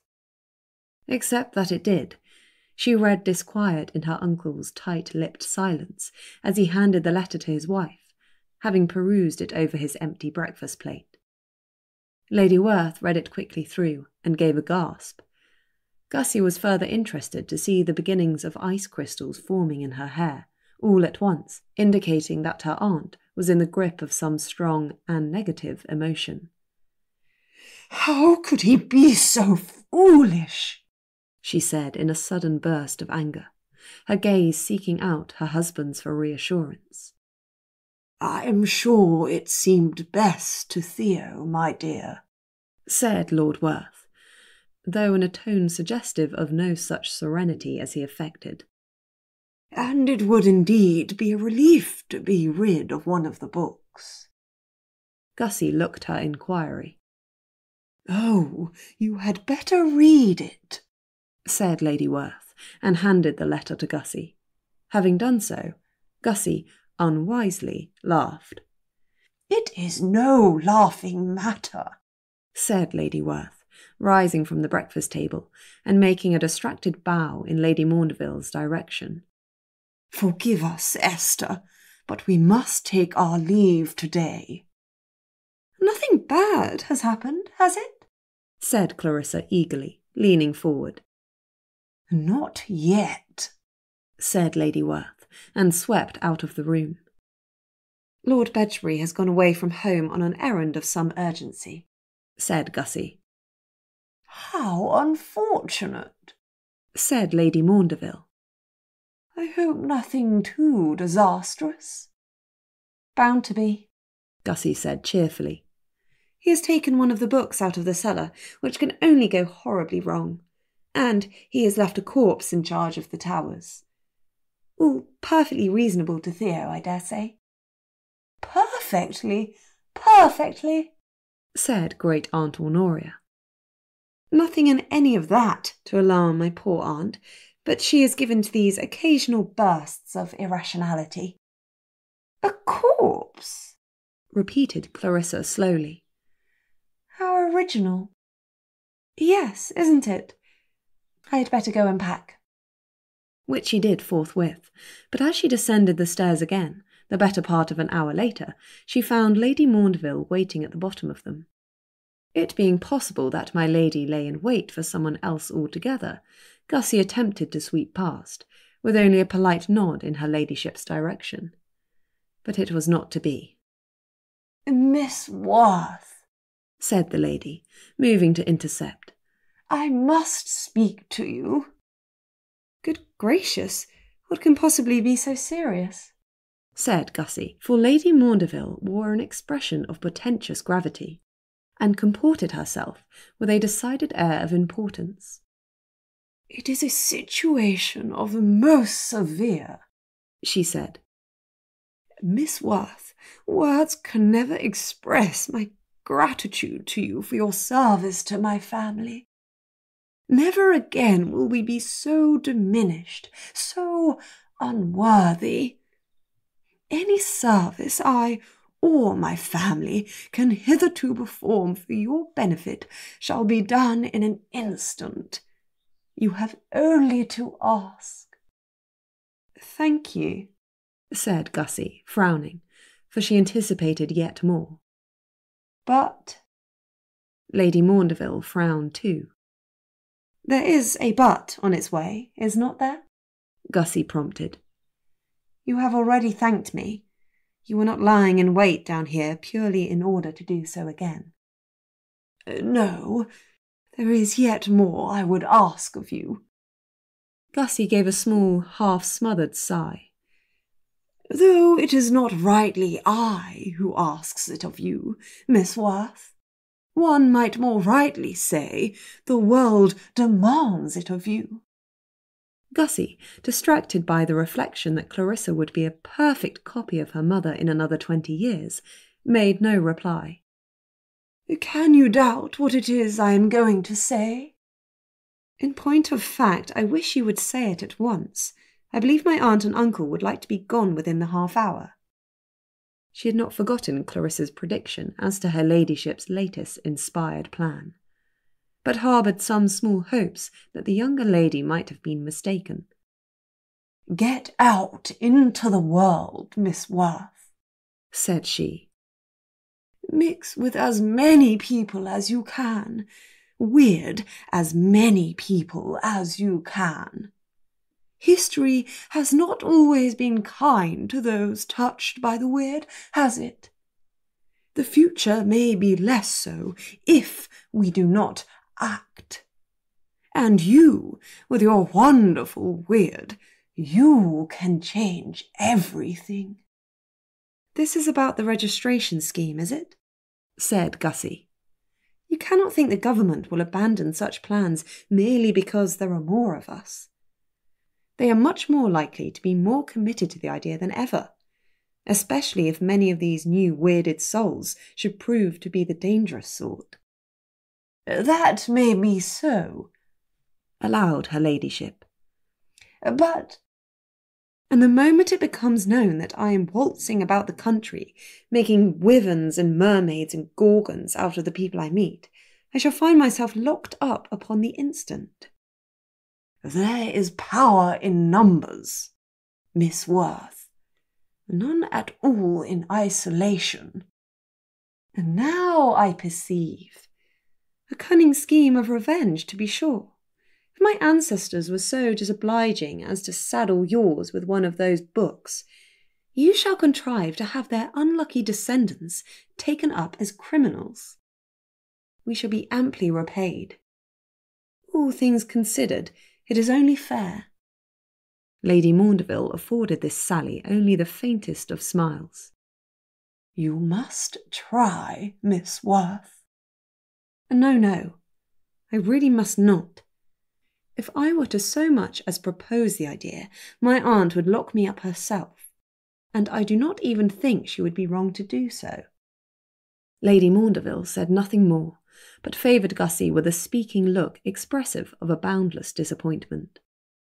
If you will excuse me, said Gussie, curtsying. I believe we have a situation to manage at home. Please accept my grateful thanks for your hospitality. And I do not even know why we have rushed about in all this hurry, for there is no possibility we can arrive in time to prevent some disaster, said Lady Werth, a half-hour or so later, the Werths having been ruthlessly packed into their travelling coach and sent hurtling on their way back into Norfolk.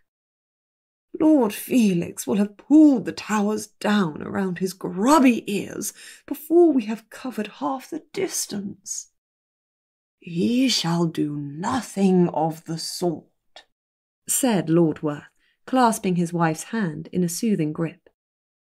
He reigned over the towers for some years when he was alive, and the building stands yet. He had not then suffered centuries of boredom as a corpse. Her ladyship retorted. A fair argument, Gussie murmured.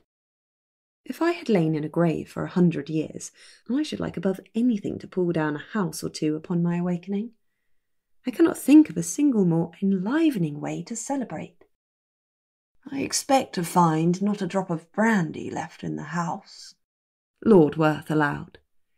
And considerable inroads made upon the wine cellar too. But beyond that, I shouldn't think we have much to fear from Lord Felix." Gussie found herself in agreement with her aunt, though without the more exaggerated of her imaginings. Lord Felix unleashed. There was a terrible prospect. In her view, he would use the time to resurrect the towers he had known in his youth. But what that would consist of, she struggled to predict. That it might involve unwise use of the book, that was a distant possibility. Lord Felix had sent them to consult the thing over the assembly. He had then gone ahead and performed the summoning, despite myriad perfectly sensible reasons not to do so. What else might he dredge up out of the book's miserable depths, given unrestrained access to it for days together? And what might he do with them?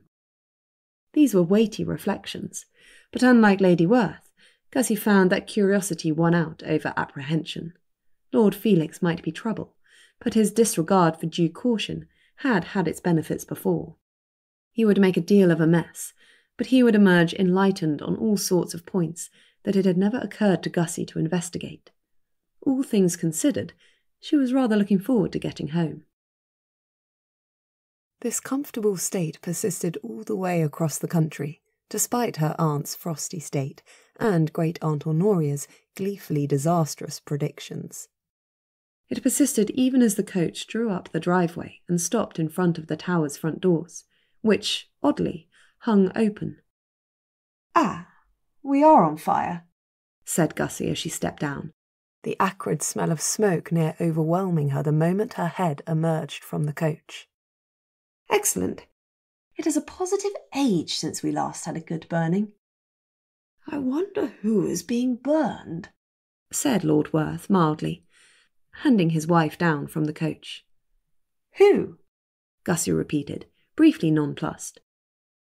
"I had imagined only a what, but I'm sure you have it right, Uncle."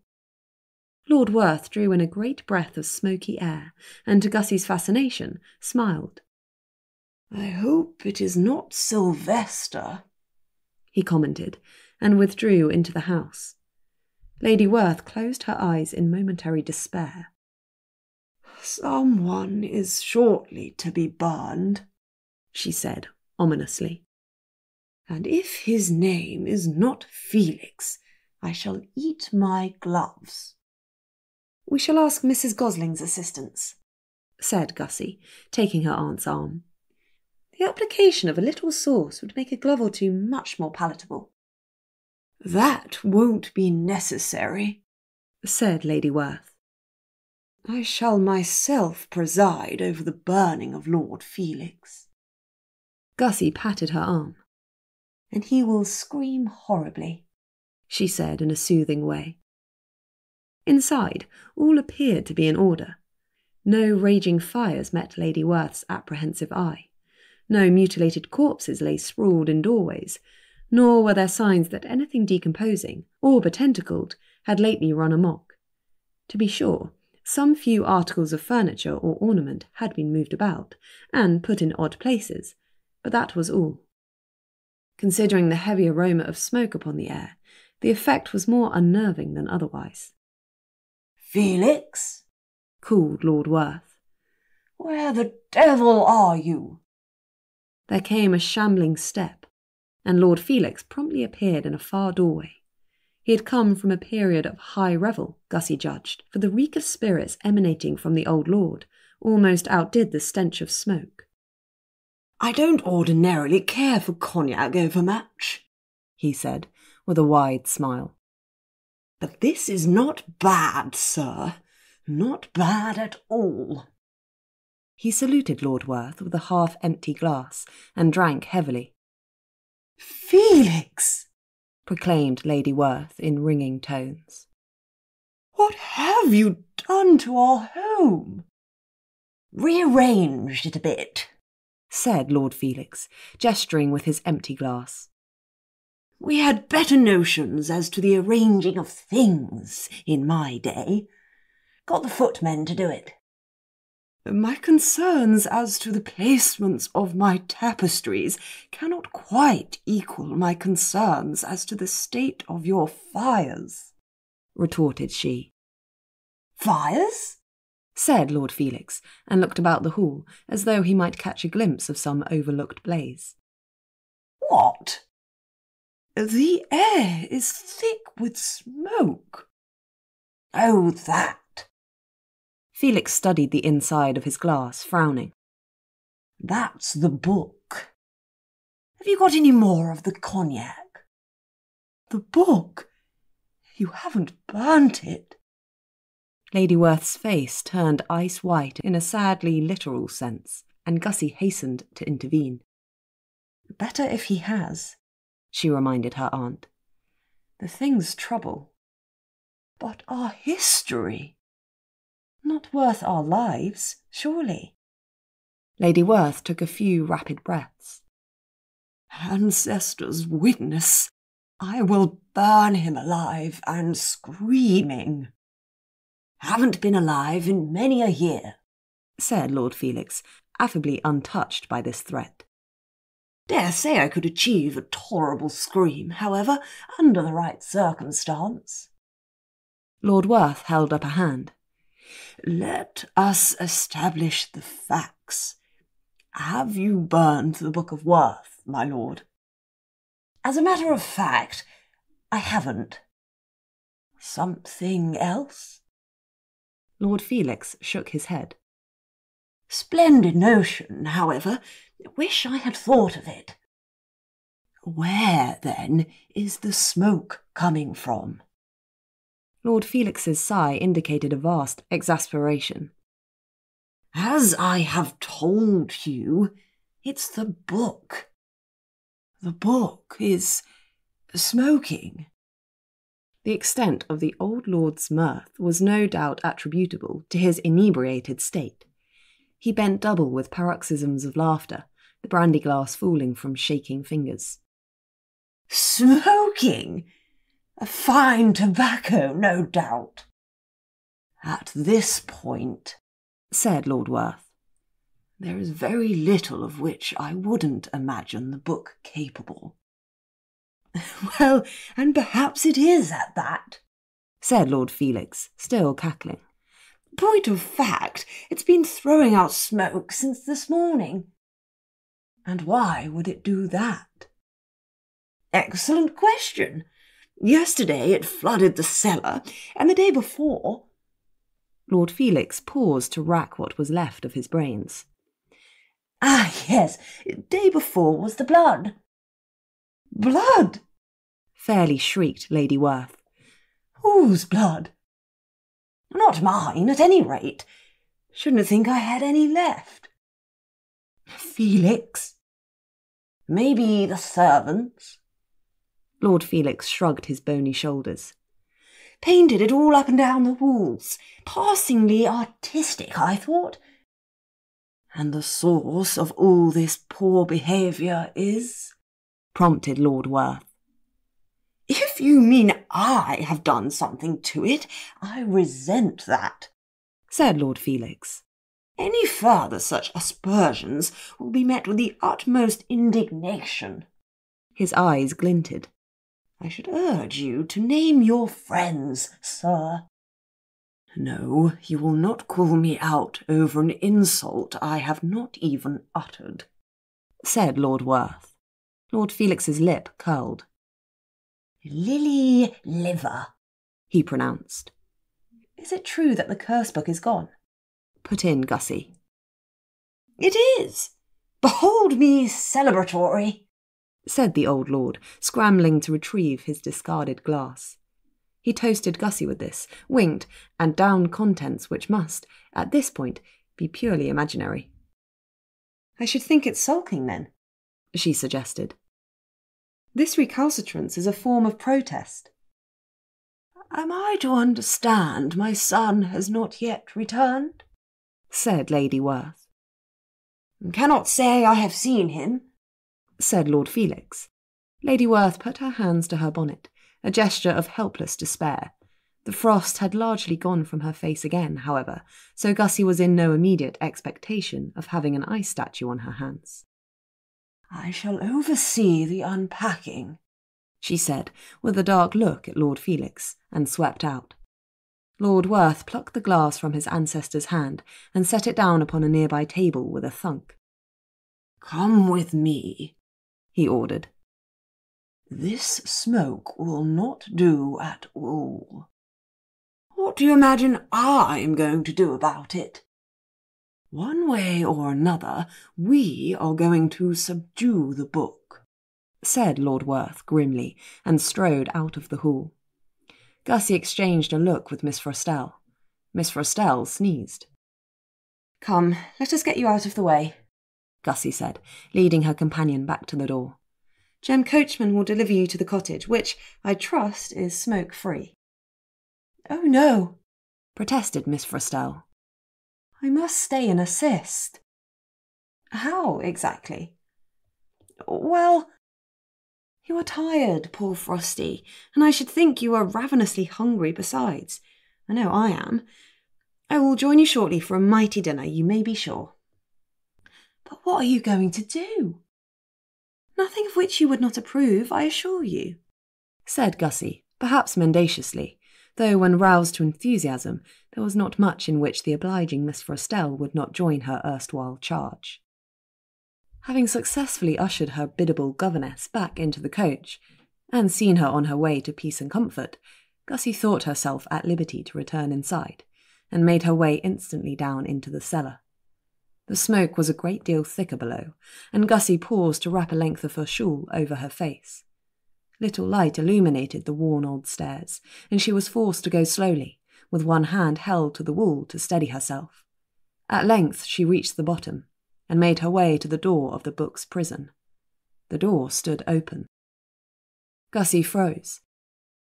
For a long moment she stood motionless, not even breathing, paralysed with horror, and, if we are to be honest, an unseemly degree of excitement. She listened hard for any sound of impending disaster, a scuttling of many appendages, say, as Death scurried across the floor towards her, or a distant scream of terror as the book savaged some other, more unfortunate soul. "Uncle?" she called at last, when nothing but a heavy silence met her ears. "Lord Felix?" She thought she heard footfalls some little distance away, rather deeper into the cellar.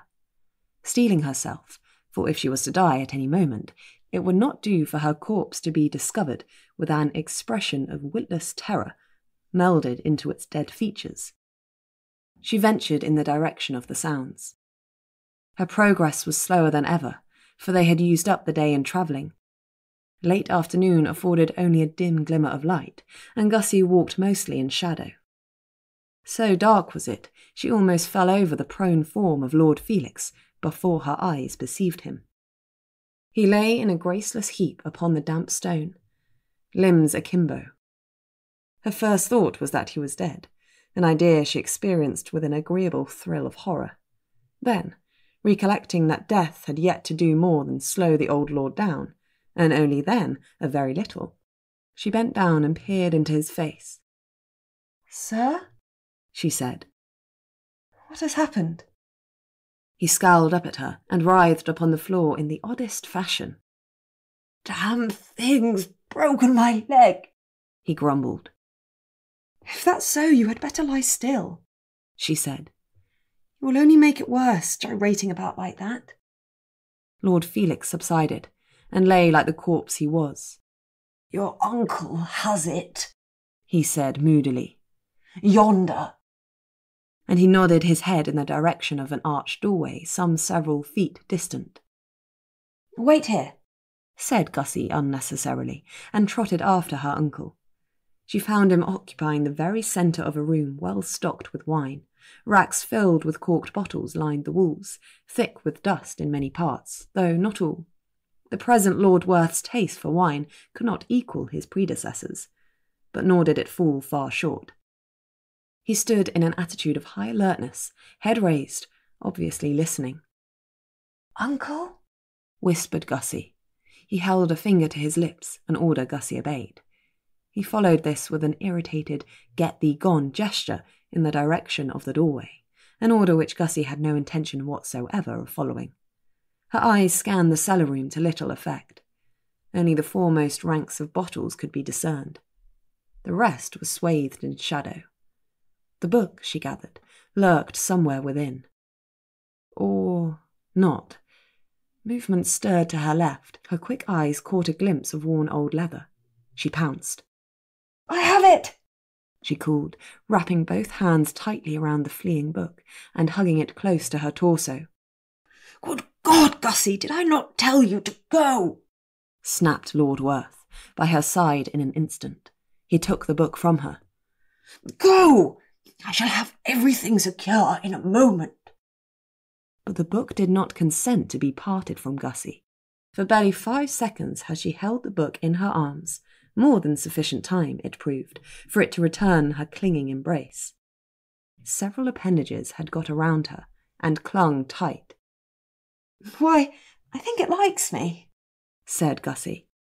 And then the embrace tightened further still. One of its winding limbs contrived to snake around her throat, and Gussie found herself deprived of air. Well, she choked. This is embarrassing. Chapter 13. After the disturbance following Theo's hunger pangs, the journey to London proceeded without further mishap. The steel chest's trio of legs, however, remained in place and continued to twitch, and occasionally kick, all the way to Bow Street. You would think they would take themselves off, Theo remarked when Ballantyne's coach had come to a halt in the midst of a narrow street. Tall buildings loomed on either side, built edge to edge, since dawn had yet to break. Theo could determine little of them, save a mass of shadowed, hulking presences. The effect would not have disconcerted him in the least, if he had not had rather a night of it. Take themselves off where? Said Ballantyne, not without justice. He had shed his ogre's shape some 10 minutes before, and now sat looking perfectly innocuous in contrast. To... Theo groped for words. Wherever it was they came from. They sat in silence for a moment, staring down at the recalcitrant chest. It had lain on its side for the remainder of the trip, its legs, safely bound, stretched out to one side. In this forlorn posture it yet remained, neither Theo nor Ballantyne having the least idea how to convey it out of the coach without being shredded for their trouble by the wicked black claws. No idea, Theo finally said. One of the darker quarters of hell, I should think.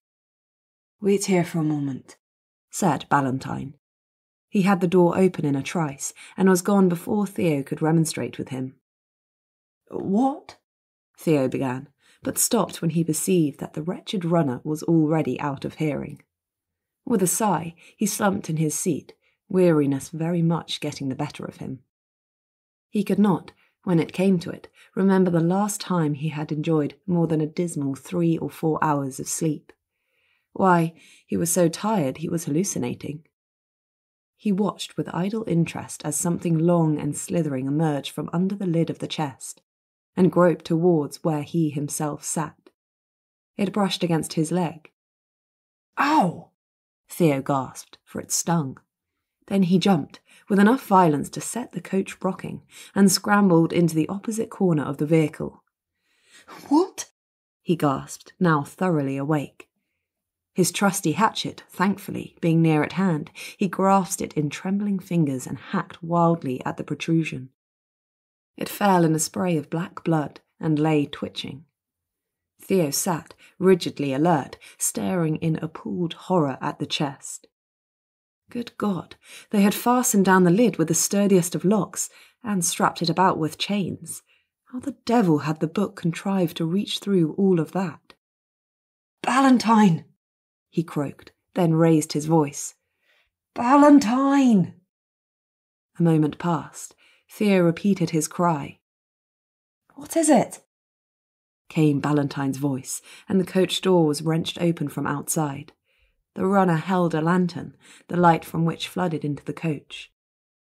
Theo wordlessly pointed at the felled thing that lay on the floor. Ballantyne's mouth opened, then closed. Right, he said. No time to waste. He climbed back into the coach, and by the simple expedient of applying his stout boot to the side of the chest, managed to send it sailing out the door.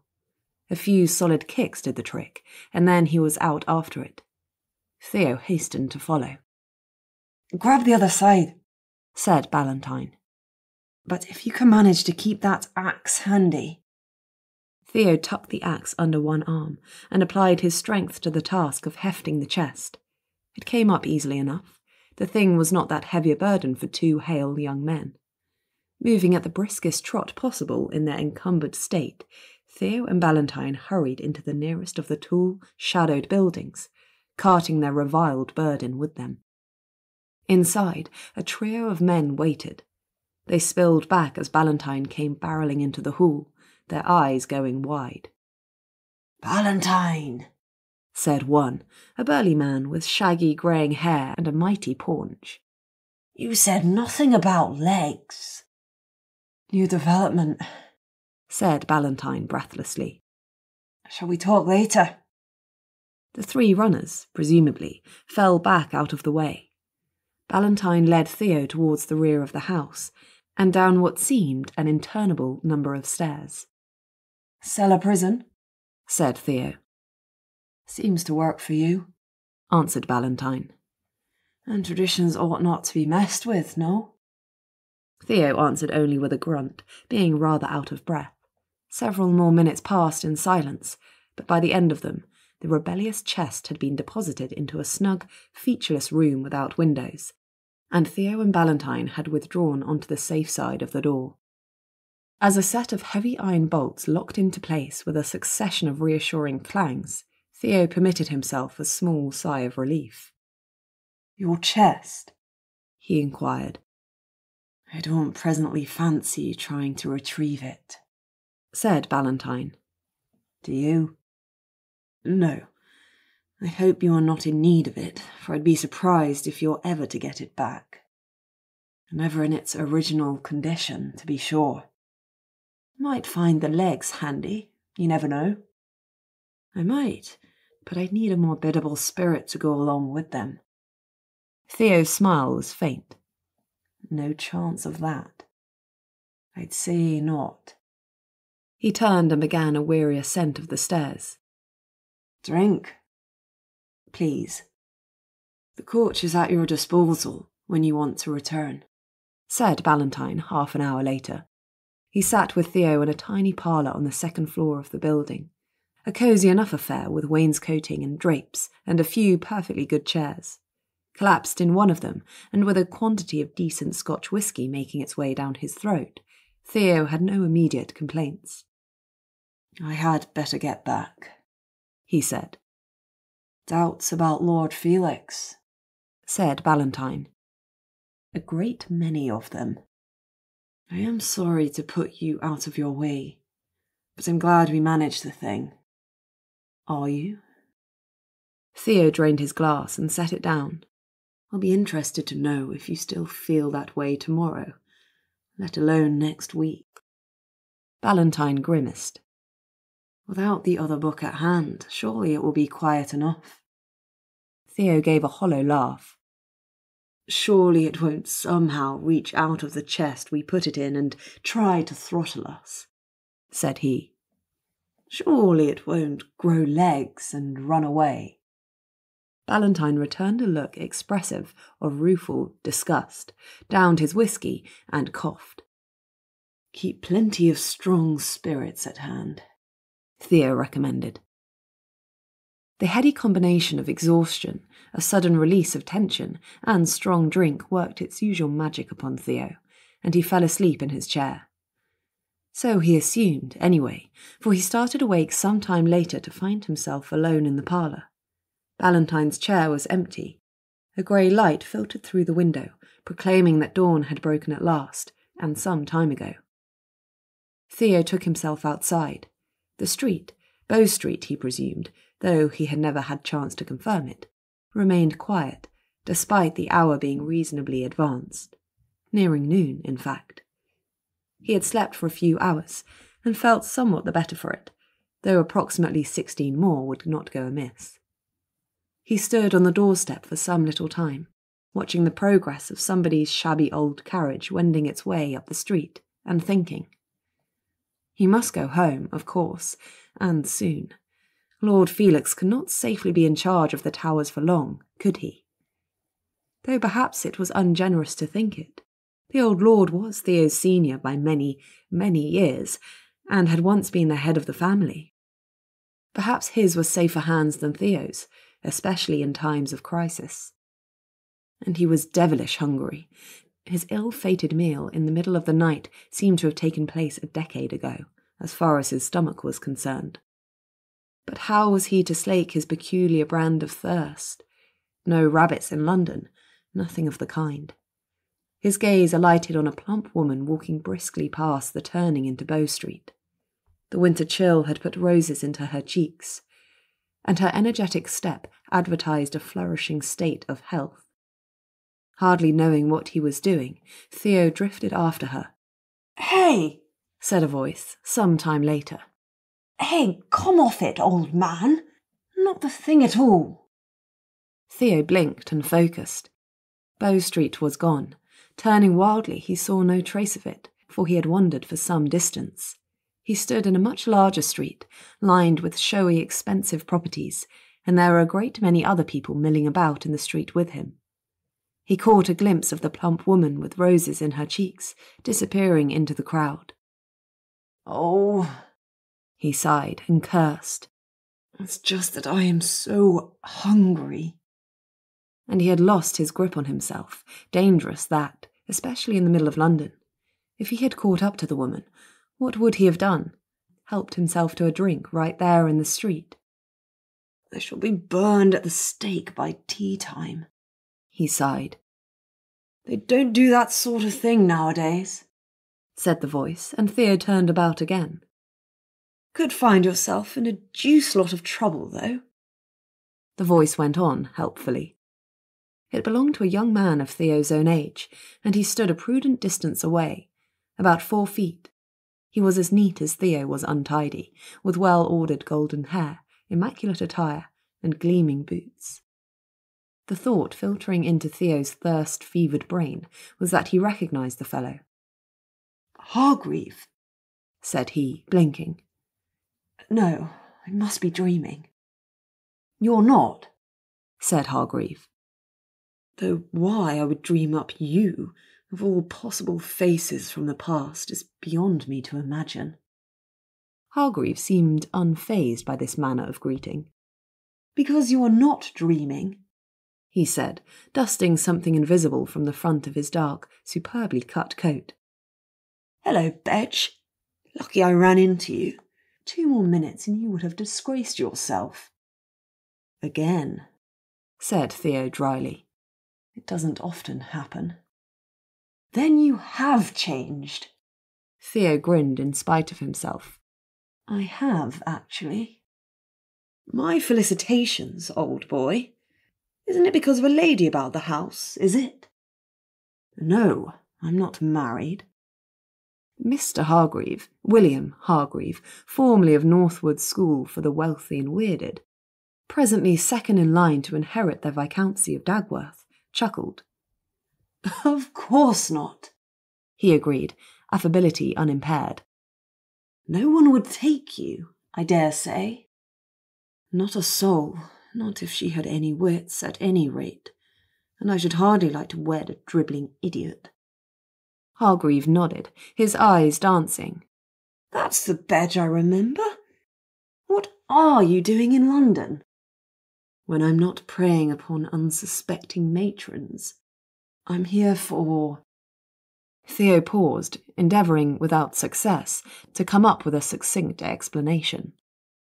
"To tell the truth, it's rather a long story."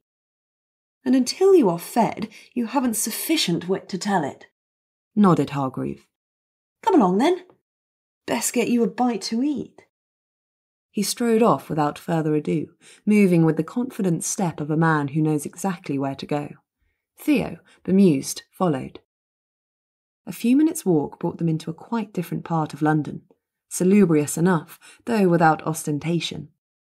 Hargreave conducted Theo into a building so innocuous-looking, Smooth grey stone, white painted sash windows, a modest 3 stories tall, that the place excited Theo's suspicions at once. And his instincts were not far wrong, for 5 minutes saw him seated before a comfortable fire in a chamber equally nondescript, with a glass of rich, red liquid set at his elbow. Theo stared at it. Hargreave paused his assault upon his own beverage, a duo, in fact, of coffee and beer, and raised an eyebrow in Theo's direction. "Drink up, Betch. It'll go cold."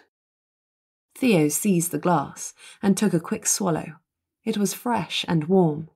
The rest vanished in pretty short order. He sat for a moment afterwards, enjoying a glow of repletion. Finally he spoke. "You can just order it." The words emerged in a hoarse croak. Theo's mind struggled to grasp the concept. "Naturally," said Hargreave, sipping coffee. "Not from every establishment, of course, but the right places. In a trice." Theo blinked once and twice.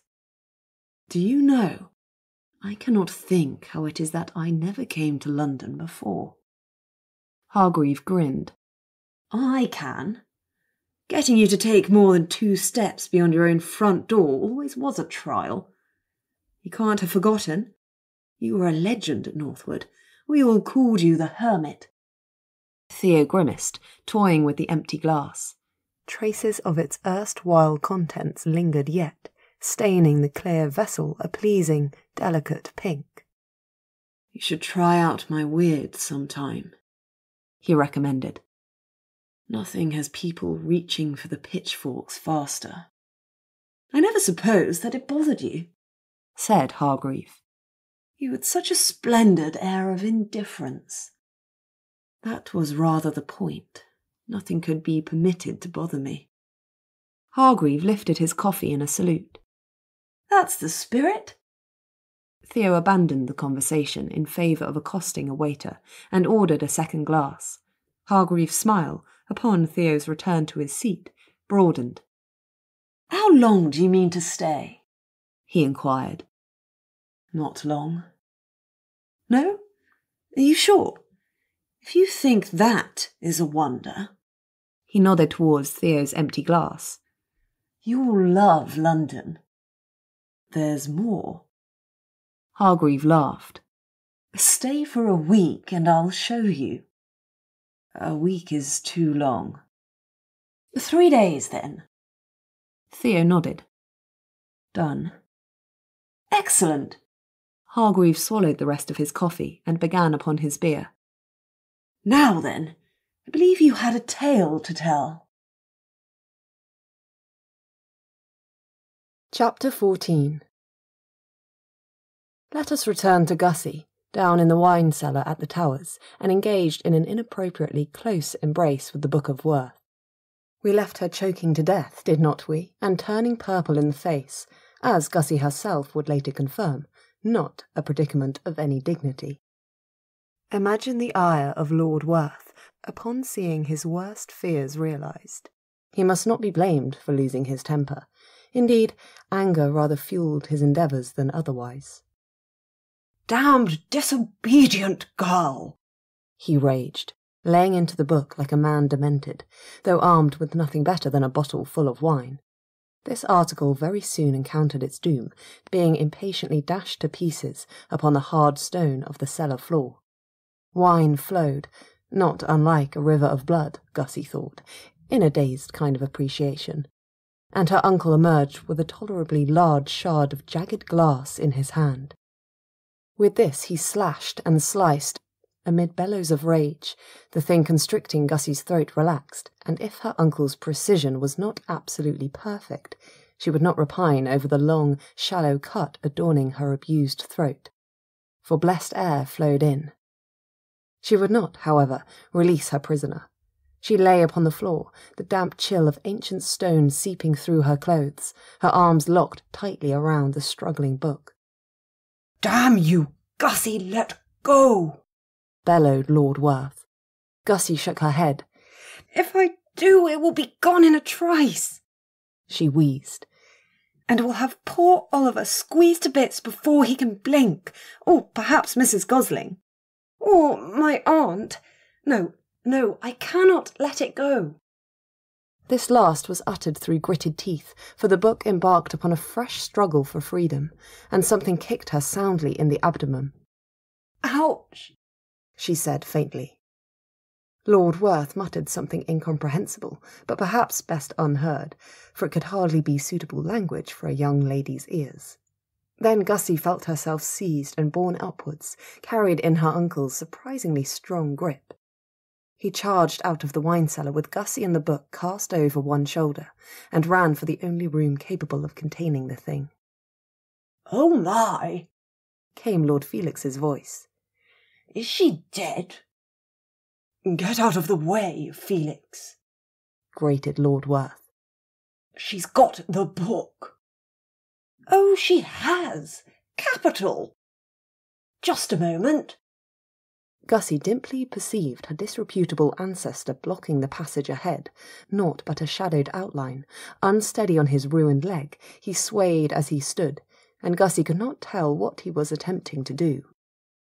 Not, that is, until a flare of light banished the darkness, bringing Lord Felix's hideous countenance into sudden view. It was stretched in a rictus grin.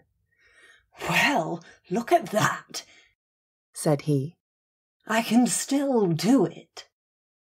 It consisted of a small but intensely hot flame which had come into being in the palm of Lord Felix's hand.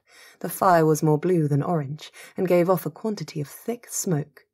She did not have much time to admire the effect, however, for the book had not lain idle in her arms. "Uncle!" She choked and coughed, the thing freshly wound around her neck squeezed. "Felix!" raged Lord Werth. "Get out of the way!" He did not wait for Lord Felix to obey this command, but barrelled forward. If the corpse would not move himself out of the way, Lord Werth would simply go through him. But several things happened at once. The grip on Gussie's neck tightened inexorably, until she saw stars. Lord Felix leapt forward with a cry of triumph, the flame in his hands roaring high. And something screamed. It was the book, which fought like a wild thing in Gussie's arms, and this time she was obliged to let go of it, in spite of all her heroic inclinations, for the book was luxuriously, exhilaratingly on fire. "Go, go!" caroled Lord Felix, dancing about in demented triumph. "We'll be safe now. Look at the thing burn." It was indeed burning, very thoroughly at that. It lay in a screaming heap upon the floor, engulfed in its own personal inferno, and as Gussie watched, its covers blackened at the edges. Her only regret was for the records it contained, which must now be forever lost. Everything else in her heart might more accurately be termed a vindictive satisfaction. "Felix," said Lord Werth, "you'd better put it out." He had not shouted, but in his voice was an intensity that carried almost as well. "Well, I shan't," said Lord Felix, still beaming. "It's the best fire I've had this age." "It is a very good fire," said Lord Werth. "Too good, Felix. Put it out." As the old lord stubbornly shook his head, Gussie perceived, as in a dream, that the hem of her dress had developed its very own wreath of flame. Sense returned to her dazed wits in a rush. With a shriek, she kicked.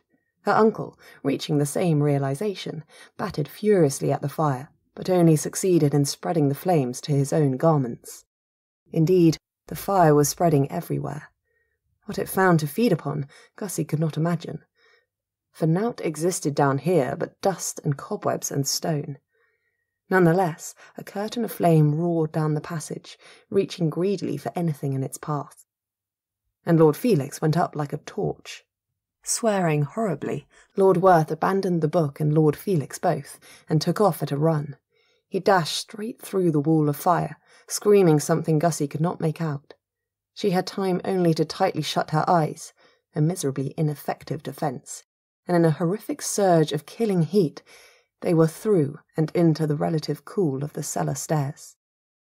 Lord Werth charged up them, breathing hard. At the top, he and Gussie fell in a tangle of limbs, and she found herself seized and rolled furiously over and over upon the floor. She heard her aunt's voice, dimly, expressing some natural alarm, and through it all the sound of Lord Felix somewhere below, laughing. "Come, get up," said Lord Werth, and she was hauled upright and pushed into her aunt's arms. "We must get outside. The fire won't stop." Until the towers are turned to ash, Gussie heard the rest of her uncle's sentence unfurl within her own mind. With an effort, she withdrew from her aunt's supporting embrace and found that she could stand. "The servants," she croaked, coughing upon smoke, her abused throat burning. "I'll go for Mrs. Gosling." Thank goodness she had dismissed Frosty to the cottage. Lord Werth, soot-stained and burned and grim, nodded. 5 minutes, he said. "Anyone you have not found in that time, leave them." Gussie swallowed, nodded her acknowledgement, and took off at a run. All things considered, Lady Werth ought to have known better than to grieve for Lord Felix. Not that she was doing any particularly admirable job of it. "Fool of a corpse," lamented she. "If he must go and burn himself alive, he need not have taken half the towers with him." "Nothing could burn Lord Felix alive, Aunt," Gussie pointed out, without much effect. The sorry rabble presently representing the noble House of Werth had gathered on the front lawn, from which vantage point they had an excellent view of the damage Lord Felix and the Book of Werth had wrought. By the time morning came at last, the fires were largely quenched, the airborne efforts of Great-Aunt Honoria and Great-Uncle Sylvester having had something to do with this.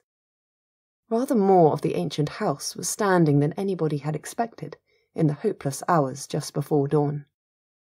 Still, the facade gaped, unattractively, having lost such accessories as doors, windows, and most of the roof.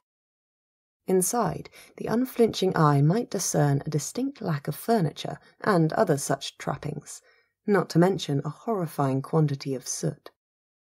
The aerial survey of the aforementioned duo confirmed that the worst was not so very bad as all that. "More than half the house is gone," Great-Aunt Honoria announced upon her return, in the process revealing that slightly less than half the house yet remained. "I could fancy a game of billiards," said Great-Uncle Sylvester, perching amongst the gravel of the wide and undamaged driveway. Gussie wondered briefly whether this was intended to mean that the billiard-room had survived, and dismissed the question as immaterial. Aunt Werth, ordinarily stout-hearted enough, and not lacking in resources, found herself unequal to the demands of that morning.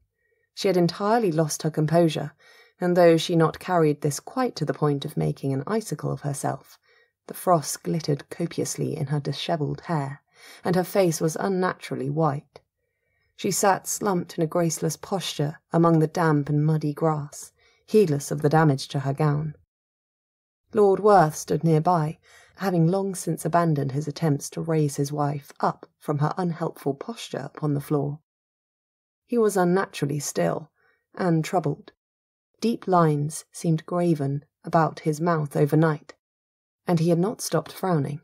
His clothes were in a disreputable state, partially torn and partially burned, and he had suffered some fire damage to his leg, for the flesh there was blistered and red raw. Gussie was engaged in pacing a muddy furrow into the grass. She was on the move, partly because of an insurmountable degree of restlessness. The sudden and near total loss of one's ancestral abode will have an effect upon the nerves, however steady they might ordinarily be. And this must be especially true if the event was preceded by a fight to the near death with the book. The other reason was simply that she was in pain. The wretched book had done her a deal of harm, and she felt a mass of bruises from head to toe. The application of a small inferno thereafter had added some raw, stinging pains to the mix. on account of which her feelings about Lord Felix were not much more forgiving than her aunt's. Sitting motionless in the cold only exaggerated this general effect, and so she walked. If he were alive, he would not be so for long, said Aunt Werth, expanding upon her general anti-Felix theme. I would trample him where he stood, drop great boulders upon his head, throw him into the deepest, darkest pit, and— She stopped at this promising point, because her attention, indeed everyone's attention, was turned elsewhere. A figure had emerged from the ruins of the towers. He came towards them at an ambling, shambling gait, and as he neared the miserable trio, the abominable creature actually smiled. "Good morning," said Lord Felix, making his bow. He straightened, and made as if to draw in a great breath of air, though he had no longer the lungs with which to do it. "Excellent weather," said he, casting a satisfied glance at the clear, cold sky. Gussie was intrigued to observe that the fire had done away with what was left of his flesh. He was a burned wreck of a skeleton, quite free of garments, but in no way in need of them, for every defining feature was gone. Even this could not faze him. "If there is one thing I regret in all of this," Gussie said into the speechless silence, "it's that I never thought before to ask what your weird was." His status as a walking corpse had misled her, she supposed. In that state, he was supernatural enough. It had not entered her head to consider that this state of being was her uncle's work, not a natural quality of Felix's own. "Oh?" said Felix. "I ought to have done it sooner, of course. You're quite right. Burn down the towers sooner," choked Lady Werth. "The book," Felix explained, and cast a careless glance behind himself at the ruined wreck. "Used to have better control," he confided. "but I'm a bit out of practice." "Aunt," Gussie said, in what she hoped was a soothing way, for poor Lady Werth visibly hovered on the edge of a complete and total icing. And that would be just what they'd need. Aunt Werth an incessant block of ice for days together, though perhaps she would prefer to miss the immediate aftermath of the fire. She regained control of herself, however, rather to Gussie's admiration, for much lesser things had been known to overset her in the past. "Felix," she said, in a tightly controlled voice, "I think it's time you went back to bed." Gussie expected a vehement demurral from Lord Felix. But to her surprise, he gave a weak laugh and collapsed in a heap upon the floor. He sat there for some time, wheezing and giggling and shaking his head. "Quite right," he said at last. "I could use a nap." With which words he hauled himself upright again and shambled off in the general direction of the churchyard. Lord Werth followed him in silence. "I am just glad," said Lady Werth after a while, "that no one was seriously hurt." Gussie was also thankful for it. Mrs. Gosling and Oliver and the rest of the servants had all been got out safely, and had subsequently dispersed into the village in search of alternative accommodations. The Werths only had remained with the house, perhaps in hopes that Honoria and Sylvester might be able to save most of it. Miss Frostell had slept through the event. "And that the book is gone," added Lady Werth. Gussie had no trouble agreeing with this sentiment either. Lord Werth returned soon afterwards, muddied and weary. "Is he finished?" said Lady Werth. "Yes." "For good?" "Cannot promise." A short sigh answered him, and then her ladyship levered herself to her feet.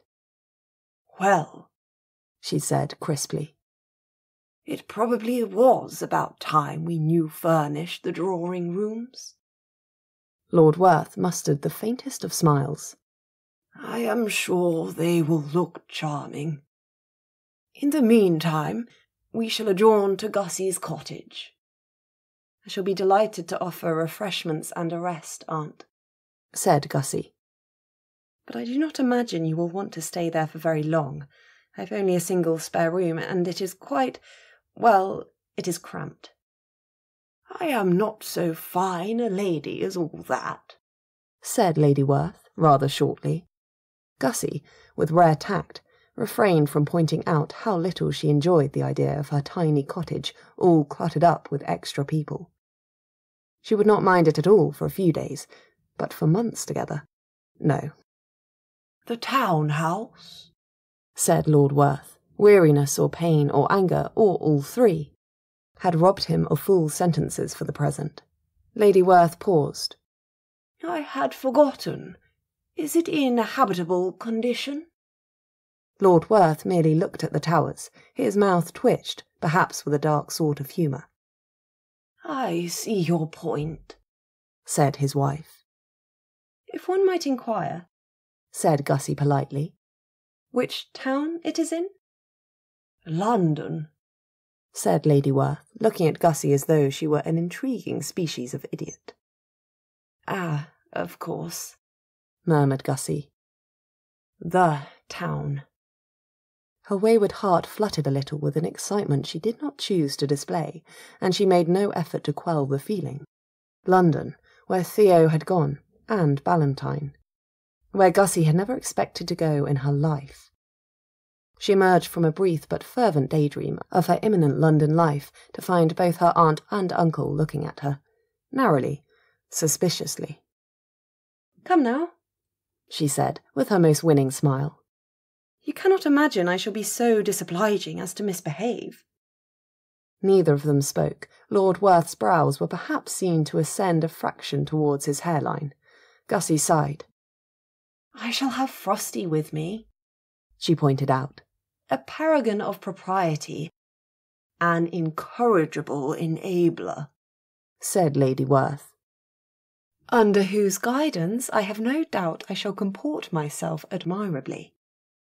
Lady Werth's expression turned steely. If it will make you feel better, I shall remain all the time with you, Gussie offered. Except when I am sleeping, of course. I am to have my own bedchamber. Lady Werth took a deep, fortifying breath.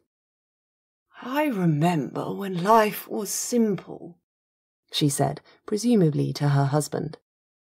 But Lord Werth's mouth twitched again.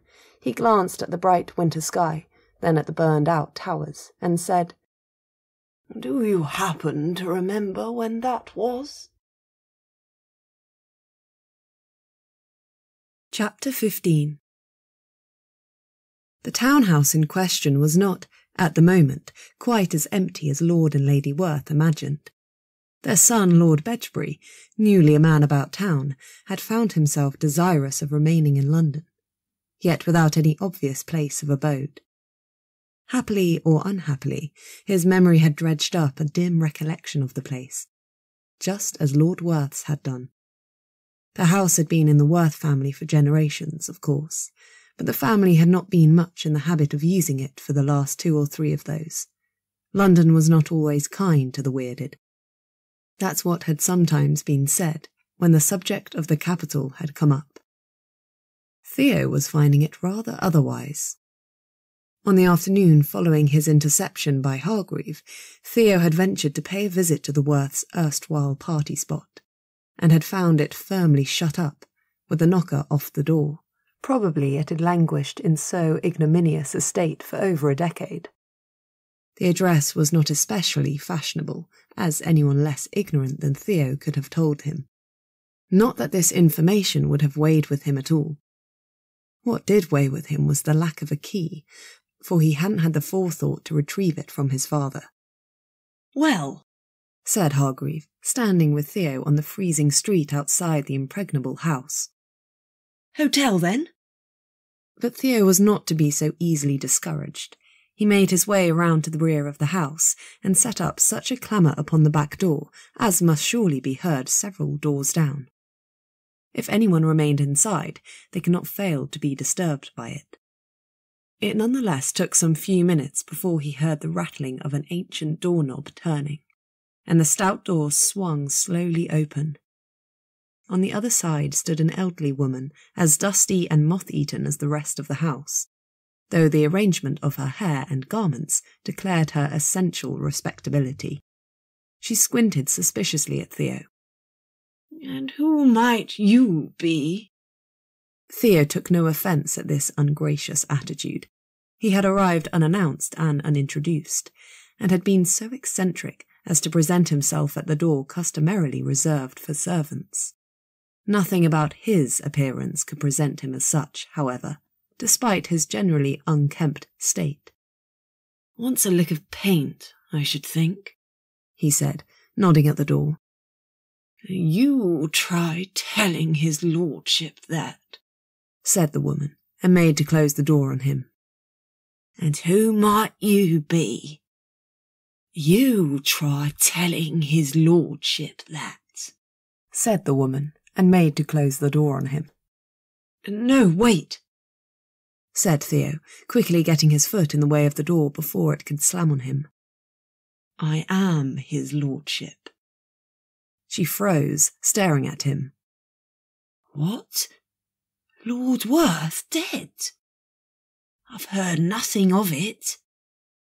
This news appeared to affect her more than Theo might have expected, for she clutched at the doorframe with trembling hands, and her papery white complexion turned whiter still. "Good God, no," Theo said hastily. "I mean, I'm Lord Bedgebury. His son?" The afflicted woman, housekeeper, took a breath. "I see. I am staying here." He enlarged. "Ah? I suppose there is food and what not?" The housekeeper looked narrowly at him. "If what I remember of your lordship's right, you won't be wanting any ordinary kind of food." Theo smiled, showing his teeth. This vision might ordinarily be counted upon to horrify, but the housekeeper merely nodded and stepped back, opening the door wider. "Come in, then. Though what sort of a lark you was kicking up, showing yourself at the servants' entrance, I'm sure I don't know." "I had no key," Theo said briefly as he stepped inside. The room beyond proved to be rather bare and freezingly cold. He shivered. "And someone's taken the door knocker off the front. Bit of a provincial, are we, my lord? That indicates that the family is not presently in residence." Theo nodded. "Any chance we could put it back on?" The house was in a deplorable state. Theo later reflected, having been set up in as decent a bedchamber as the obliging Mrs. Gavel could arrange for him. Everything smelled of mildew and dust, the carpets were tatty, and nothing new had likely been brought into the house for at least 50 years. "Hotel, then?" said Hargreave again, upon surveying these unpromising signs. "What? Not a chance," said Theo, perfectly at home. "What more could I need?" Hargreave looked long at his former school friend, and Mrs. Gavel's words floated back through Theo's brain. "Provincial, are we? Well," he said. "What is it?" "We are going," said Hargreave. "to Stebbington's."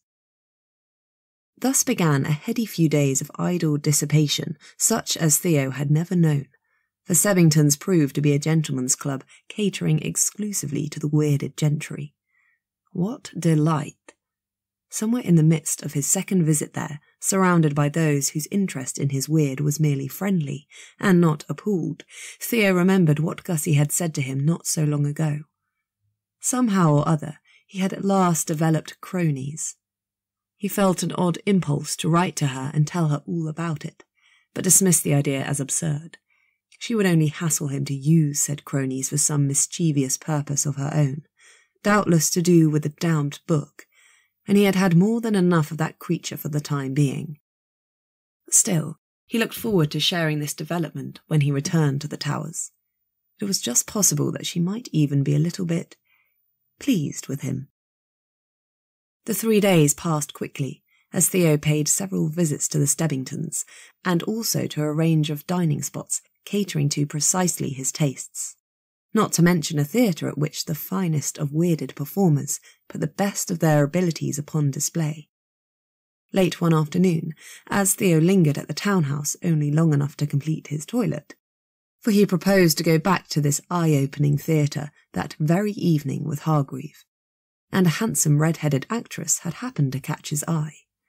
There came a brisk and businesslike knock upon the front door. Theo frowned. That was not Hargreave's knock. 2 or 3 minutes later, a light tap sounded upon his own dressing-room door, and a weary-looking maid appeared. "Gentleman to see you, my lord," she said with a bob of a curtsy. "Hargreave, is it?" said Theo, for who else could it possibly be? "Gave his name as Ballantyne, sir," said the maid, and went away. Ballantyne! Theo had all but forgotten him. With a snarl of frustration, for he foresaw that a visit from the runner would probably destroy all his hopeful plans for the evening, he dashed downstairs and found Mr. Ballantyne awaiting him in the hastily spruced-up parlour. "I see that I am disturbing you," said Ballantyne, taking in Theo's unusually immaculate evening dress.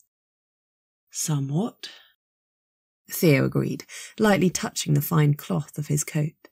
The costume had but just arrived from a tailor Hargreave had recommended, and he had not had it on for more than half an hour. To his own surprise, he liked it. He liked it a lot. "Going somewhere?" pursued Ballantyne. "Strange ways," said Theo. Ballantyne asked no questions, merely nodding. Of course, he would be familiar with the theatre. "I have some news that may interest you," he said. "If you can spare a few minutes." "It couldn't have gone in a letter," said Theo. Ballantyne's brows rose. Then, stiffly, he bowed. "Apologies for disturbing your lordship," he said, with a stilted and deliberate courtesy, and made to leave. "Hold, man, hold," said Theo. "I didn't mean to dismiss you. I meant it must be something urgent. Something interesting at any rate," said Ballantyne, mollified. "As to how urgent it is, we'll see.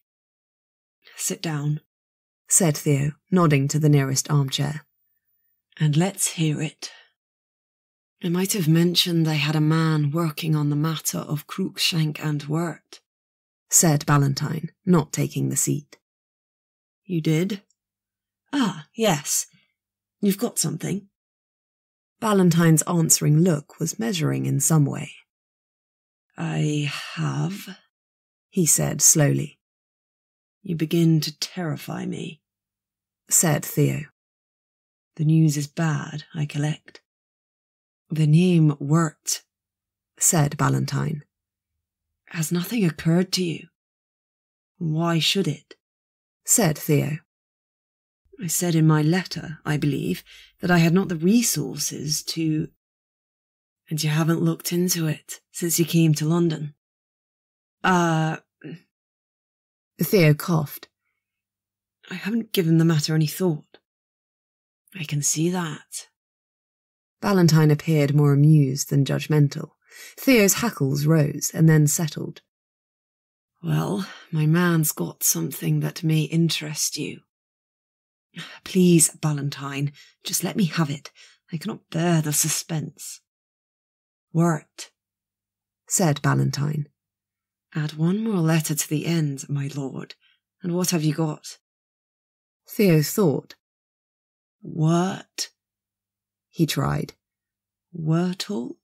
No, that's 2. What? Werth?" His breath stopped and started again in a choked gasp. "You cannot mean—" "I'm afraid I do. Do you see now why I was hesitant to tell you before?" Ballantyne watched Theo with the careful attention of a creature uncertain as to whether or not it was about to be messily preyed upon. Theo realised he was baring his teeth in the kind of grimace he typically reserved for emergencies. He controlled himself with an effort. "An intriguing notion," he finally said, passably composed. "How came you by it?" "The idea occurred to me some time ago," said Ballantyne. "Werth is not so common a name after all. I had Henshaw go through everything there is to find about your family and the Towers. Do you want to hear it?" Theo really did not, but he made himself nod anyway. "Long ago," said Ballantyne, "by which I mean some few centuries in the past, public feeling about those afflicted with the weird was not so accommodating as it is now." "Accommodating?" Theo spluttered. "Surely you must know." "Relatively speaking, my lord," said Ballantyne mildly. "It is some time since anyone has been sent to the stake for it, after all." Theo's mouth tightened. He nodded. "Sorry. Go on." "Some few individuals were particularly vigorous in their pursuit of those termed witches. One of them was a man called Aedmar Werth. He was extraordinarily successful. Such records as there are suggest he was responsible for the burning of over 100 men and women." Theo blanched. "All weirded?" "Probably not, no. Among them were doubtless many who were simply unlucky. That point, however, is immaterial for our purposes. What interests us is the case of Avice Hay, known as Mother Ave." At this point, Ballantyne stopped speaking and took a scrap of paper out of a pocket in his red waistcoat. This he handed to Theo. Theo gazed at it in some confusion. "What's this? A song?" "Aye, sir, a song in which Mother Ave is remembered. Old Mother Ave did her neighbours her name. The beldame of Gloucester, a witch was she. Dead corpses from earth could she uproot, an enchantress beyond compare." Theo looked up from the note, not much enlightened. "She had father's weird," he observed. "So it appears, and perhaps more besides. I do not see what this has to do with Aedmar Werth." "He burned her," said Ballantyne. "Oh. And it seems she really was an enchantress beyond compare, for she said to have cursed him for it as she died." Theo grimaced. "Death curses are not good," he said cautiously. "Well, that's as it happens. This particular death curse decreed that Aedmar Werth and all his descendants shall be as weird as I am." "What?" "Or specifically, that they shall suffer the weird in its greatest degree until time shall have run out, and the earth shall darken and fail." Theo blinked. "That's a long time. And furthermore, that the weird shall descend upon every Werth when the babe reacheth its 3rd year, and never more shall it depart." Theo, finding that his knees had suddenly turned watery, groped for a chair and sank into it. Ballantyne paused, but Theo found nothing to say into the heavy silence. "So you see, my lord," said the runner at last, "I think we have solved the little mystery here. Or did you never wonder how it comes about that every Werth becomes weirded at exactly their 3rd birthday?" "Not very much," Theo admitted, collecting himself. "It is simply what is." He frowned and lifted a finger. "But, forgive me, but as interesting as this is, we were speaking of Cruikshank and Wyrde and the books." "There is more," admitted Ballantyne. "Would your lordship like a spot of brandy first?" "What? No. Theo shook himself. I am well enough. Though I collect, I look ghastly. Utterly, said Ballantyne. Though that's no so very uncommon, I suppose. I am a Werth, Theo agreed. Or, apparently, a Wyrde. Aye, well. Eadmar Werth and his father before him had partnered with the Gloucestershire Cruikshank we have already discovered, and created these books. Here they are, guilty of a touch of hypocrisy, for they must have had the assistance of somebody powerfully worded in order to do it.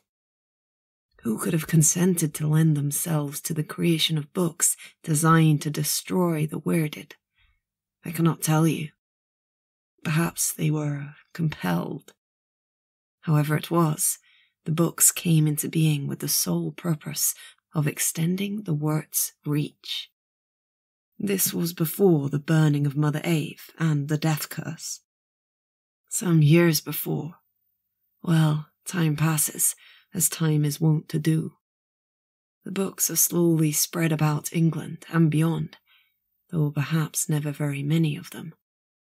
They cannot have been easy to create, and as time passes, Werth becomes Werth, and through service to Queen Elizabeth, they enter the nobility.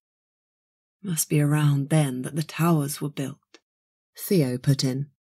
The oldest parts, certainly.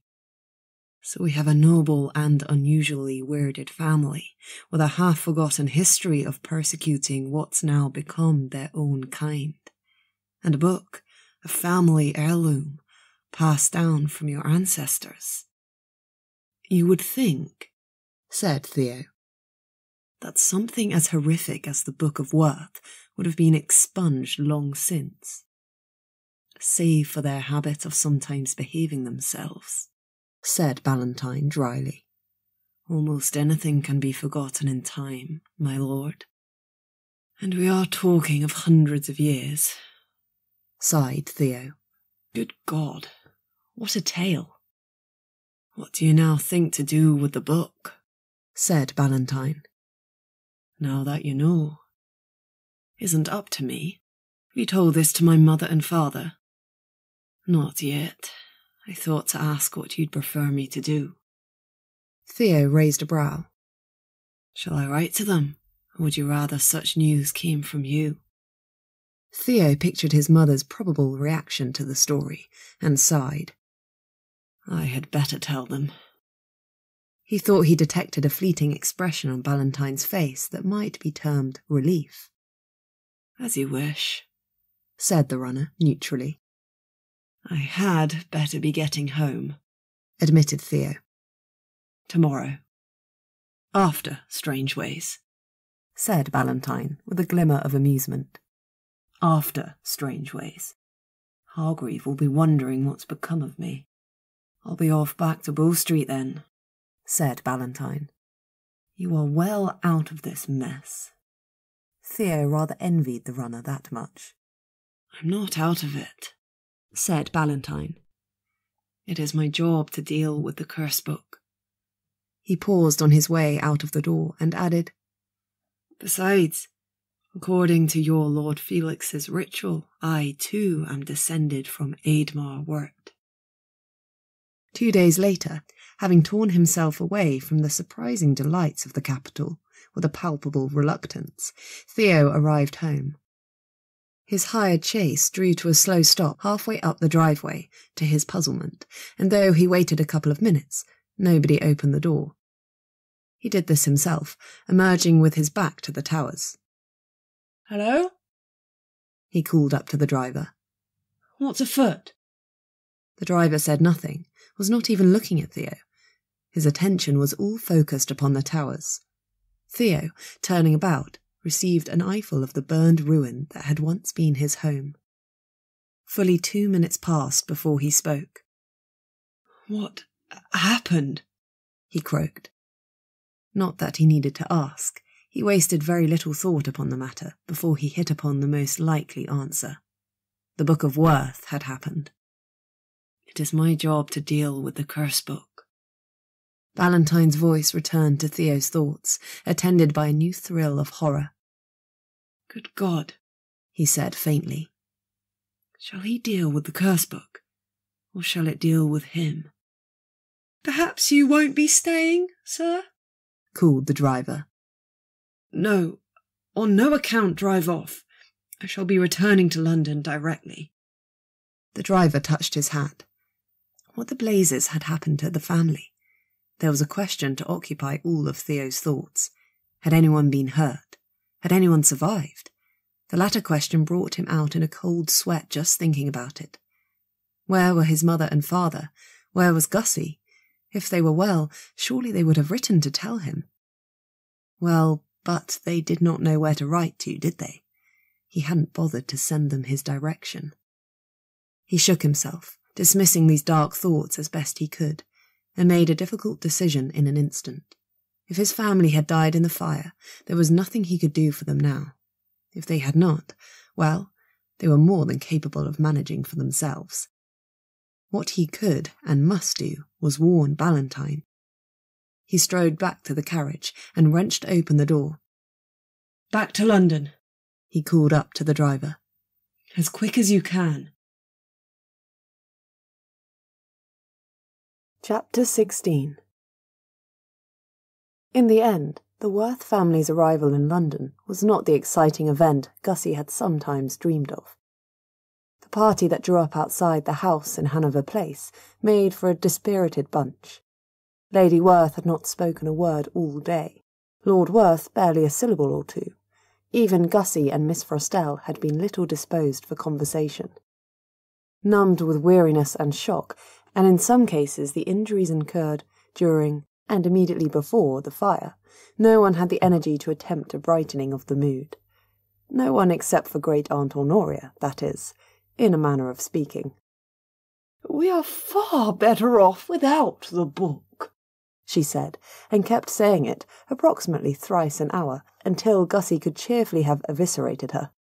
Not even the observation that they were obliged to manage without the Towers, too, could dim her satisfaction. And "I wish I had burned it when I was alive," said she, at similarly regular intervals. "How much trouble might have been saved." And "What a good blaze it was! Felix did a superb job now, did not he?" To the latter observation, nobody troubled to reply at all. By the time the coach drew up at the townhouse, Gussie was desperate to get away from this rain of desultory observations.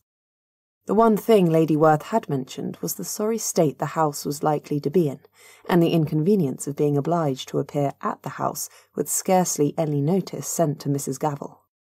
But by the time the coach had rolled to a stop, a small stream of people were erupting from the house, a footman to open the door and help the ladies down, another footman to unload their luggage, what there was of it, and carry it into the house, and then an elderly lady, which Gussie took to be Mrs. Gavel herself, actually coming out of the house to welcome them, despite the biting chill of a late morning in January. "What a fortunate chance that his lordship should have happened to visit," she chattered, curtsying. "You'll find the house in much better state than could have been hoped for a week gone." "His lordship," said Lady Werth blankly. Gussie, misliking the unhealthy pallor of her aunt's skin, hovered at her elbow, poised to arrest any sudden descent towards the pavement. "Lord Bedgebury, my lady," said Mrs. Gavel. "What a fine young man he's grown into, to be sure. He—" "Theo," interjected Lady Werth. "Theo is here." "He's not here now, ma'am. Went away home, he did, and not long since either." Lady Werth briefly closed her eyes. "We must have passed him somewhere on the road," she sighed. Gussie winced, picturing the homecoming poor Theo was in for. "No help for it now, Aunt," she said. "We can send word of our whereabouts as soon as we are settled." Lady Werth merely nodded and permitted herself to be escorted into the house. There followed the obligatory half-hour of chaos, by the end of which refreshments had been delivered, bedchambers assigned, faces washed, road-soiled garments changed, and pallid aunts thrust bodily into armchairs. Not for long were they destined to enjoy a subsequent state of relative peace, however, for there came a series of assaults upon the door-knocker. The first proved to be a gleaming young man with golden hair and an attention to dress Gussie had never observed in anyone before. He was immaculate from head to toe, and he was standing in their hallway, eyeing Gussie with interest as she came rattling down the stairs. The footman who had answered the door discreetly withdrew. "Oh," said she, stopping halfway down, and then, "Oh, you must be expecting to find Theo. I am sorry, but he is not here." The young man mulled this over, still smiling.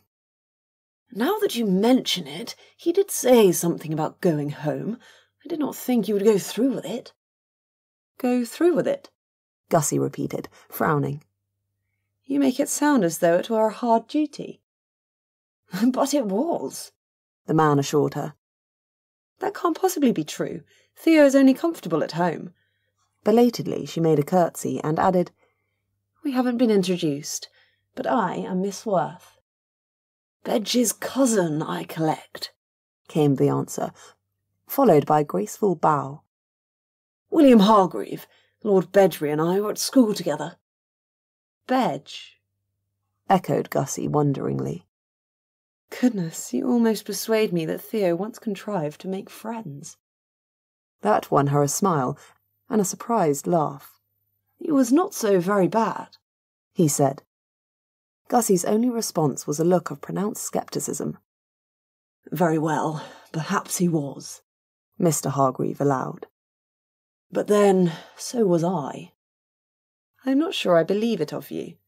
You look far too well behaved." "Looks may be deceiving. You do not present any very alarming appearance, yet I have it on excellent authority that you are a menace to society." "Theo said that." Gussie nodded. "He is perfectly right." The smile returned. "Well, if I am not to find Lord Bedgebury, then I shall take myself off," he decided, "for I can hardly take you to the theatre."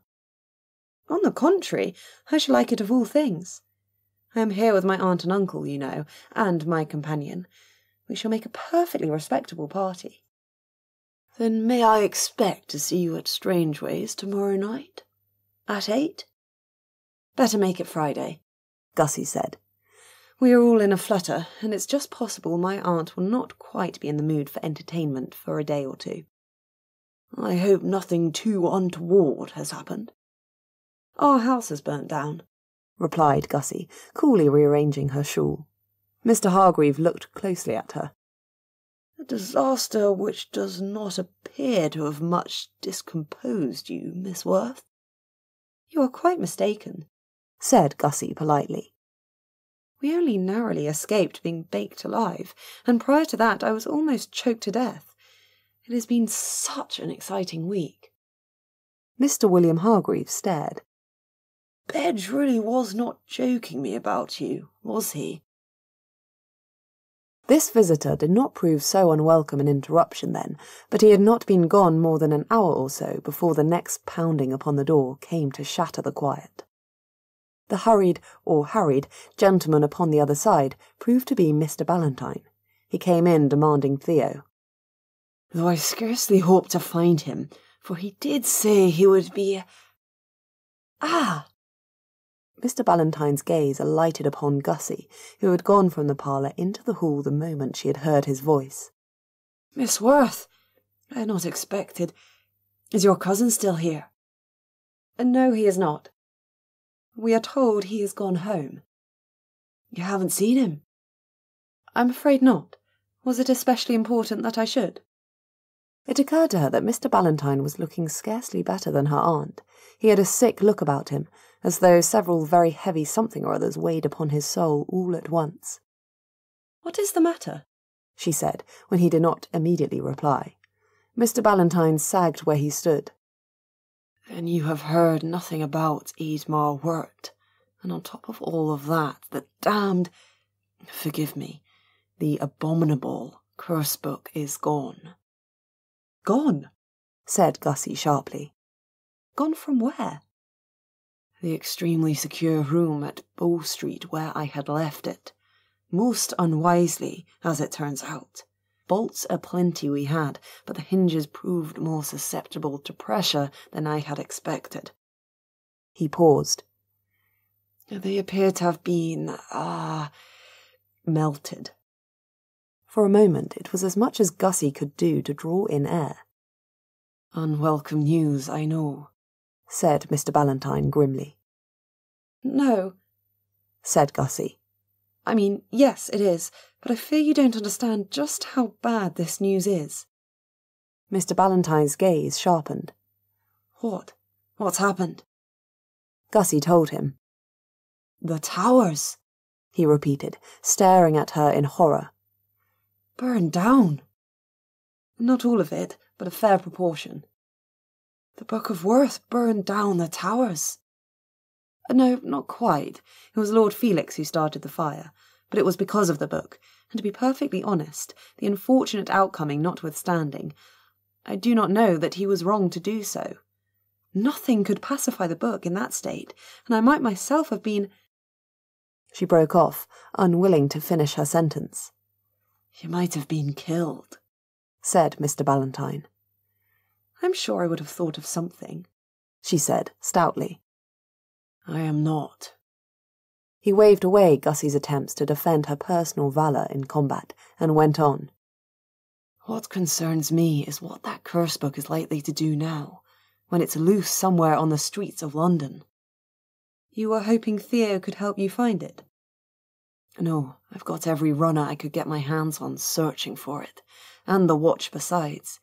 No, I wanted Lord Bedgebury to help me to subdue the thing. I am not sure that he could, said Gussie. Splitting those books up seems to have sent them mad. Mr. Ballantyne's face fell. I must tender my sincere apologies for that, Miss Werth. What? Why? Because I am the one who split up the books. That does not mean that the fire is your fault. Is that what is in your head? He pressed his lips together and gave a tight nod.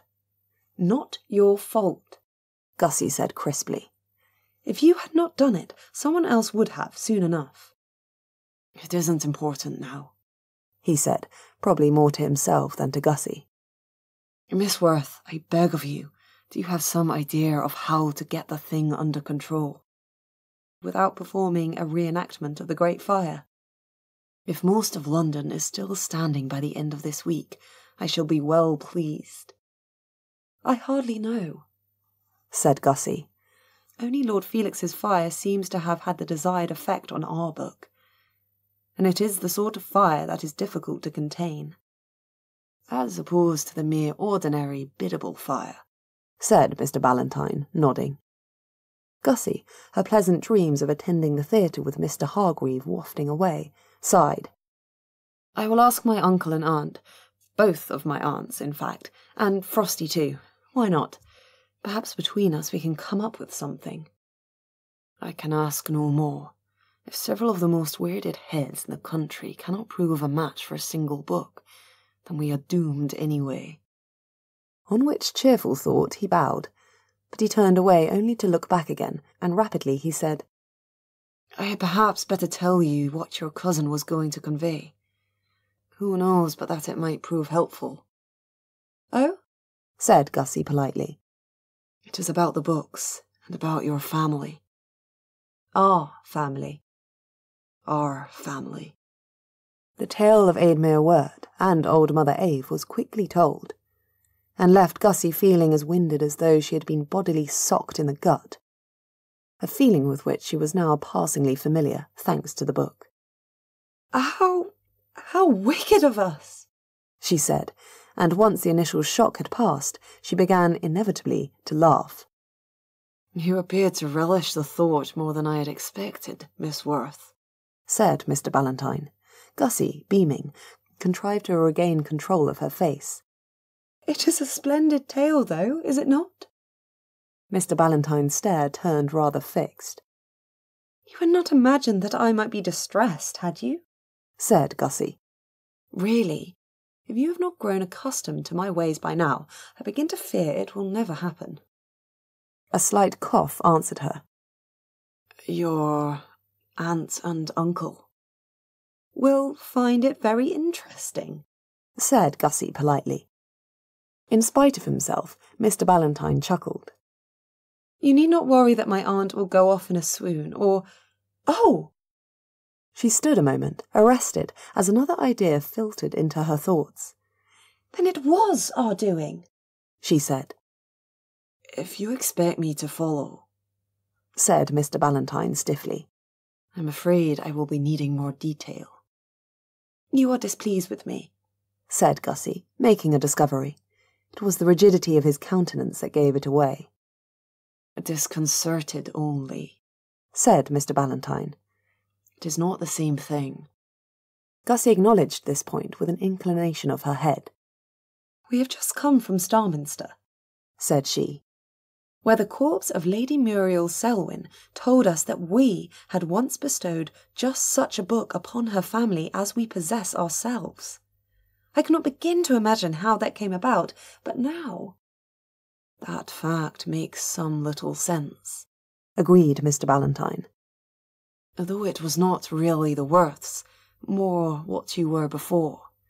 If this news can be of use to you, Miss Werth, then I am profoundly thankful I had the opportunity to relay it. He bowed again and took himself off, promising to send word should any trace of the curse book be found. Gussie, the germ of an idea unfurling in her mind, went off in search of Lord Werth. I hope you are feeling well rested, Uncle, said Gussie, half an hour later, having relayed Mr. Ballantyne's findings with suitable relish. Not in the least, said Lord Werth. Well, that has never stopped us before, said Gussie. I am flattered by your concern. It is an urgent matter, agreed Lady Werth. Though I own I would prefer not to have to go herring off after yet another book.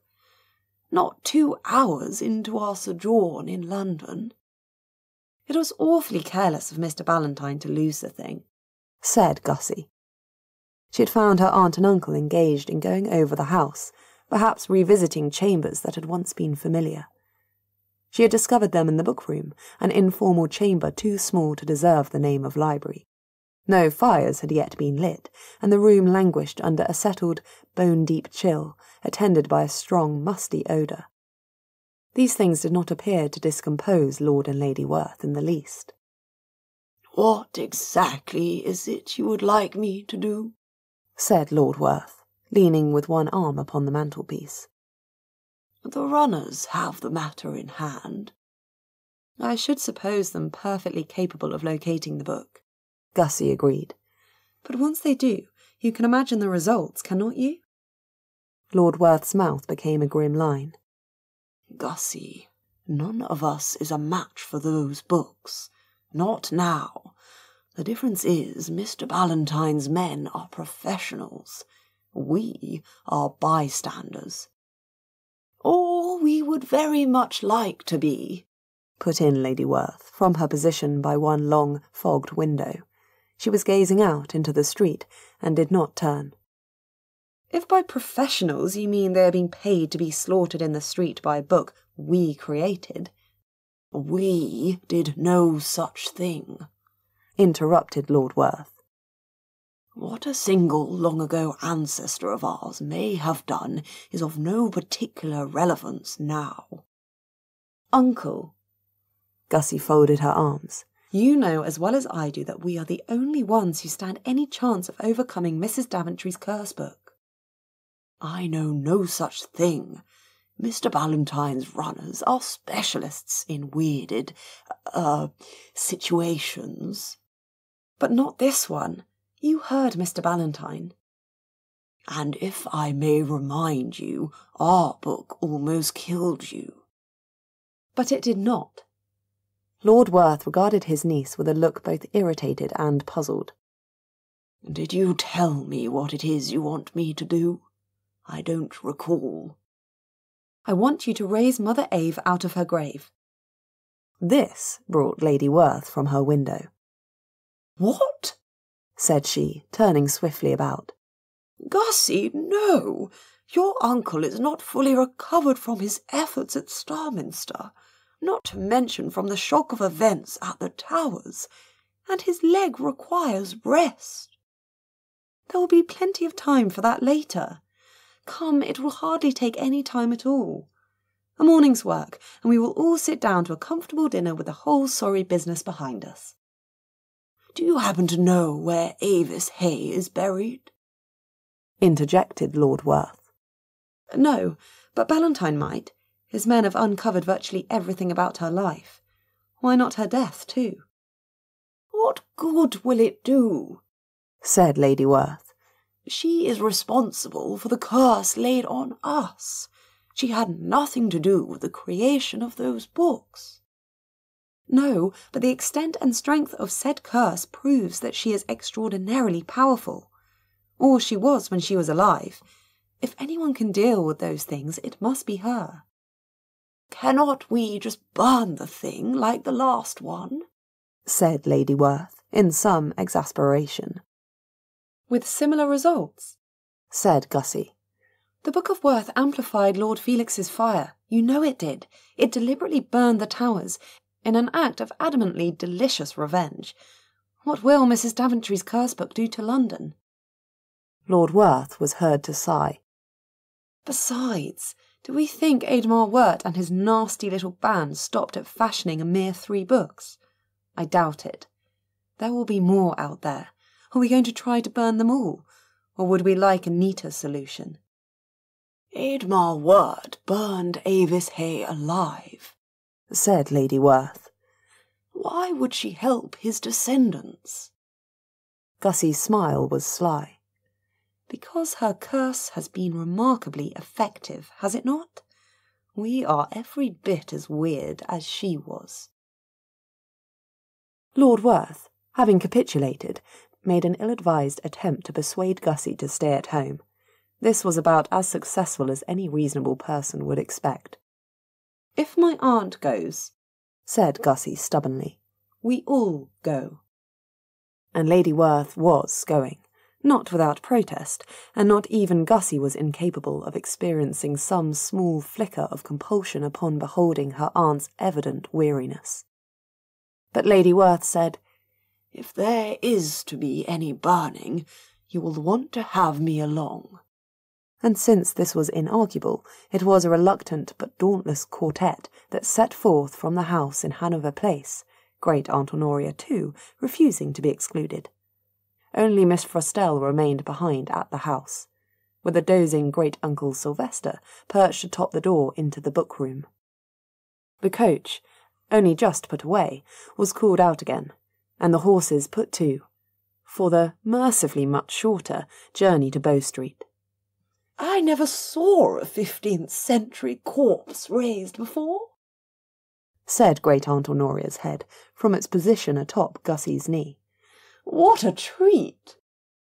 "Yes, you have," said Gussie.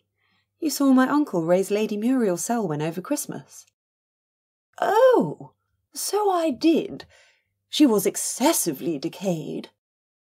This reflection pleased her enormously, for she subsided into a contented silence, smiling over the visions her memory conjured up. "Avis Hay is probably buried in Gloucester," said Lord Werth grumpily. "Then we have a long trip ahead of us," said Gussie. The more urgent problem, upon arrival in Bow Street, was the whereabouts of Mr. Ballantyne. "He isn't here," came the answer, when Lord Werth had finally managed to accost somebody to ask. The runner's headquarters was virtually devoid of people, and those few who remained were enormously busy. The only reason this fellow had not gone out with his colleagues was because he was too fat to chase after the curse book, or so Gussie supposed from looking at him. Nor was he especially good-natured. for he frowned at Lord Werth and tried to push past the entourage blocking the passage. "Wait a moment, please," said Gussie. "Do you know where we can find him? It really is terribly important." She tried the effects of a charming smile upon the rumpled and out-of-breath runner. "I do not," came the short and unhelpful answer. "Well then, do you know where Avis Hay or Old Mother Ave is buried?" He stared. "I beg your pardon?" "My uncle would like to talk to her," she explained. The fat runner glanced sideways at Lord Werth. Her uncle looked innocuous enough at first glance. Impressions of his nature, and perhaps his consequence, were rapidly being revised.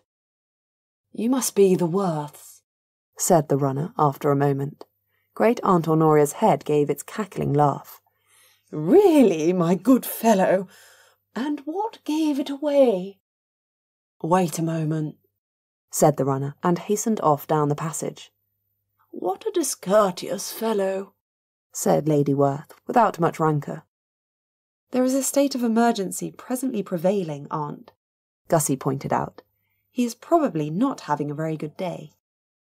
The runner returned after about 5 minutes, and he bore with him a sheaf of papers rather ragged about the edges. These he thrust into Lord Werth's grasp. "Henshaw's findings," he said briefly, and departed again. No one tried to stop him this time. All were intent upon the papers Lord Werth held. "Henshaw must be the man Mr. Ballantyne sent to Gloucester," Gussie said. "What has he put here, Uncle?" "Is Mother Ave's burial place conveniently written down?" said Lady Werth, with distant interest. Lord Werth leafed through a few papers, and then passed several of them to Gussie. "No," he finally concluded. Lady Werth's smile was wintry. "Hardly surprising," said Great Aunt Honoria. "If she was burned at the stake, there would not be much left, would there? And whatever bones remained would likely be hurled into a mass burial pit," added Lady Werth. Gussie, suffering under disappointment and chagrin, said nothing. "But," said Lord Werth slowly, handing another page to Gussie, "there may be an alternative." Gussie, looking at the spot he indicated, drew in a gasp of air. "Aidmar Wirt?" "Thought to have died in London," said Lord Werth. "Perhaps we can find him." "Excellent," said Lady Werth. "Let us search the entire city for a grave that must be a few centuries old. I have no doubt that an intact set of remains is to be found in it, and that we can complete this exciting project by tea-time. I cannot see how he would help us," said Great Aunt Honoria. "Those books are doing exactly what he wanted them to do." "He could be persuaded to help us," growled Gussie. "A delightfully violent prospect," nodded Great Aunt Honoria. "No," said Lady Werth. "Gussie, I commend your enthusiasm, but your aunt is right. Even if we could find this Mr. Wirt, he has no reason in the world to help us to dismantle his own creations.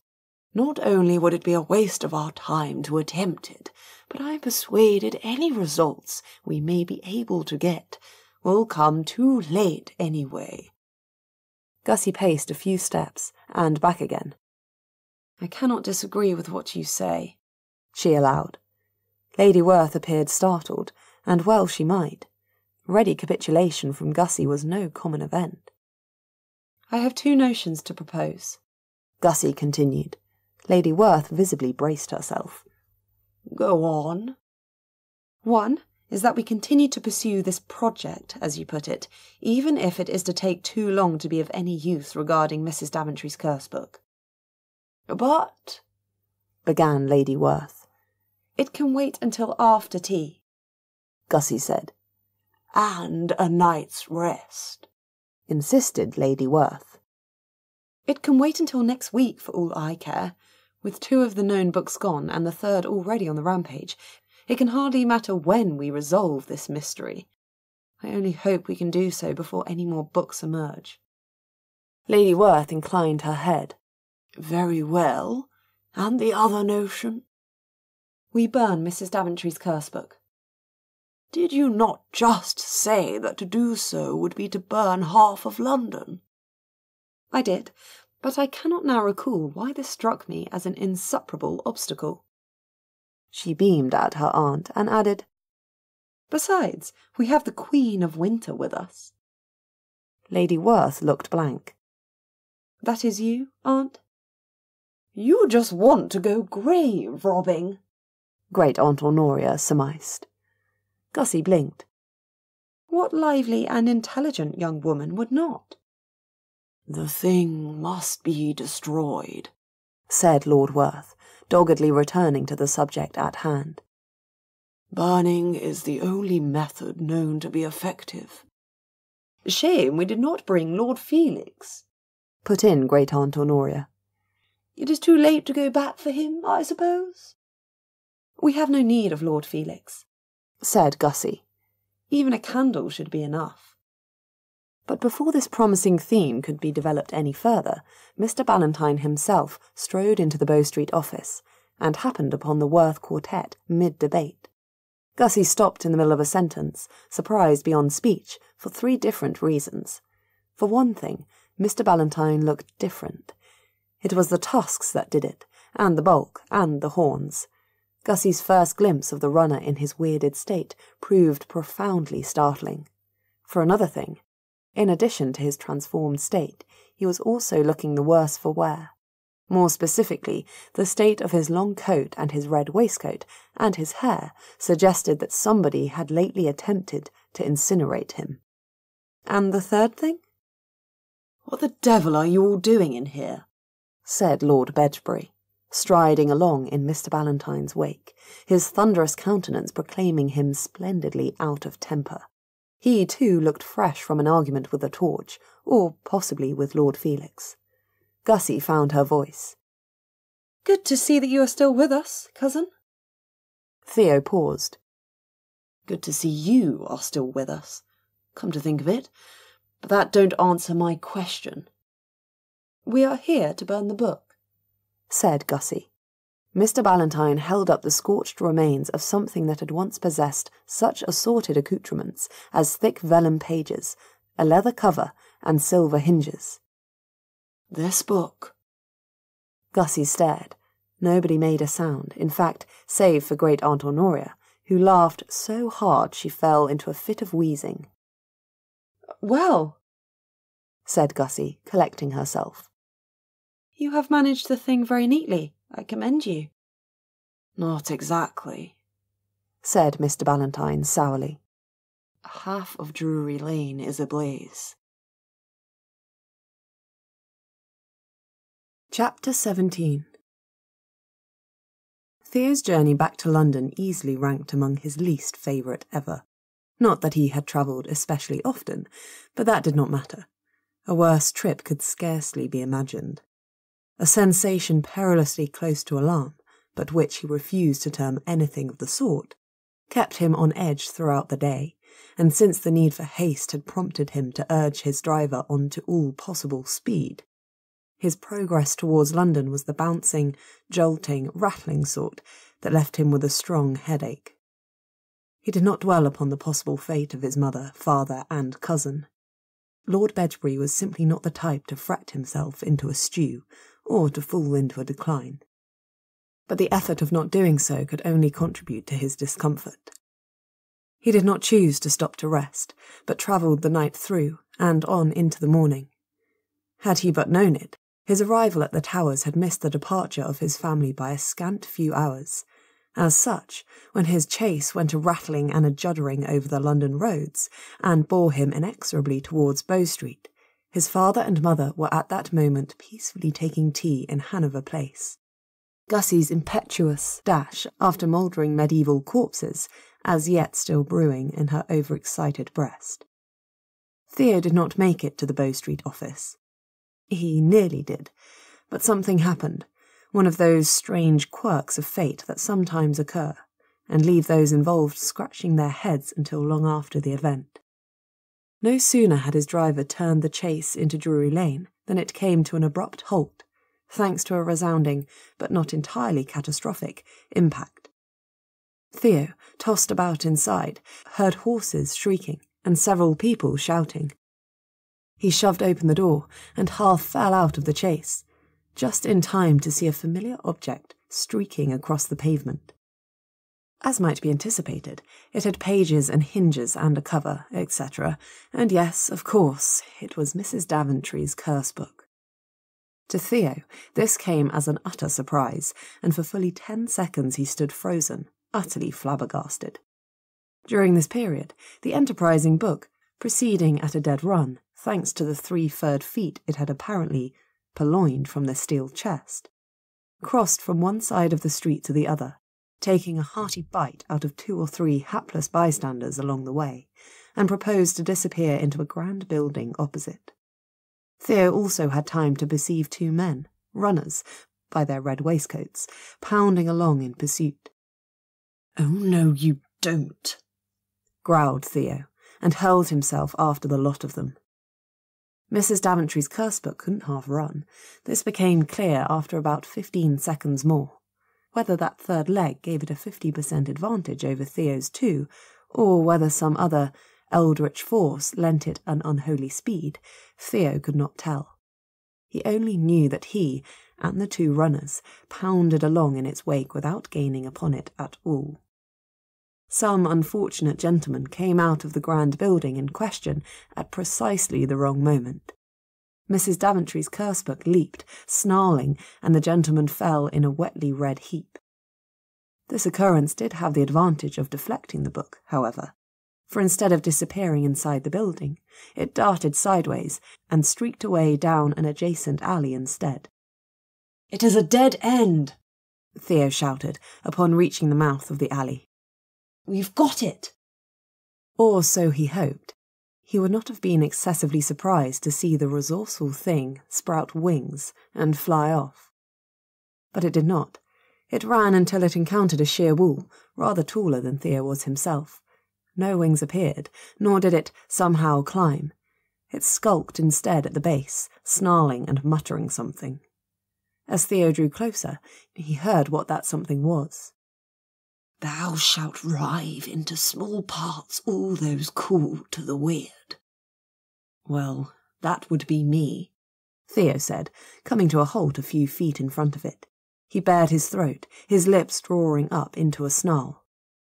"Take your chance, then." "Sir," came the voice of a runner directly behind him. "you had better move out of the way. Slowly, now." "Don't interfere," said Theo shortly. Sir," began the runner again, and Theo felt himself shoved aside. Cursing at the fumbling incompetency of Ballantyne's men, Theo caught his balance and hurled himself at the curse book. "See what you have made me do," he shouted, engaged at once in a violent battle for supremacy. "I wanted it to come to me, but no, oh no, what must the runners do but interfere?" Here he was obliged to leave off, for a clinging and stinging appendage fastened itself over his face in a passable attempt to throttle him. Theo paused to rip the thing away, resigning himself to the fact that some portion of his skin must perforce go with it. "Ouch!" he bellowed, more in irritation than in pain, and then, "Either of you happen to have any fire about you?" Nobody answered him. "Plenty of time," he gasped, as another appendage wound around his throat. "No hurry at all." "Out of the way," came a new voice, recognisably Ballantyne's. Something bright flared in Theo's vision, some manner of torch, wielded by Ballantyne himself, and luxuriously aflame. With a final Herculean effort, Theo tore the curse book away from him and hurled it to the ground. Ballantyne, all muscles and tusks, threw himself down after it, torch in hand. It was not long before the brittle, dry pages of Mrs. Daventry's curse book caught and began to smoke. "I heard that burning's effective," panted the runner. Theo was already down on the cold and icy cobblestones of the alley, grimly holding the book in place as Ballantyne applied the fire to its covers. The only thing known to work, but we must contain it. Theo's only response to that was a short bark of incredulous laughter, and none too soon, for once the curse book was fairly ablaze, it proved impossible to hold on to any longer, not if he preferred to retain the use of his hands. He clung grimly to it until the pain in his fingers and his arms grew too great, and then he let go. The curse book made a frenzied dash for the mouth of the alley. Both of Ballantyne's men lunged for it. The book responded by emitting a great gust of flame, as though it had exhaled a huge quantity of air all in a rush, and this measure having successfully repelled the runners, it made it as far as the wider street and disappeared. Theo, a particularly filthy curse falling from his lips, ran after it. There was no catching the curse book a second time. Once the frenzy of its imminent demise was upon it, and presumably an accompanying desire for vengeance, Mrs. Daventry's curse book ran so far and so fast that no one could get anywhere near it. After 10 minutes' magnificent rampage up and down Drury Lane, which left a quantity of buildings, carriages and people on fire, the curse book quite literally burned itself out. Theo, trailing doggedly in its approximate wake, even if he could not catch it, witnessed the moment of its final collapse. How it had managed to go on as more and more of it burned away was rather impressive. Really, it was a pity the things were so unmanageable, for they were undoubtedly a marvel of weird work. Only once fully 3/4 of the curse book had turned to ash did the thing keel over. It lay in a pitiful, still smoking heap in the middle of Drury Lane, surrounded by the wreckage it had wrought, its 3 ridiculous legs reduced to a single one, still twitching. Theo, with a grunt of pain, bent over and picked it up. This too hurt, but he insisted upon carrying the remains out of the way of the fires before he let it go. Who knew but what the infernal thing might yet be capable of a revival, as improbable as it seemed. If that should come to pass, Theo wanted it where he could see it. It did not, however. An hour later, when the fires set up and down Drury Lane proved impossible to control, Theo and Ballantyne had judged it wisest to take the miscreant responsible for them away from the scene and restore it to an alternative prison. Where it had better be reduced to ash entirely, Theo said grimly. The thing is as good as done, said Ballantyne. His face was drawn and tense, partly with pain, perhaps also with regret. Theo knew he blamed himself for the fires and all the damage they were doing. What he thought he could have done to contain the book while it burned, Theo could not have said. Setting it alight had been a gamble, one which they had resoundingly lost. That said, he could not have suggested any other way of destroying or disabling the curse book which was at all likely to work. God knew he had attempted virtually every conceivable method in recent years, and found none of them lastingly effective. Very few were even temporarily effective. I imagine I would have done the same, Theo said generously. In your shoes. Thank you, said Mr. Ballantyne, rather shortly. Theo subsided into faintly injured silence. After a few minutes of weary trudging, Ballantyne sighed. I wish there had been some other way. There wasn't. Take it from me. Or that we could do something about the fires. The fire officers are totally overmatched. Pity my mother is not here, said Theo. Mr. Ballantyne looked at him. What could she do? Ice. On that scale? I haven't a notion, but perhaps she might. Some few minutes later they entered the Bow Street office, finding Lord and Lady Werth, Great Aunt Honoria, and Gussie cluttering up the passage not far from the front door. After the conversation already related, Theo said, Mother, just the person wanted. Do you think you could do something? Take me there, said she. Gussie, Honoria, you had better stay here. But I am sure it will be dangerous. Perhaps we could help. How? Gussie visibly groped for a sensible answer. Buckets of water. Great Aunt Honoria could pour water from above, like she did at the towers. The fire is well beyond that, said Mr. Ballantyne. Miss Werth, I should be grateful for your assistance with this. He held up the scorched remains of Mrs. Daventry's curse book. What do you propose to do to it? Said Gussie. Burn what is left of it, and then bury the ash as deep down as I can get. Gussie's smile was the sort to strike terror into the hearts of innocents. Oh, yes, she breathed.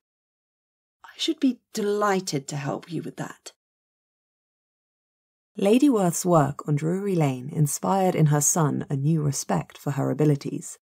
The journey from Bow Street was but a short one. With every step her ladyship took, fresh layers of frost coated her skin, ice crystals glinted in her hair, her face gradually turned a stark snow white, and winter blossomed in her eyes. By the time they reached the edges of the conflagration, she was winter incarnate. Indeed, one unlucky bystander, happening to pass too close to her ladyship, became an ice sculpture upon the spot. Oops, said Lady Werth absently, in a hailstorm of a voice.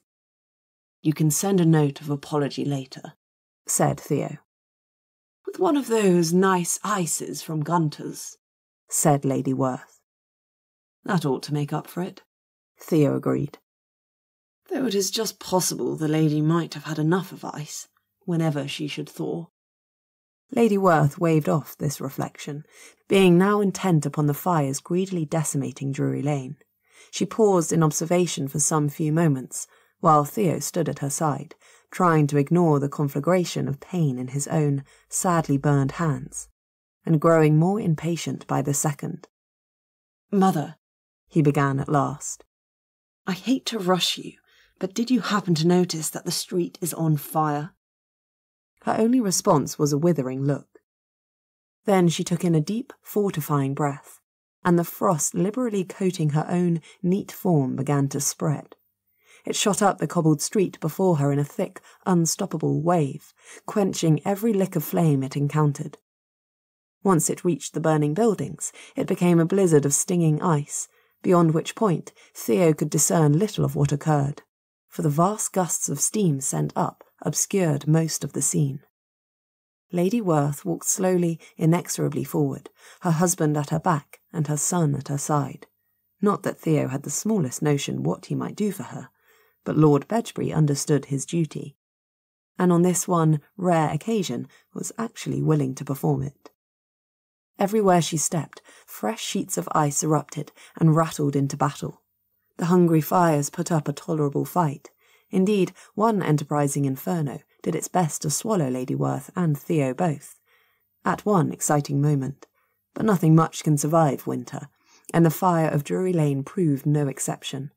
Some half an hour saw the end of the sorry business, and if there was a degree of collateral damage incurred in the process, well, that was of little moment. Anyone who objected too strongly to finding their theatre become a block of ice ought to reflect on how much less they would like to find it a pile of ash. The fate of those trapped by the flames, or standing by to gawp, was something of a shame, but they too would thaw eventually. As would Lady Werth, who, exhausted by her admittedly spectacular efforts, achieved two distinct changes in her state. The first was her inevitable alteration into a delicate statue of herself, wrought in ice, common enough whenever her ladyship was put under intolerable pressure. The second was her sinking into a deep swoon in the very moment of her transformation, this being very unusual indeed. Theo, having with admirable presence of mind foreseen this danger, and rushed to interrupt his mother's descent towards an unforgiving ground, found himself burned for the second time that morning, this time with ice. He swore, and let Lady Werth fall the rest of the way to the pavement. Sorry, he said awkwardly, as she lay there insensate, and his father gave an irritable sigh. But my hands hurt like the blazes. Chapter 18. The remnants of Mrs. Daventry's ill-fated curse-book made for a pitiful pile of ash when it came down to it. Gussie and Mr. Ballantyne and Great-Aunt Honoria, apparently far more interested in the setting of fires than the extinguishing of them, took the charred and smoking fragment out into a yard at the back of the Bow Street office, rather than attempting a final burning of it inside. For, as Gussie pointed out, if the thing should take it into its head to revive at the crucial moment, your charming headquarters would be toast by tea-time. Mr. Ballantyne, still mightily ogreish, took charge of keeping the book in its appointed spot, while Gussie set the fire. She had a tinderbox, and all the aid Great-Aunt Honoria's head could give her by way of hearty puffs upon every spark that materialised. Since Honoria inevitably blew many of them out before they had time to catch, the process of setting the stub of the book alight took some minutes. Gussie spent all of them with one eye on the tinderbox and one upon the book itself, expecting every moment to see an ominous stirring of its pages, or the beginnings of one of its abominable appendages slithering out from between the covers. But nothing of the sort occurred. Within 10 short minutes she had a merry blaze going, and Mr. Ballantyne judged it safe to cautiously withdraw his hold upon it.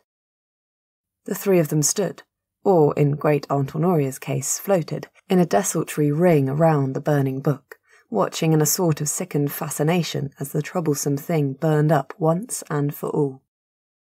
When all that was left was a faintly smoking pool of ash, Mr. Ballantyne gave something of a sigh.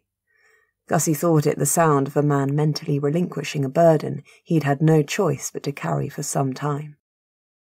"And good riddance!" declared Great-Aunt Honoria, performing a frenzied victory dance in mid-air. She may not even have meant to leak blood all over the ashy remains. At some point, Gussie became aware that Mr. Ballantyne's gaze had transferred to her, and there remained fixed. She met that gaze, with a look both questioning and perhaps challenging. Mr. Ballantyne proved either unwilling or unable to explain what he meant by it.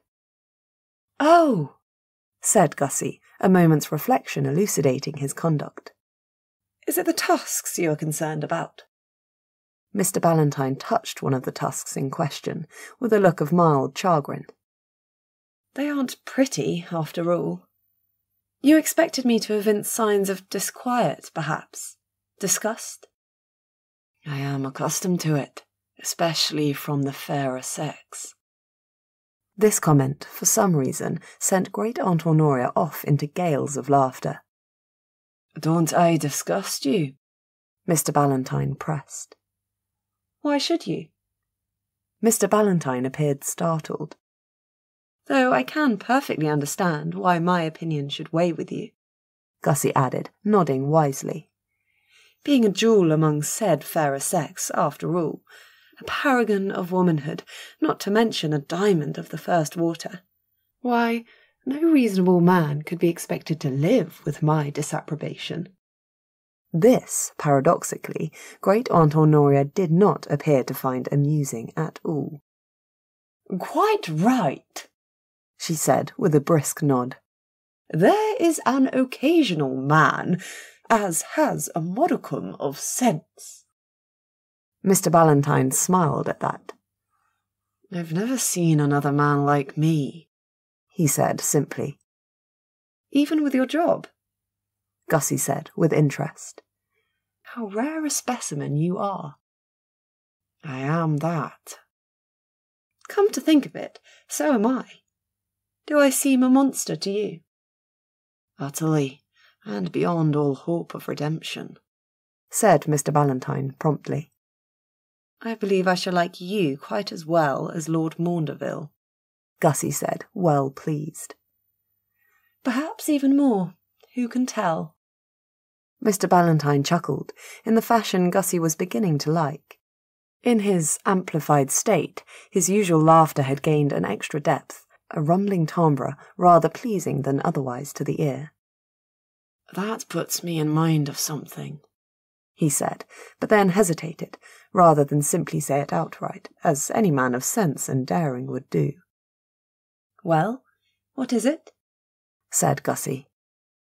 "I ought first to consult with one or two people." "Before you do what?" "Before I risk an earful by laying my idea before you." "A rare specimen, but a cowardly one," Gussie pronounced. Mr. Ballantyne held up both hands. Now, a degree of caution has its place in life, you know." "I know nothing of the sort." "And if you should dislike the scheme, I'd as lief not give you an opportunity to flay me alive unnecessarily. It may yet come to nothing after all." "You intrigue me in spite of myself." "I shan't leave you in suspense for long," Mr. Ballantyne promised. "Now then, we had best get that mess cleaned up before I go and find out how your excellent aunt is getting on in Drury Lane." "She will be somewhat the worse for wear, I expect. Wintering on that sort of scale cannot be good for her." She stirred the pile of ashes with the toe of her shoe. "Where shall we bury this?" "Hallowed ground?" suggested Mr. Ballantyne. "I am not perfectly sure that the things are genuinely infernal, but by all means, it cannot hurt." Gussie had prophesied truly, as she soon discovered, for poor Lady Werth was borne back into Hanover Place in the arms of a pair of stout footmen, and set down upon the bed in one of the most comfortable bedchambers. An expanse of wax cloth was first laid down, in case her ladyship should melt as she lay there. Gussie and Great Aunt Honoria saw that the room was swept free of dust and properly cleaned by the maids, and with their own hands, or Gussie's at least, under her great aunt's direction, adorned the room with vases of passably attractive silk flowers.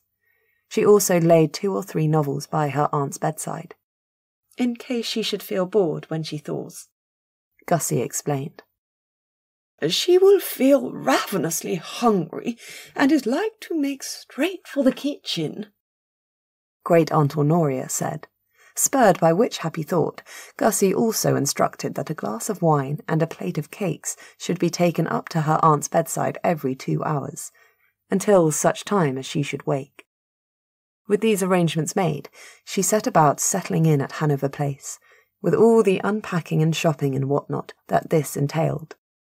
Lord Werth preferring to shut himself in the book-room, with a good fire and a quantity of improving reading, Gussie also took care of her aunt's chambers, and bought for her a spectacular bonnet she saw in a shop in Bond Street, and could not resist purchasing.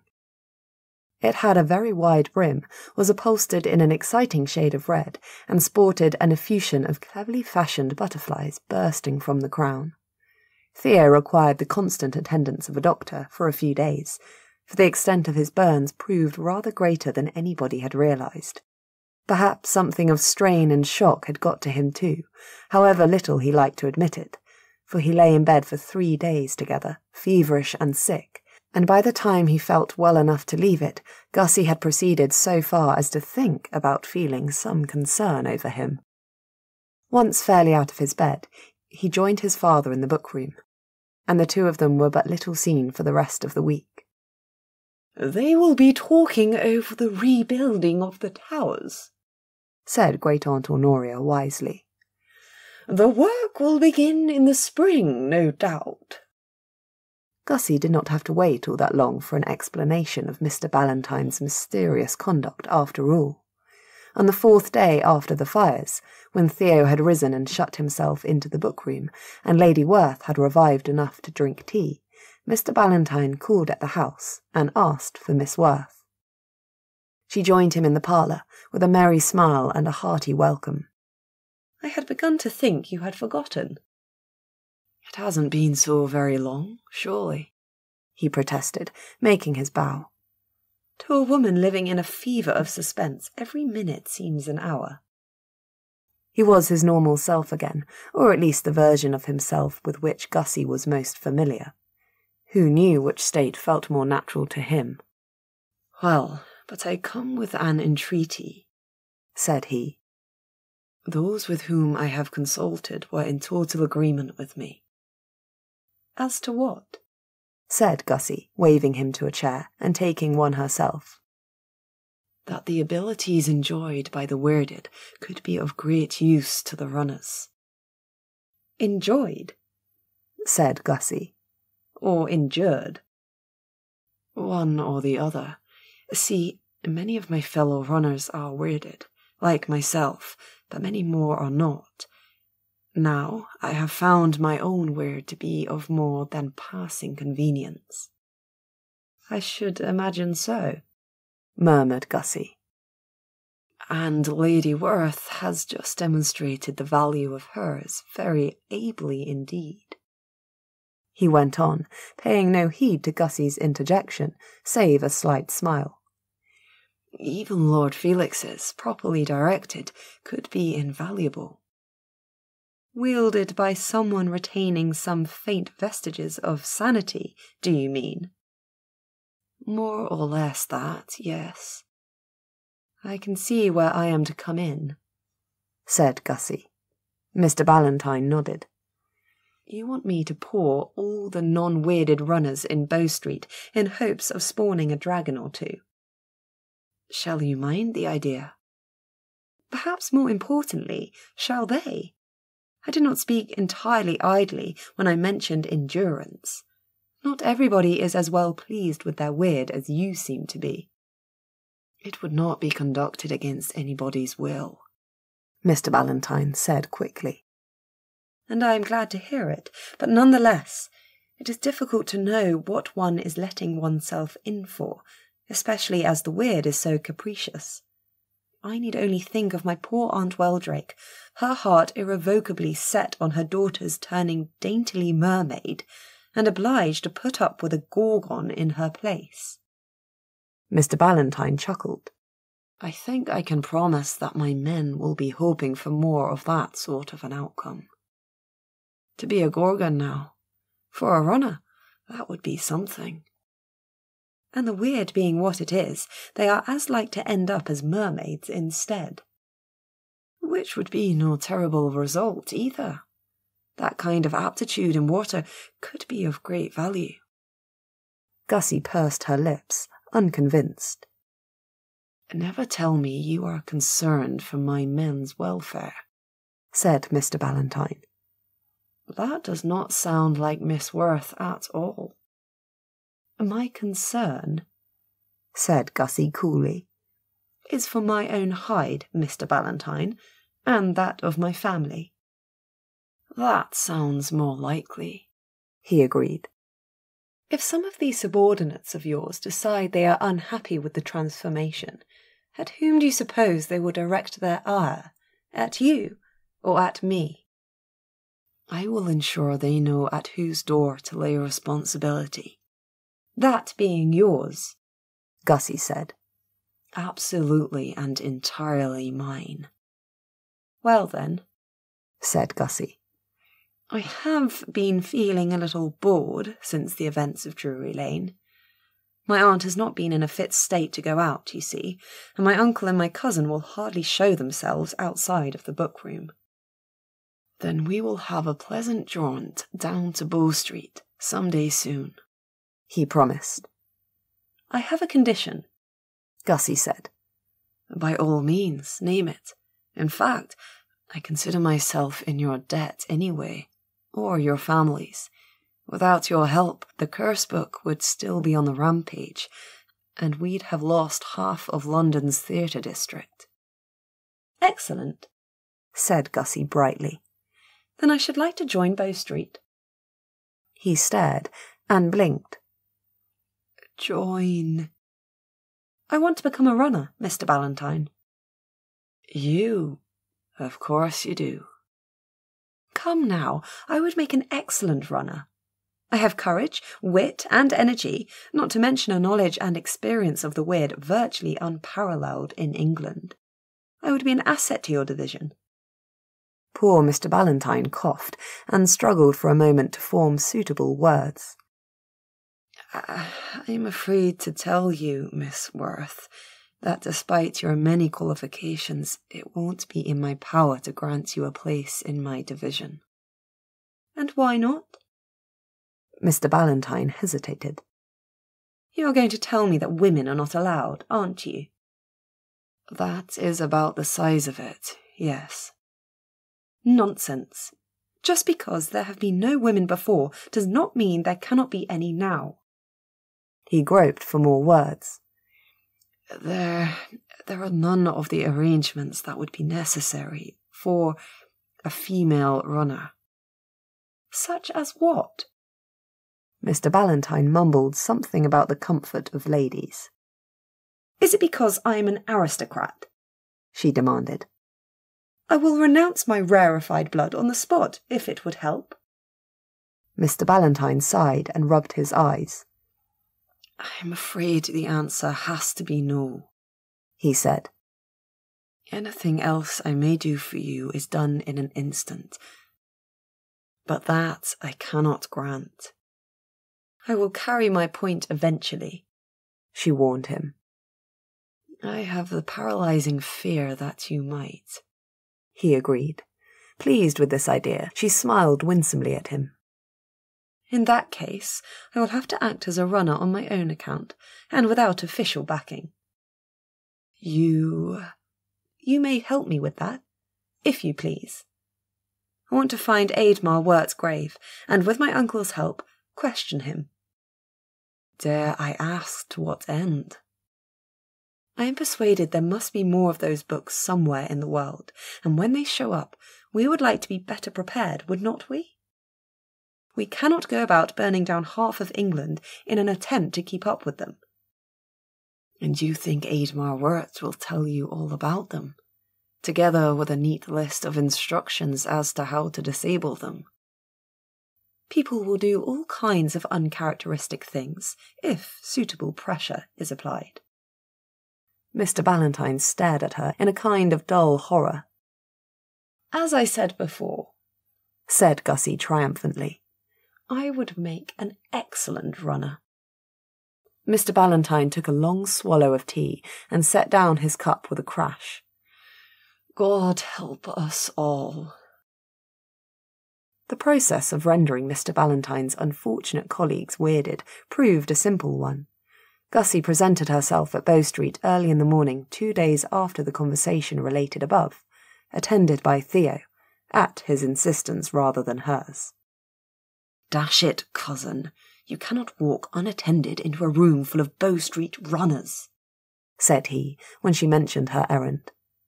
This is what comes of not allowing women to join, said Gussie wisely. Though why it should make a difference I couldn't say. They are only men. Theo glowered. Men who are shortly to turn weirded thanks to your excellent efforts. Who knows what they may do then? Now I comprehend, said Gussie, nodding. Really? I could not imagine that you were in a stew over propriety. There is a danger. I shall have to go with you. We do not know that any of them will be in the smallest degree altered, she pointed out. If they lack the capacity, I may maul them as I choose, and they shall remain perfectly ordinary, like Clarissa Selwyn. Perfectly true, or they might all of them turn into ogres on the spot, and you will be crushed to death in the ensuing stampede. I shall go with you. Really, Theo, have a care. I shall begin to develop the idea that you are interested in my welfare. Nothing of the sort, said Theo shortly. If you should be brought home in pieces, I shall never hear the end of it from Mother. Yes, nobody knows how to fetch Lady Werth's shawl quite like I do. Even Father would be somewhat displeased, I imagine. And Great-Aunt Honoria would haunt you for eternity. That prospect was enough to make him blanch. His eyes started in horror. Talking and talking and talking. Good God, that decides it. We will attend upon Mr. Ballantyne together, or what? said Gussie, interested. Or I shall be forced to lock you in your room. Gussie's eyes widened slightly. Oh no, I quake with terror. And how should you go to Bow Street then, I should like to know? Great Aunt Honoria would let me out. Theo cursed. What abominable language! Theo was as good as his word, however. The above exchange took place very late on the morning after Mr. Ballantyne's visit, finding a sleepy-eyed Lord Bedgebury still arrayed in a silk dressing-gown with a pattern Gussie could only term violent. The morning after that, however, he appeared much earlier, fully dressed in respectable raiment, and if not actually bright-eyed, then certainly alert enough for the demands of the morning.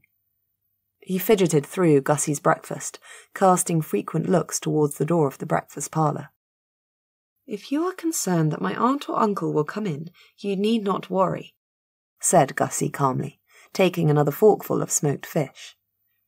They have not been in the habit of rising so early. You haven't told them what you mean to do, have you? Why on earth would I do that? That's what I thought. My poor aunt would be sure to think of some excellent reason why I should not. Which would not weigh with you at all. No, but she might be made anxious, and really, she has had enough to put up with of late. Very considerate of you. Yes, isn't it? Gussie finished her plate, dabbed at her mouth with her napkin, and rose from her chair. Very well. Shall we go? Mr. Ballantyne greeted them in person, almost from the moment they stepped into the Bow Street office. He was immaculately attired in a coat that Gussie suspected was new, with his customary red waistcoat underneath, and some mysterious power had restored order to his dark hair. Aren't you looking respectable? Gussie commented, making her curtsy. I am overjoyed you should think so, Miss Werth. He bowed. Lord Bedgebury, I had no notion I was to expect the pleasure of your company this morning. Which is to say you aren't pleased, said Theo with a perfunctory bow. Gussie insisted. Gussie gasped. A lie! And so beautifully delivered. No, I am not displeased, said Mr. Ballantyne. I dare say you're right to attend your cousin. Shall I offer you refreshment first, or are you ready to begin immediately? We come fresh from the breakfast parlour, Gussie assured him. I couldn't eat another scrap, even were you to put a whole bucket of pastries before me. Do they serve pastries in buckets at Hanover Place? Mr. Ballantyne said, with a flicker of a smile. And I thought I was getting used to the odd ways of the gentry. They do not, much to my disappointment, said Gussie, following as Mr. Ballantyne led the way out of the entrance hall at Bow Street, and down a succession of passages. They went up one flight of stairs, and turned in at a door near at hand. The room beyond was quite large, a dining parlour perhaps, or something of that sort, though it had been cleared of almost all furniture. A long bench of polished oak ran along the rear wall, and the windows sported a set of handsome brocade curtains, but that was all. 8 men in red waistcoats were lined up down the centre of the room. Gentlemen, may I present Miss Werth, said Mr. Ballantyne as he walked in, his footsteps echoing loudly in the sparse chamber. And her cousin, Lord Bedgebury. More curtsies and bows followed, while all 8 heads turned in Gussie's direction and regarded her with interest.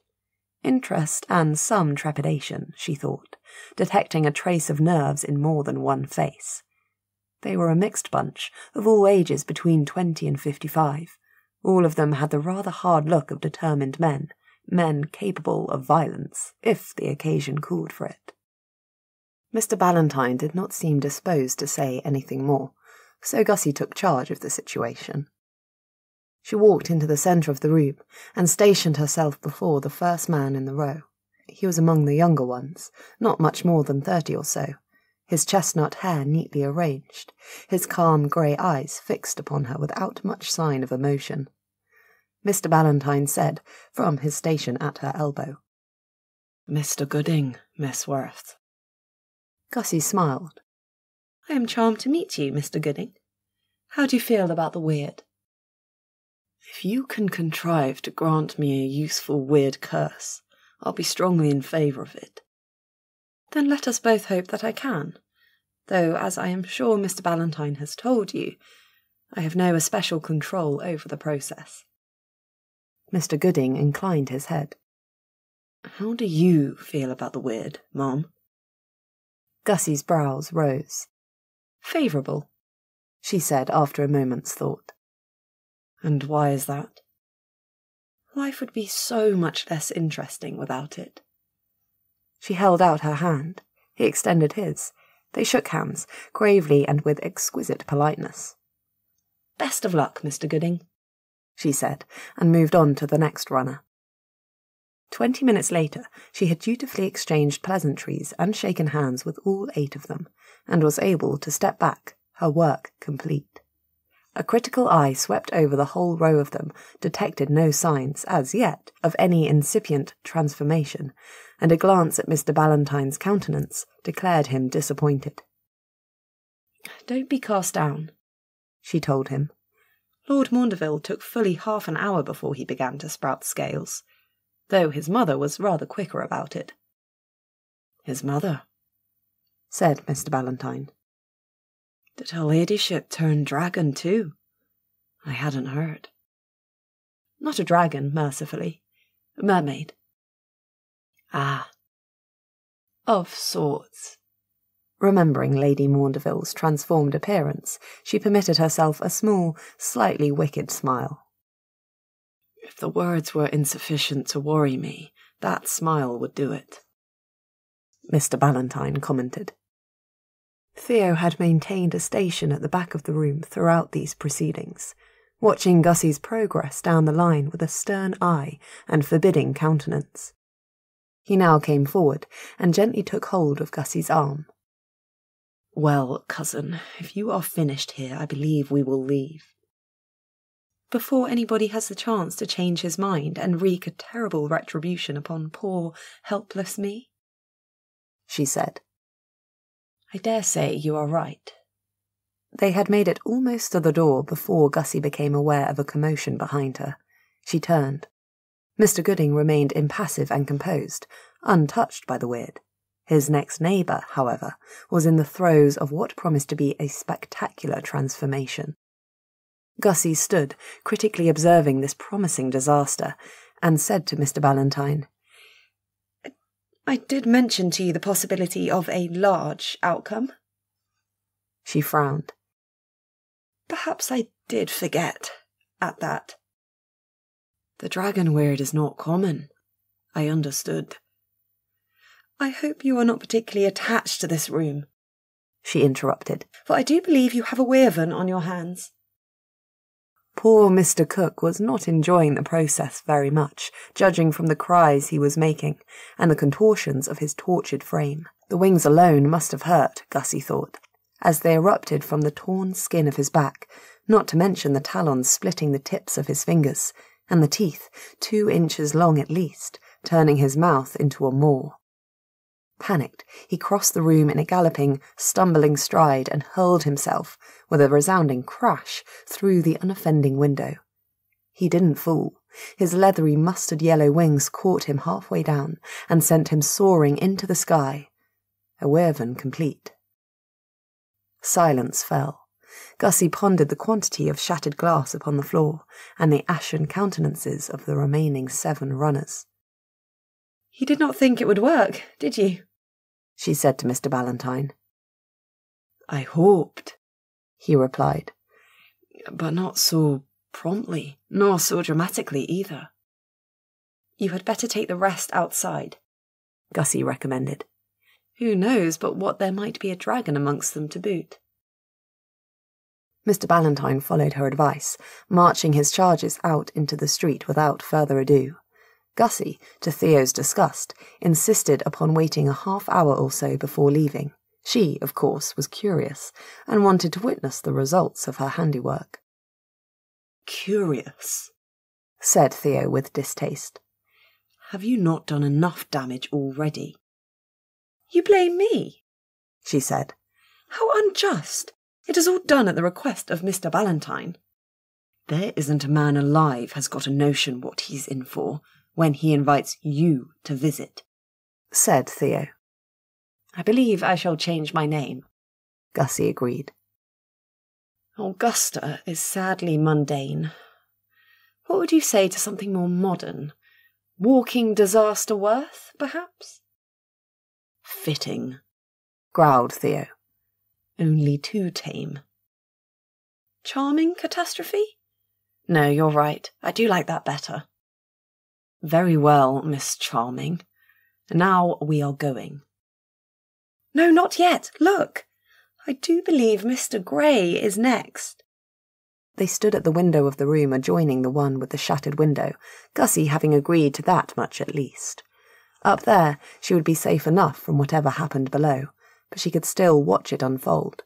From her vantage point, she received a clear view of Mr. Grey, one of the older runners, being well into his 40s at least, with a grim countenance and a world-weary air. He had checked his pocket-watch 3 times while Gussie stood watching. Whatever appointment he was in a hurry to get to would have to wait. "Ah!" cried Gussie, clapping her hands together. "He has got something along the lines of Mr. Selwyn's Wyrde, I think. How fitting! Oh, that feral aggression will suit him perfectly." A Wyvern and a lycanthrope, said Theo. Not a bad outcome under the circumstances. Nor was it. Mr. Ballantyne later declared himself satisfied, even though 5 out of the 8 had remained unaltered. He did not again visit in Hanover Place, declaring himself too busy, but she did receive a letter from him, or at least a share in Theo's. Please thank Miss Werth for her assistance at Bow Street, he had written. Mr. Cook and Mr. Grey are well pleased. Mr. Blackwell requires some little time to grow accustomed, I believe, but I have no doubt he will come around. I believe he left before his wedding, thus you may not know of it. True, for Mr. Blackwell's weird had been slow to descend. Gussie and Theo had grown restless after another half an hour of nothing, and Gussie had allowed herself to be escorted home. He has a new eye, Mr. Ballantyne continued, nicely positioned in the centre of his forehead, his vision being thus rather altered. He has suffered a great deal from sickness and dizziness, though I believe he is growing used to it now. There, said Theo, taking his letter back from Gussie's hands. You have made a man sick and miserable, and I hope you are now satisfied. That being my eternal aim, Gussie agreed. Though I have yet to make you sick and miserable, so my work is not yet done. Who says you haven't? Theo muttered, folding the letter and putting it away. Life at Hanover Square continued peacefully enough after these exciting events. Lady Werth achieved a full recovery from her ice-bound state. Under her direction, the townhouse was very soon in an excellent condition, its damp and mildew banished, its shabby furnishings replaced with choice selections from the best of London's warehouses. Theo's hands remained bandaged for some time, but the pain in them diminished day by day, and his feverish state did not return. Really, he was as good as new, except for a certain clumsiness, but Gussie considered this hardly an alteration from the usual. Lord Werth was not best pleased to hear of Gussie's escapade at Bow Street. Not that she was so foolish to mention the matter to him. The newspapers, however, did. One morning over breakfast, when Gussie had been so unwise as to linger over her tea, she found herself fixed by a gimlet stare from her uncle, who had but just taken his seat, and opened his newspaper. It seems a Wyvern was seen to crash through the window of the Bow Street runner's office, he said, tapping the open page before him. How remarkable, murmured Gussie. A passer-by was injured by falling shards of glass, and if this paper is to be believed, the Wyvern in question doubtless went on to devour dozens of people. Doubtless, Gussie agreed. You would not happen to know anything about this, Gussie? Nothing at all, Gussie said, choking on a swallow of cooling tea, and ruining her otherwise faultless composure. Lord Werth sighed, shook his head, and in all probability uttered a silent prayer to any supernatural force listening to relieve him of Gussie at their earliest opportunity. Gussie thought it best to slide out of her chair and beat a hasty retreat. But Karma is known to be a capricious mistress, and Gussie's just reward was bound, at some point, to materialise. It came in the form of an official letter, signed by the Office of the Wyrde, a department belonging to the government, Gussie surmised, though not one she had ever heard of before. I must apply for a licence, she said, revolted, and all but threw the letter at Theo. He sat reading in his favourite chair in the back room. Gussie had, until the appearance of the letter, been peacefully reading a novel in her favourite chair by the window, but now all her comfort was destroyed. Apply, said Theo, not much interested, judging from his unimpaired concentration on the pages of his book. Yes, the implication being that they might not grant it. Well, said Theo, turning a page. Considering your display at Bow Street, you can hardly be surprised that they consider you a danger. And what if they don't grant it? Said she, paying no heed to this. What must then I do? Cease to exist? Theo looked up at that, his eyes glinting with malicious amusement. You will have to run away with Lady Marjorie. But you will like living at the far end of the Alps, Gussie. Highly attractive scenery. He went back to his book. Gussie, left to fume alone, contemplated hurling her own book at his head, but refrained. She was rather enjoying the novel. As if this were not enough, another letter arrived a day or two later. I become popular, Gussie marvelled, tearing it open. Nothing on earth would have induced her to admit that she did so with some trepidation. General Sir Robert Epworth, she said, reading the signature. What on earth? A moment's rapid reading acquainted her with the whole. Ha! She exclaimed with gusto. Well, what is it now? Said Theo, looking up from, as far as she could tell, the same dry tome he had been poring over yesterday. Here, she said, handing over the letter. As Theo read, his brows snapped down and further down, until he wore a forbidding scowl. What errant nonsense, he proclaimed. Nothing of the sort, Gussie retorted. A whole campful of soldiers. Theo made to screw up the letter, but remembered at the last instant that it was hers, and irritably tossed it back to her. Has General Sir Robert Epworth lost his wits? He believes I can be useful, said Gussie, smoothing out the letter. He is obviously a man of extraordinary discernment. Useful? Useful? Turning a whole campful of soldiers into assorted examples of weirded disaster is useful. Well, why not? Perhaps he is right. If we had had more fearsomely weirded military men at our disposal, the war with Bonaparte might have been sooner won. Theo's scowl had not lifted. And if it goes horribly wrong, who do you imagine will be held responsible then? General Sir Robert Epworth, said Gussie promptly. As a military adjunct, my licence is assured, so he says. If he can do that much for me, he can certainly protect me from any uncomfortable consequences. Theo grunted something incomprehensible. And once I am installed as an official adjunct to the military, even Mr. Ballantyne will have to change his mind and let me into the Runners' Club, she said triumphantly. I strongly doubt it, said Theo, pouring cold water on everything as usual. I doubt it is even his decision to make. Good point, said Gussie, carefully folding the letter. I shall have to find out whose decision it is. You are not going to do this, are you? Said Theo. Of course I am. Can we not have a single moment's peace? Theo being in a fair way to losing his temper altogether, Gussie attempted pacification. "It won't be that bad," she said. "I might become a military hero, and then you will be pleased." Theo appeared incapable of speech, at least without exploding. Gussie went out of the room, kindly patting his head as she passed. "I shall go and tell my uncle and aunt," she said. Theo threw up his hands. "By all means do. Perhaps they can talk some sense into you." But given what we know of the disastrous Miss Werth, it will come as no surprise to learn that they didn't even try.